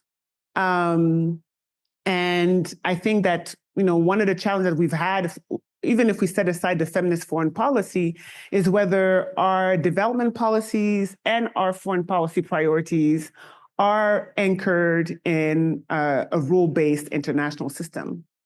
And the reason why I'm saying this is because we have international obligations that we don't seem to be following. Nobody is. I think that's the excuse that everybody states. Some can afford to, and others less, particularly when you're trying to find partners and cooperation. And when the traditional partners are fickle or change so drastically from one side to another that you need a little bit more consistency. So when we're thinking, for example, and I'll name 3 examples that I think we should consider. One example is Canada's training or has engaged in training Kenyan troops to go to Haiti.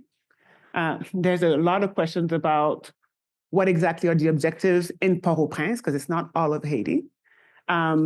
What in our defense development policy or defense support policy is the advantage or the logic of training a police force that has been known to shoot to kill in Kenya indiscriminately in its work on global war on terror as a partner, but also in policing broadly speaking. There is our failure to apply the international law equally, whether we're talking about Ukraine or Gaza. There is our failure as a country and as a government to meet with UN representative of special rapporteurs who speak about international law. And we are failing to be consistent and also failing to, and so I'm talking a lot about failures. We can talk about successes later. But one of the things that is also, you mentioned kind of some of the consequences of living in a global and connected world where environmental crises will lead to maybe refugee crises. But one of the things that is rarely mentioned is how foreign policy failures then also lead to migration challenges, which is in Canada now considered a crisis. One perfect example is our failure to sustain our engagement in the Sahel in a context where we contributed to destabilizing the Sahel with what we did in Libya. So I think consistency is definitely key and one of the challenges, but also identifying what's our comparative advantage as a country. I don't believe that our military strength is our comparative advantage. I think our economy is relatively small, and there are other small countries around the world who've leveraged other values and policies that they have that they do better than we do. So that's kind of just an opener. That's great. Thank you for these remarks. I mean, I in my very quick introduction, there were a couple of other things that I had forgotten to mention, and I think you've picked up on those. One in particular is that we do have not commitments necessarily, but we have promised in some cases to reach certain targets which we haven't met. I mean, bilateral aid to Sub-Saharan Africa, for example, is supposed to be 50% of what so 50% of Canada's bilateral aid is supposed to go to Sub-Saharan Africa, and we haven't met that target yet. And we can go through a lot of those things and see what the consequences are. But maybe I'll turn to you, Patricia. I'm not going to ask you about the coherence, obviously, of Canadian foreign development assistance policy, but I just wanted to see whether I've missed anything. I mean, I've given a very broad sort of introduction in terms of what Canada's development assistance does, or, where we're putting resources and so on. But from where you are, you obviously have a different, or maybe,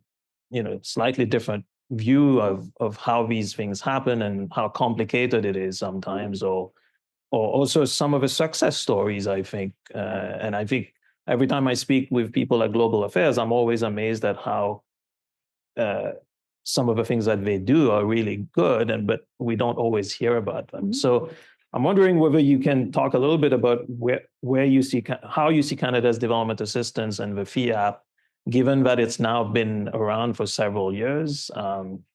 Yeah. Well, thank you. It's always nice to listen to some of the other comments, and thanks for laying out a bit of the policy direction. I thought maybe what I could do, recognizing that we have kind of a mixed group of participants here, maybe just say a little bit about what we set out to do, kind of some of the key elements of the FIAP, maybe some of the trends, like, the rollout has been impacted by where we're at, and there's some of the issues that Yolande mentioned, and then some reflections on what I think the implications are for us as we think ahead. And I think that picks up on some of your questions. So as you mentioned, that we have a feminist international assistance policy. For public policy makers, it's actually a really interesting space to be in. You have policy consistency for 9 years.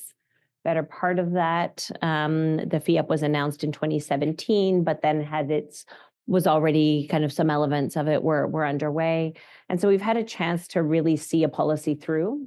So specific action areas were identified, gender equality, and a feminist approach being the kind of at the core of everything that we do, having health, education, and humanitarian action. So that's our kind of human dignity piece, a growth dimension, environment and climate action, and then governance and peace and security. So these were kind of specific pieces that we had as part of the policy orientation. And then accompanying that, specific targets.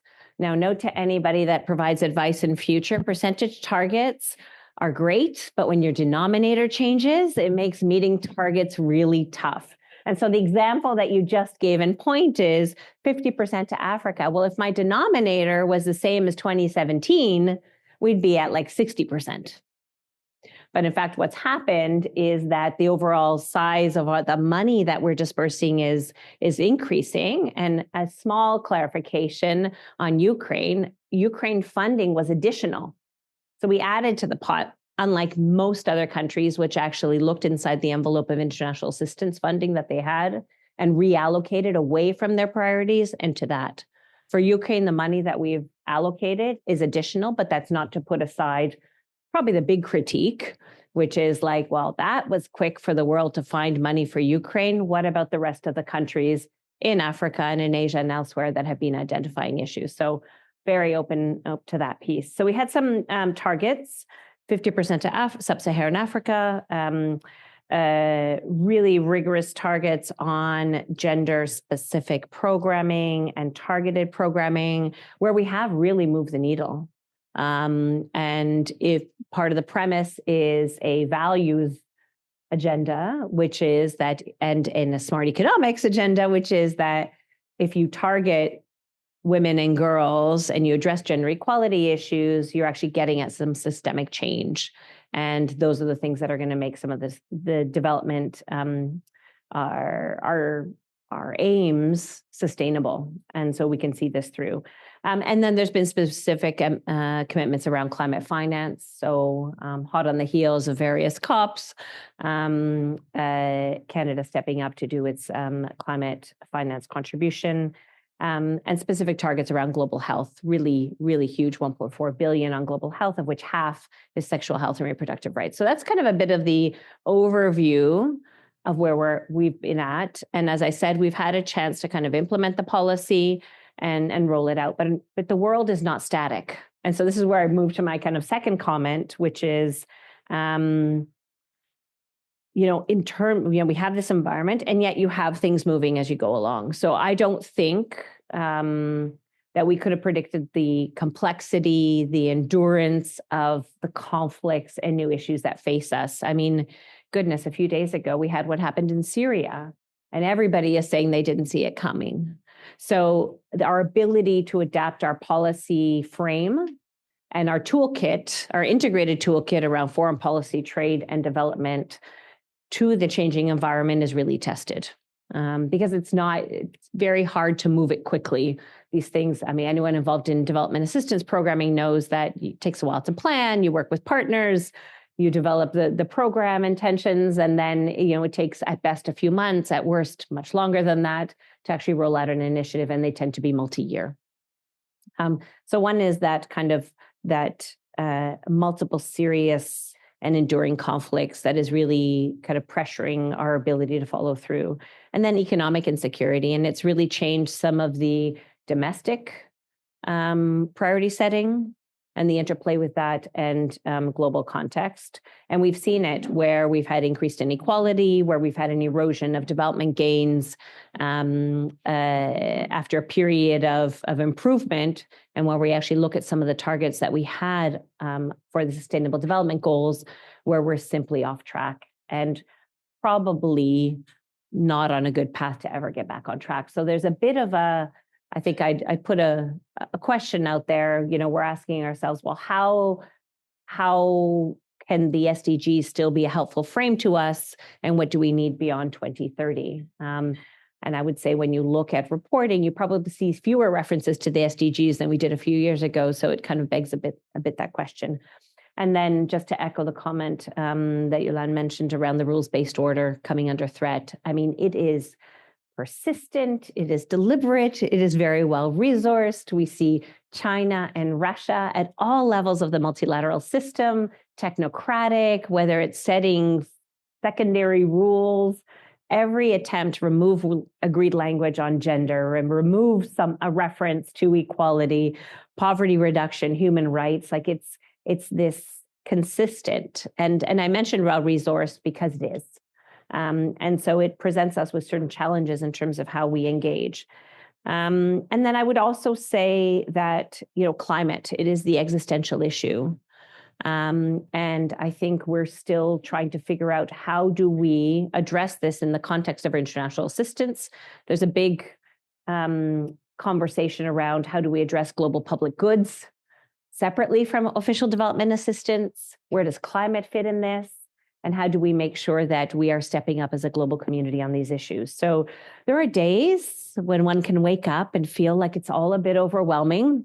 But on the other hand, part of our job at Global Affairs, but also as part of the Government of Canada, is to figure out, okay, so how do we make sense of that? And how do we bring the best of the toolkit forward? So what are the implications for us? I mean, the Feminist International Assistance Policy still very much serves us as a frame. There is no question about that. But what we have to recognize is that the priorities for international cooperation are more than ever set in a geopolitical context, and that we have to kind of embrace that as we are deciding how we move forward with our cooperation. How we engage with the partners. There's a lot of lexicon. So whether you say Global South or our partners, they themselves are defining terms for engagement that we have to listen to. And this idea of them being development recipients is a misnomer. They are very clear on what they see as their path for development. And some of it actually comes up against the grain of our policy approach, even of what we think our value added is, and explains why, with eyes wide open, at times they are choosing to embrace terms for a loan from a country that they understand will have a quid pro quo for accepting that loan and are willing to do it. And it's part of their infrastructure, it's a part of their path to development, it's a part of what they see as the way to bring their people out of poverty, and including in countries where they have very young populations. I guess the one thing I would say is there are perennial areas where Canada has had an enduring interest. And without any kind of political commentary, Canada has been involved in the area of global health for a very long time, whether we think about maternal newborn child health and the Muskoka commitments, support to global health systems. And so that is a consistent thread in our policy approach. And there is different areas of emphasis. So right now, sexual health and reproductive rights is a particular focus. but there are aspects of our work that we have been doing for a very long time.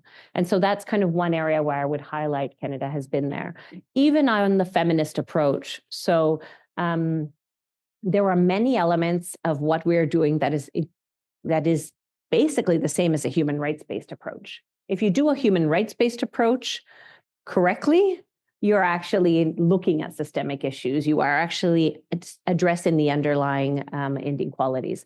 And the human rights-based approach that we have was ingrained in law, in the Official Development Assistance Act under the Conservatives. So there's also a way of drawing a thread in terms of how we do our assistance and some of the underlying principles that are enduring Canadian approaches. So I think one of the questions for us is, how do we enter into this space of understanding that there's going to be great pressures on public funds? We're always in the world of trade-offs, but probably more now than ever. And where is that, to use the economic term, maybe the marginal value of what we do, and making sure that those choices bring the very best that Canada can do working with our partners. We have been incredibly multilateralized in terms of how we work through multilateral institutions, but there's also a core of our work that was with Canadian organizations and with Canadians. And maybe one question that we had, I don't know we'll have time to talk about it, but I can put a little pin. How Canadians engage in international assistance is also changing. Yeah. One only has to look at the annual charities report on how Canadians are giving to see that they're giving less and differently. But also very engaged in these issues globally. We have a population that is very connected, but also sometimes wants to do it not necessarily through international assistance and through the mechanisms that are traditional, and finding other ways beyond remittances and other things. So I think that's an area where we can explore some more. We'll come back to that last question because I think it's really important in terms of how we message, which is something that we on the development side always think about. What do people understand? We'll leave that for the last bit of your comments, but maybe I'll go with you, Marianne, if you can hear me. There is a question about reconceiving Canada's development priorities, or maybe focusing on other things that we're not necessarily thinking about. I'm wondering whether you can, based on your experience, tell us a little bit about how you see this issue. So if you had to think of certain areas perhaps where Canada's development assistance could be more present, if you will, what would those be? Yeah, so that's a difficult question. So first of all, when you reconceive development priorities, of course, you lose possibly a focus on past priorities. And when you lose a focus on past priorities, you might be accused of flip-flopping. So not being taken serious anymore for possible changes in your future policy as well. Having said that, of course, there's a changing environment, there's a changing planetary environment, there's changing geopolitics that has been mentioned before. So it's doing a systemic assessment of where the needs actually are that need to be answered, and the changes in the global context is definitely needed, I feel. Again, from a strategy perspective, you would think about implementation at the same time. So if you look at needs, you do an assessment, you also have to think about how you can actually implement it. And when you implement changes, you have to think about the urgency that you need to create to actually make that shift. So to get a support. So in this case, it was mentioned that there's a lack of resources possibly in the future. So in this case, you need to think about, okay, if you have a shift in development priorities, can you actually get the resources to carry them out? So that means, first of all, taking into consideration that globally things are changing, as I mentioned. I mean, you have China stepping up differently. You have Russians in Africa that take over positions that were previously held by, let's say, the West, in the interests of these countries. So there are certain things you need to consider, but in the end, it really depends if you can get the implementation done. And again, there's this great book by Jan Koch on the unintended consequences. There were great priorities that the Western countries, in terms of development assistance, wanted to push through, but in the end, they were not always really reached. So, because we talked about gender, he mentioned in certain countries actually the push for gender LGBTQ rights actually backfired. So country governments actually use the positions of Western donors on that to say that this is something which has been imported by the West, and that was actually taken to the disadvantage of certain activists. So what I'm trying to get at, I'm totally for pushing gender issues, LGBT rights, etc. But whenever you think about priorities, think also about the implementation and how you communicate the priorities and then implement the policies. Thank you. Yolande, maybe I can ask you to build on that and maybe add to this question, because you also talked about the Africa strategy, which for those of us who've actually looked at this, it's been a long time. I mean, I was one of the persons who co-edited a book on Canada-Africa relations in 2013, so it's been more than a decade. And we are hopeful that we'll finally get a strategy or framework or whatever people want to call it, but we need something. And so throughout the day, we've talked about, do we need an overarching strategy or a review of foreign policy or a review of development assistance policy? But yeah, so how do we reconceive, or should we reconceive, the development priorities for Canada? Do we need a broader strategy than just the Africa framework? Where do we engage in the next few years? Because part of Steve's idea behind this event is to actually think about the future. So the next 6 months or year or 2 years from now. So how do you see this? It's a difficult question. It is. But I think we need to think about it in terms of where we engage and how we do it. Yeah, it is a difficult question. And it's a difficult question for me to answer simply because, of course, my primary area of work and engagement is the African continent, 54 AU countries, 55 countries broadly.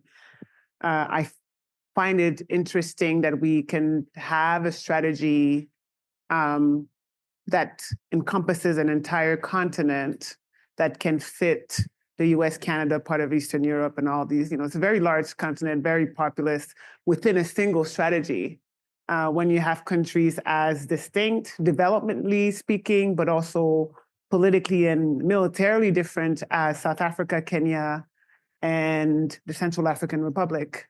And so we've seen, for example, in terms of foreign policy engagement and development conversations, bilateral conversations between Canada and the African Union. The African Union is a very complex, multinational, Pan-African organization. And there's also, other things in terms of Canadian actors, like how do Canadian actors themselves engage in African settings, primarily, for example, mining companies, and their violation of international law, and how do we hold them accountable? So when we think about a human rights-based approach, it's not necessarily a question of, because also Canadians like nomenclature, right? Is it a framework? Is it a policy? Is it an approach? Is it a strategy? And then what are the implications of whether something is a framework or a strategy? And sometimes you don't necessarily have to redevelop. I like to, when you're talking about the consistency of the FIAP over the past decade plus, right? Sometimes you don't have to reinvent, but simply go back to what your basic principles of engagement actually are. And so I'm not quite sure whether, I personally think, and I'm going to sound like a broken record, that it is definitely important to be cognizant of the shifts geopolitically and what's happening south of the border, what's happening in Europe with our, Atlantic partners and Pacific partners.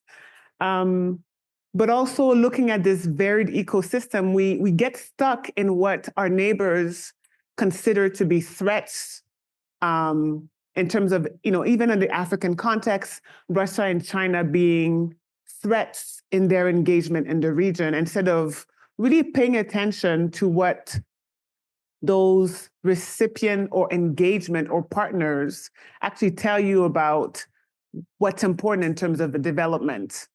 Infrastructure development is one of the priorities, and this is the reason why the European Union has had to match what China does in Africa in order to, in terms of infrastructure. The EU just recently developed a massive infrastructure development project with Africa because, the infrastructure is colonial. You can't develop, you cannot have sustained economies if you can't get goods in and out, not only the countries, but within the country, right? That's basic. And there's conversation about the Chinese debt trap, but also a need of reflection is is the debt trap with the Western-based institution? What have been the consequences for African countries? So in terms of looking carefully, not only about the stated policies, but the actual practices, I refuse to think about development simply in terms of what you give or the micro level engagement with civil society organizations. Development is the global market. Development is the movement of people. Development is the environment as well, right? As was mentioned, climate. But climate is not just a question of, global warming based on deforestation. It's also linked to war. So how does, on one hand, increase investment in military spending and military exercise have an impact on the environment? There's a great research at the Watson Institute called The Cost of War, where they break down, military engagement, military spending, and how it impacts the environment. So, unless, in my view, unless we look at development from a holistic perspective that takes into consideration economic engagement, terms of trade, security issues, the environment, gender, human rights, I think we can do good things, but we don't reach the optimal outcomes. And it's difficult to do in a context of changing security landscape, changing financial landscape in our individual pockets and nationally speaking. But I think this is where you get the best outcome and the best investment. But it's hard to do when your partners are not necessarily thinking the same way as you do. Thank you. So maybe I'll ask the final question and then we'll open it up for questions from the audience. One thing that I know from my own experience, and I think you also probably are aware of this, is that once you move outside of Ottawa or even outside of rooms like this, a lot of people don't understand what ODA is or what development assistance is. The numbers they'll tell you sometimes just don't make any sense, right? So if you look at how big our budget is in Canada and you look at how much our aid budget is and you do the numbers, it's a tiny, tiny fraction. And yet I ask you to go and look at any article, any newspaper article on ODA, on foreign aid in the Globe and Mail, and read the comment section. It's always the same thing. Why are we sending so much money overseas? Why are we wasting taxpayers' money? Canadians are hurting. Why are we spending all this money? It's always the same. You don't see that with defense, by the way, not as much, in my view. And that's interesting, right? So as someone who works on development, who has worked like you, I always find it mind-boggling. Like, how do you explain this to people? And so one of the things I've been saying, and I mentioned it earlier, was, we need to be able to somehow convince people that when we're investing in development, we're investing for everyone. It's not just what's going on out there, it's also what's going to happen to us if we don't do that, right? And there are many, many examples. But it's a difficult thing to do because people will always go back to why are we spending $8, $9, $10 billion somewhere else. Why don't we spend this in Canada? So the question is, why is it so difficult? And how do we try to address this issue? How do we message, right? In fact, we were at a meeting recently in Montreal in 2024, right? Where we're still having an existential debate about how to make a case for development assistance, right? It's shocking. Who wants to go first? Marianne? Sure. So I look at the surveys, the public surveys. So I saw that actually there are quite a few that track public opinion on development assistance in Canada. There's the one there's from the statistical office one, a tracking survey, and then the recent one that I think you referred to by a private organization. And yes, it's shocking. So people don't know how much is being spent. What I found really interesting is the last survey looked at how important different issues are, and everything related to gender was actually quite low in terms of priority list to the people. So it seems if you look at the public, then they see development aid being spent on gender issues, and it's not relevant for them, seemingly. So getting back to urgency, how urgent do they believe that development assistance is? Could it be spent elsewhere for things that are more urgent to them? So again, having looked at what's actually being done under the gender agenda, I mean, there's much more being done. There's work on all sustainable development goals. It's much more than gender issues per se. So my question was actually if there couldn't be a change in how you communicate development aid across the country. There are studies by Helen Minler in the US, which are excellent, which kind of try to track on when the public actually supports development aid and when not. And they use experimental designs, and they kind of show that, at least in the US, if people are being communicated that there are economic benefits to the country, then they are much more likely to support actually development aid. So one thing I think as a researcher here, what could be done is just to do a bit more, like a few experimental studies to see what people actually appreciate in terms of development aid. What are they ready to fund? Where would they give more money to? And then also communicate it accordingly. And again, nothing should be communicated which is not also done. But again, I have a feeling that a lot is being done in terms of development assistance from Canada, which is just not communicated well. Again, my own research, it used Japanese data, it's a historical sample, but there are clear benefits to firms. And these firms, they usually back afterwards, they invest back in their home country. There's employment that grows out of it in the home country.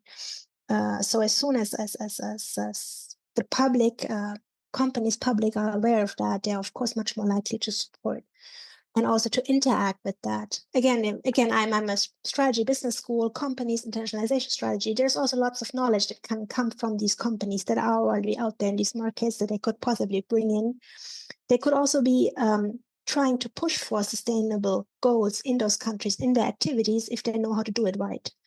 And again, that's where I feel they could learn a lot from development assistance. There have been so many impact assessments have been done on development assistance in these countries to see what works, what doesn't work. So there could also be a kind of more of an exchange going on between companies and the public and the government, and not just the big companies, but also smaller companies that are active in these markets. Thank you. Patricia? Yes. A personal anecdote here. So in 2017, I was appointed as Canada's ambassador to Chile, and my family found out and they said, "Oh, thank goodness we finally know what you do." This was after me working for years, managing the multilateral development banks, working in international development assistance. It's complicated and it is multifaceted, but we don't communicate even the simple stuff. So, you know, when I come back, I was recently in South Africa, meeting with South African counterparts, talking about their G20 priorities and what we are doing and will be doing. And I had a chance to visit this amazing facility where we supported vaccine development, a commitment we made during the pandemic at the time when Canadians had this very live and present example about the interconnectedness of the world. And if we're all healthy and protected, we're all better off. Like, it's this amazing example that one could have imagined would have like focused minds and created a bit of a path for communicating how our international assistance is not only good for the world, but good for Canadians. And yet, a few years later, that feels like a distance path. Anyway, I was able to meet this vaccine production facility that we've supported, super small, in the outskirts of Cape Town. They're producing small dose vaccines in this amazing clinic where they also train 20 to 30 young South African people to be lab technicians, so kind of market development, upskilling and education. And they are supporting training for vaccine development across the continent. So this idea of a multiplier effect, but then also contributing to clinical trials. So this is kind of real and substantial, and it will have health impacts. And it's only in a few years, and it's super modest. But how do you go from the anecdote to the personal story and actually draw? And it's really challenging because I had the pleasure of appearing before the Public Accounts Committee in Parliament to talk about a review and a report that the Auditor General did, where it's really hard to attribute $1 Canadian to a health outcome or an improvement in health or education or security or otherwise. Our attribution, because we're multilateralist, we often give into funds, or we also don't get involved in the actual delivery of it in a direct way. It's really hard to connect something that happens here to something there. And so it's a perennial issue, but no donor has done it. And so I do wonder, let's figure out, what does success look like? So how could you ever be? But then also it means you have to commit resources towards doing it in a sustained way. And unfortunately, when there's fiscal constraint, the first thing you're going to cut is your communications budget. Or the first, it's one of those things that's seen as extra and not core to the business. So I think there's a bit of like a chicken and egg issue with it, but we are trying to get better. So we just issued our latest report on Canada's international assistance, where we're trying to more tell the story of it and connect our broad policy engagement with specific impacts. And for instance, we have our 10-year report on global health, which we've been tracking now for a decade. So you can actually see consistent change of the investments that we've been making. So we're trying to do that, but it's not like Canada is missing out on something that everybody else has cracked. It's kind of a big issue with the development community. I think it's important to acknowledge, not to give up, but let's figure out what we can actually do. And I know we still have some more, but I just want to make a little comment about, resources, and maybe to reflect on Marianne's comments. So we are, one thing is to talk about the dollar we spend, but the other thing is about what we do. So in a very, the traditional system was to do grants. So you give money, you never expect any of it back. And it is the foundation of how we have built our official development assistance work as a global community. But we do have some innovative tools. And when we speak to countries, whether it's in Africa or in Asia or in the Americas, they're saying to us, actually, we can pay you back. We just need, there's a bit that's high risk. Can you play that part? Can you support us in this aspect of our country development plan? And so we are developing new tools. As you know, federal public service, some of this stuff is maybe not new for the banking sector, but new for us. And so we're still working on how to figure it out. But those things show promise. And I think we're going to be able to do a lot more if we're able to do them well. And so I guess there's a question about, yes, one thing is about having more resources, but actually being really purposeful and thoughtful about what you do, make it matter the most, and be responsive to what they're asking for, so that they don't have the only choice being a very taxing loan from, Bretton Woods institution even, or another bilateral donor that has terms. And I don't think we talk enough about that. And yes, this is a policy conference, but I think some more interrogation of okay, are there ways, what are the tools that we could be using better? within this and what's the evidence around that, what's the research, and how do we have the impact, would be super helpful to people like myself and my teams. Can I ask Thank a you. question? Yes, of course. I know that in the US, there's been quite a bit of communication about, what the US spends overall on development assistance and how much actually is spent domestically. So that actually, if you look at the pie, very small amount actually goes out compared to what is spent on based on procurement rules, like who has to manage projects, oversight, all this stuff. And I was wondering whether you had any information about whether this kind of disaggregated data about the overall budget versus what is spent domestically in Canada for like NGOs based here, but who implement projects abroad, for example, whether there's a way in which the government actually keeps track of, there's the overall development budget, and then there's what's spent abroad and what's actually spent domestically, which goes back into taxpayers' pockets somehow through spending and salaries. Yeah. There are some studies that have done it, but it's not done in a systematic way. There's an answer. Yeah, but it's not something that you see every year. There are people who've done it over like inconsistently.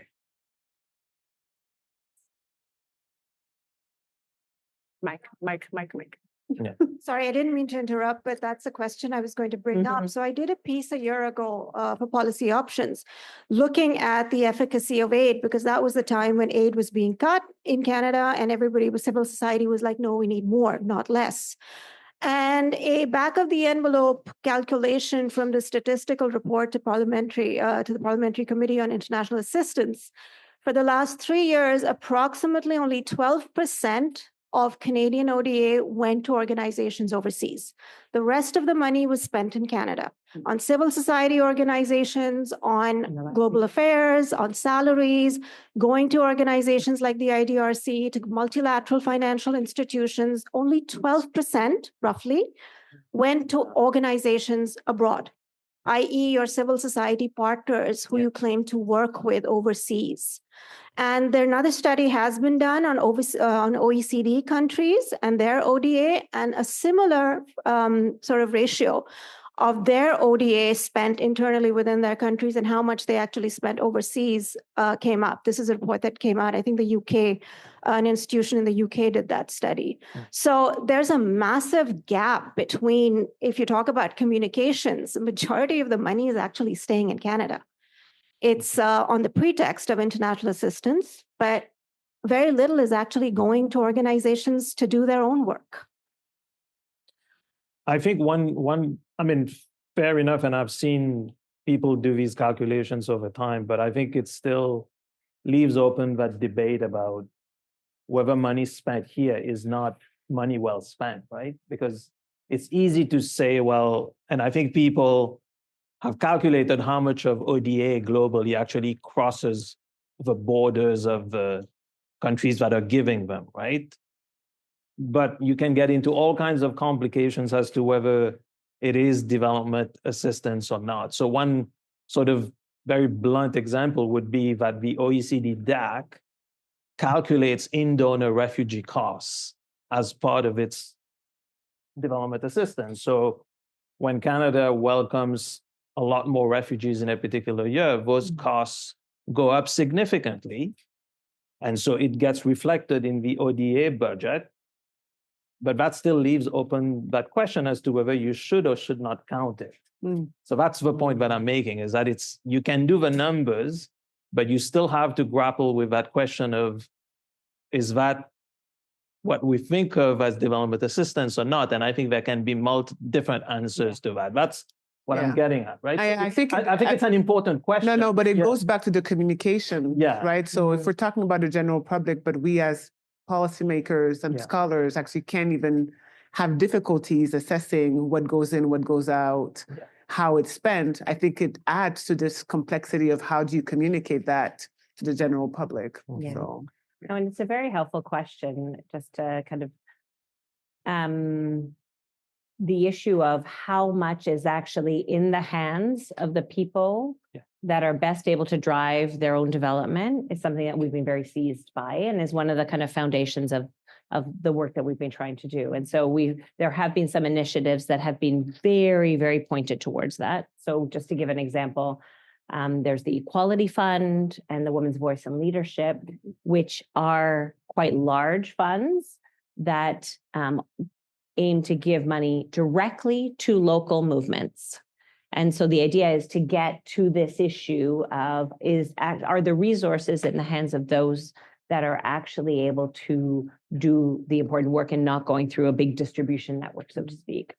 The other thing I would say that is, worth bearing in mind is that there's also been a change in the Canadian ecosystem. So where we look at Canadian civil society and civil society organizations, they themselves have been asking themselves the same questions and are some have decades of relationships with local communities and in working in countries in very localized ways and are shrinking their space in Canada and their role as institutions and really working much more locally. So this issue of decolonizing the aid, of localizing the aid is very front of mind. And so it's challenging. And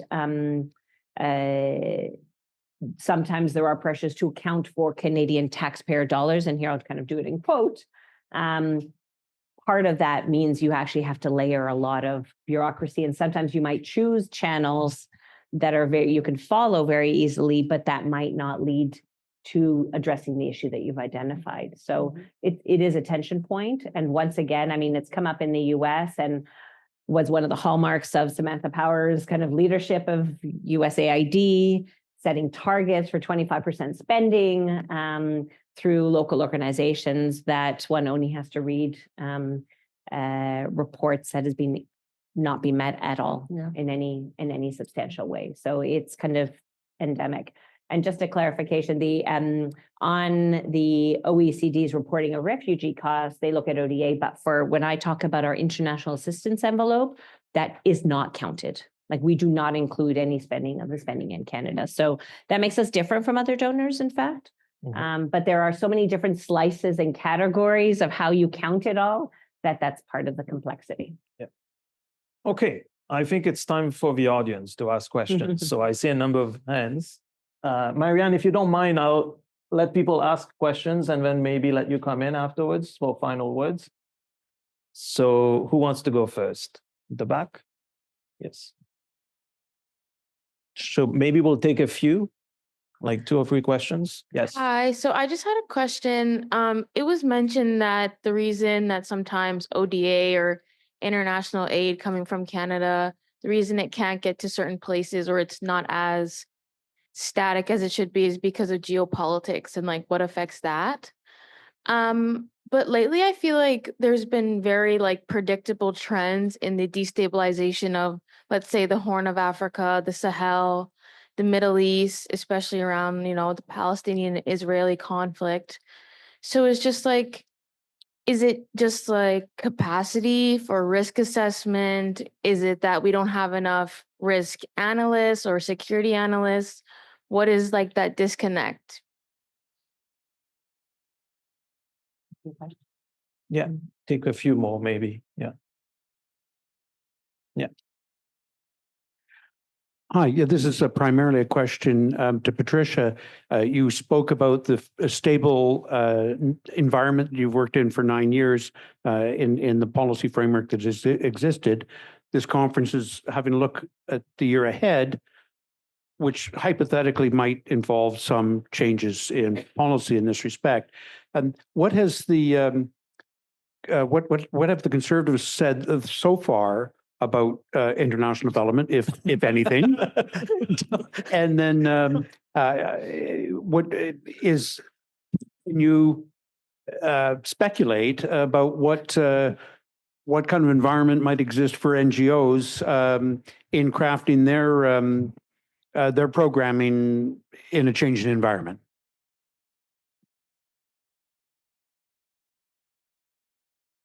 Are we doing it one more? Yeah. Thanks to the panel for this wide-ranging discussion. My question goes back to maybe some first principles in terms of the issue that's come up around CETA defate amalgamation and the relationship of international assistance, ODA, to broader foreign policy. And I would be very interested to hear from the panel about this tension between ODA as one more foreign policy tool versus ODA as a global good that is aimed at poverty alleviation and has other kinds of objectives. And in this moment where we have spending pressures, investment pressures, what kind of protection for the autonomy of ODA as an independent arm versus one more foreign policy tool to have immediate trade spin-offs or national interests narrowly defined? So, Marianne, do you want to take any of these questions first? No, I let you go first. Go ahead. You can go ahead. Can you hear me? Yes, I can hear you, but I think the questions are mainly addressed to Patricia, I think. So one thing I just wanted to highlight in terms of, global goods versus a foreign policy, I'm feeling that they should be aligned, that they're partially aligned. And that's, again, an aspect that would need to be communicated the right way. So it might not be the need to communicate well about the dollar spent actually in Canada, but about the spillovers that you would have via these global goods for Canadians also in Canada. If that partially answered the last question, and I let Patricia go next, or Yolanda. Okay, thank you. Sure.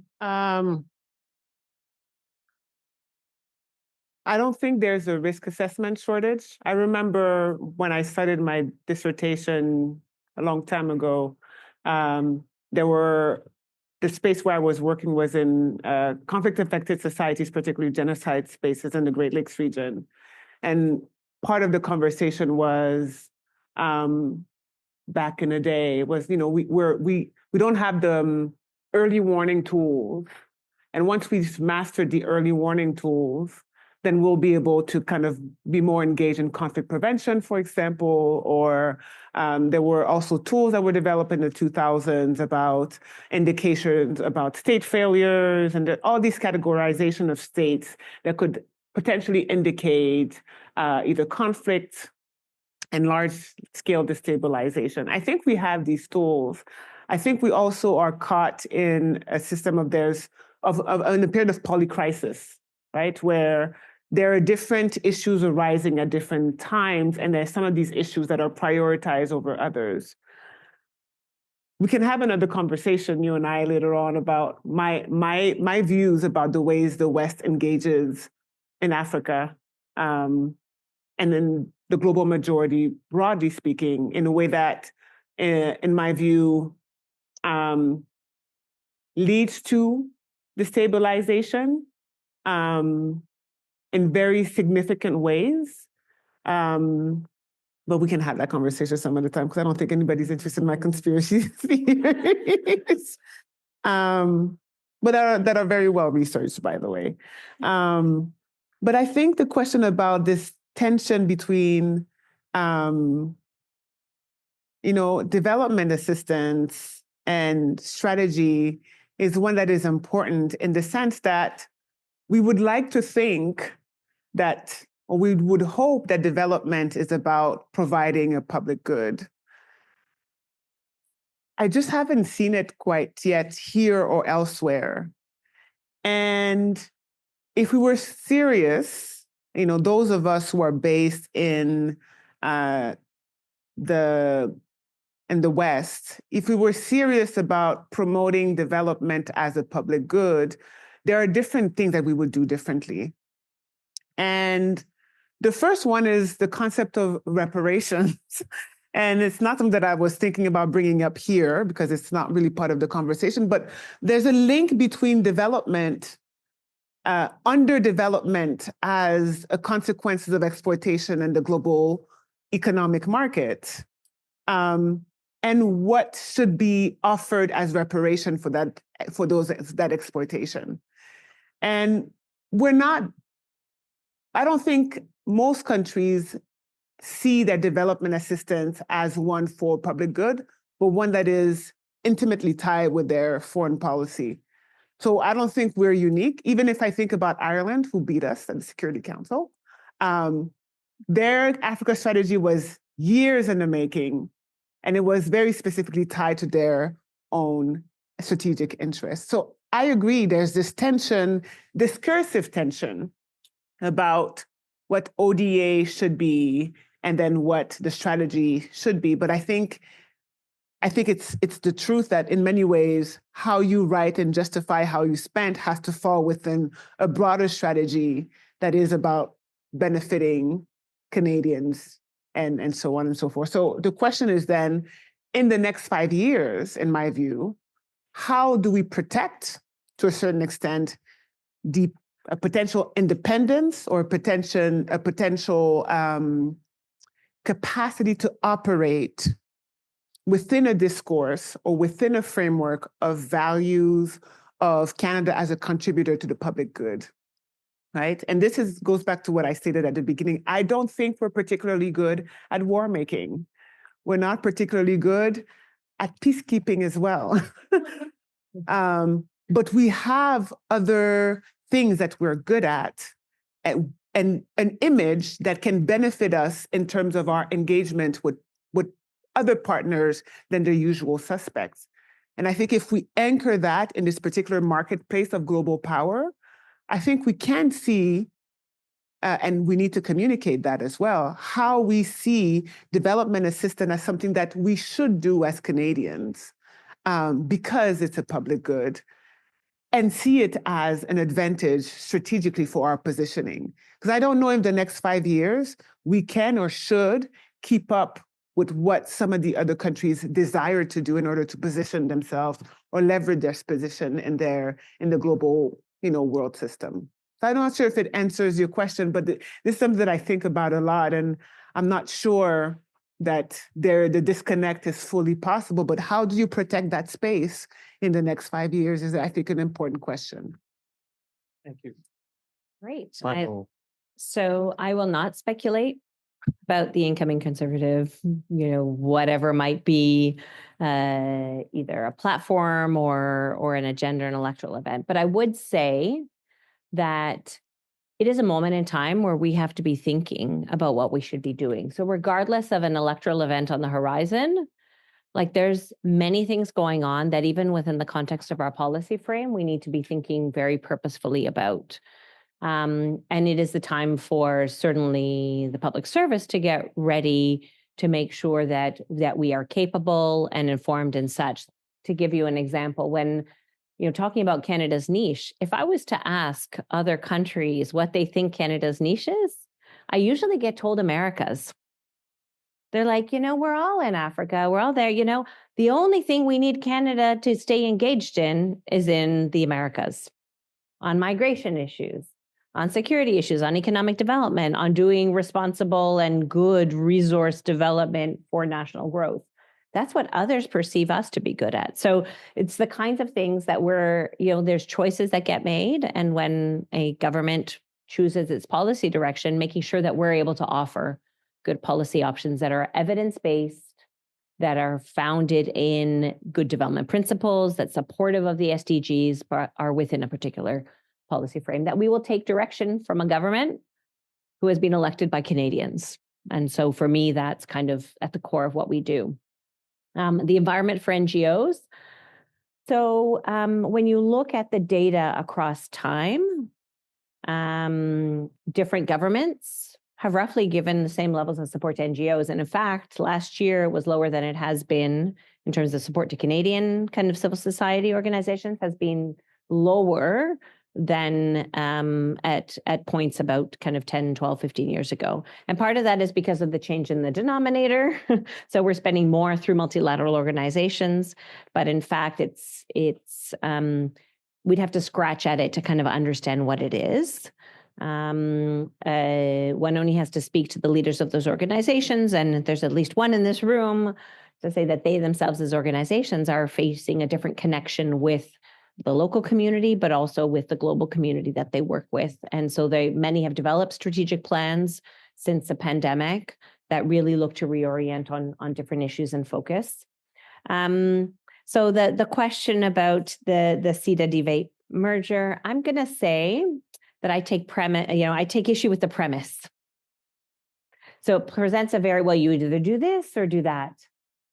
When I go and meet with somebody in one of the countries that we want to partner with, they don't say to me, I would like a trade agreement or development. They don't actually, anybody asked me ever for development.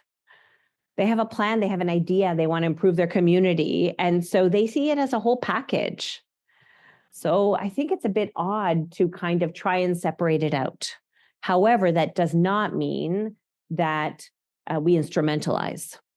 So one is not kind of an instrument of another, and that's something that is intended to make another thing, to make a deal happen. Like, that's not what it is, but they are connected and you have to do them both. And so the question is figuring out how and when and why you bring these pieces together. In the legislation that guides the work that we do, the only minister that's in the legislation is Minister of Foreign Affairs. So, should there ever be a future, and here, please, I'm not predicting anything or trying to foreshadow, but in the future, you could have one minister for the whole of Global Affairs Canada. Should a government choose to go that route? And then we really have to make sure that our toolkit fits well together and does the right thing at the right place at the right time. And I think that you can serve the interests of Canadians and also respond to what those countries and partners that we're working with want, but it's really hard to do. And so our job is to figure out how to do it well. Thank you very much for your remarks, your comments, and answering these questions. So please join me in thanking our panelists.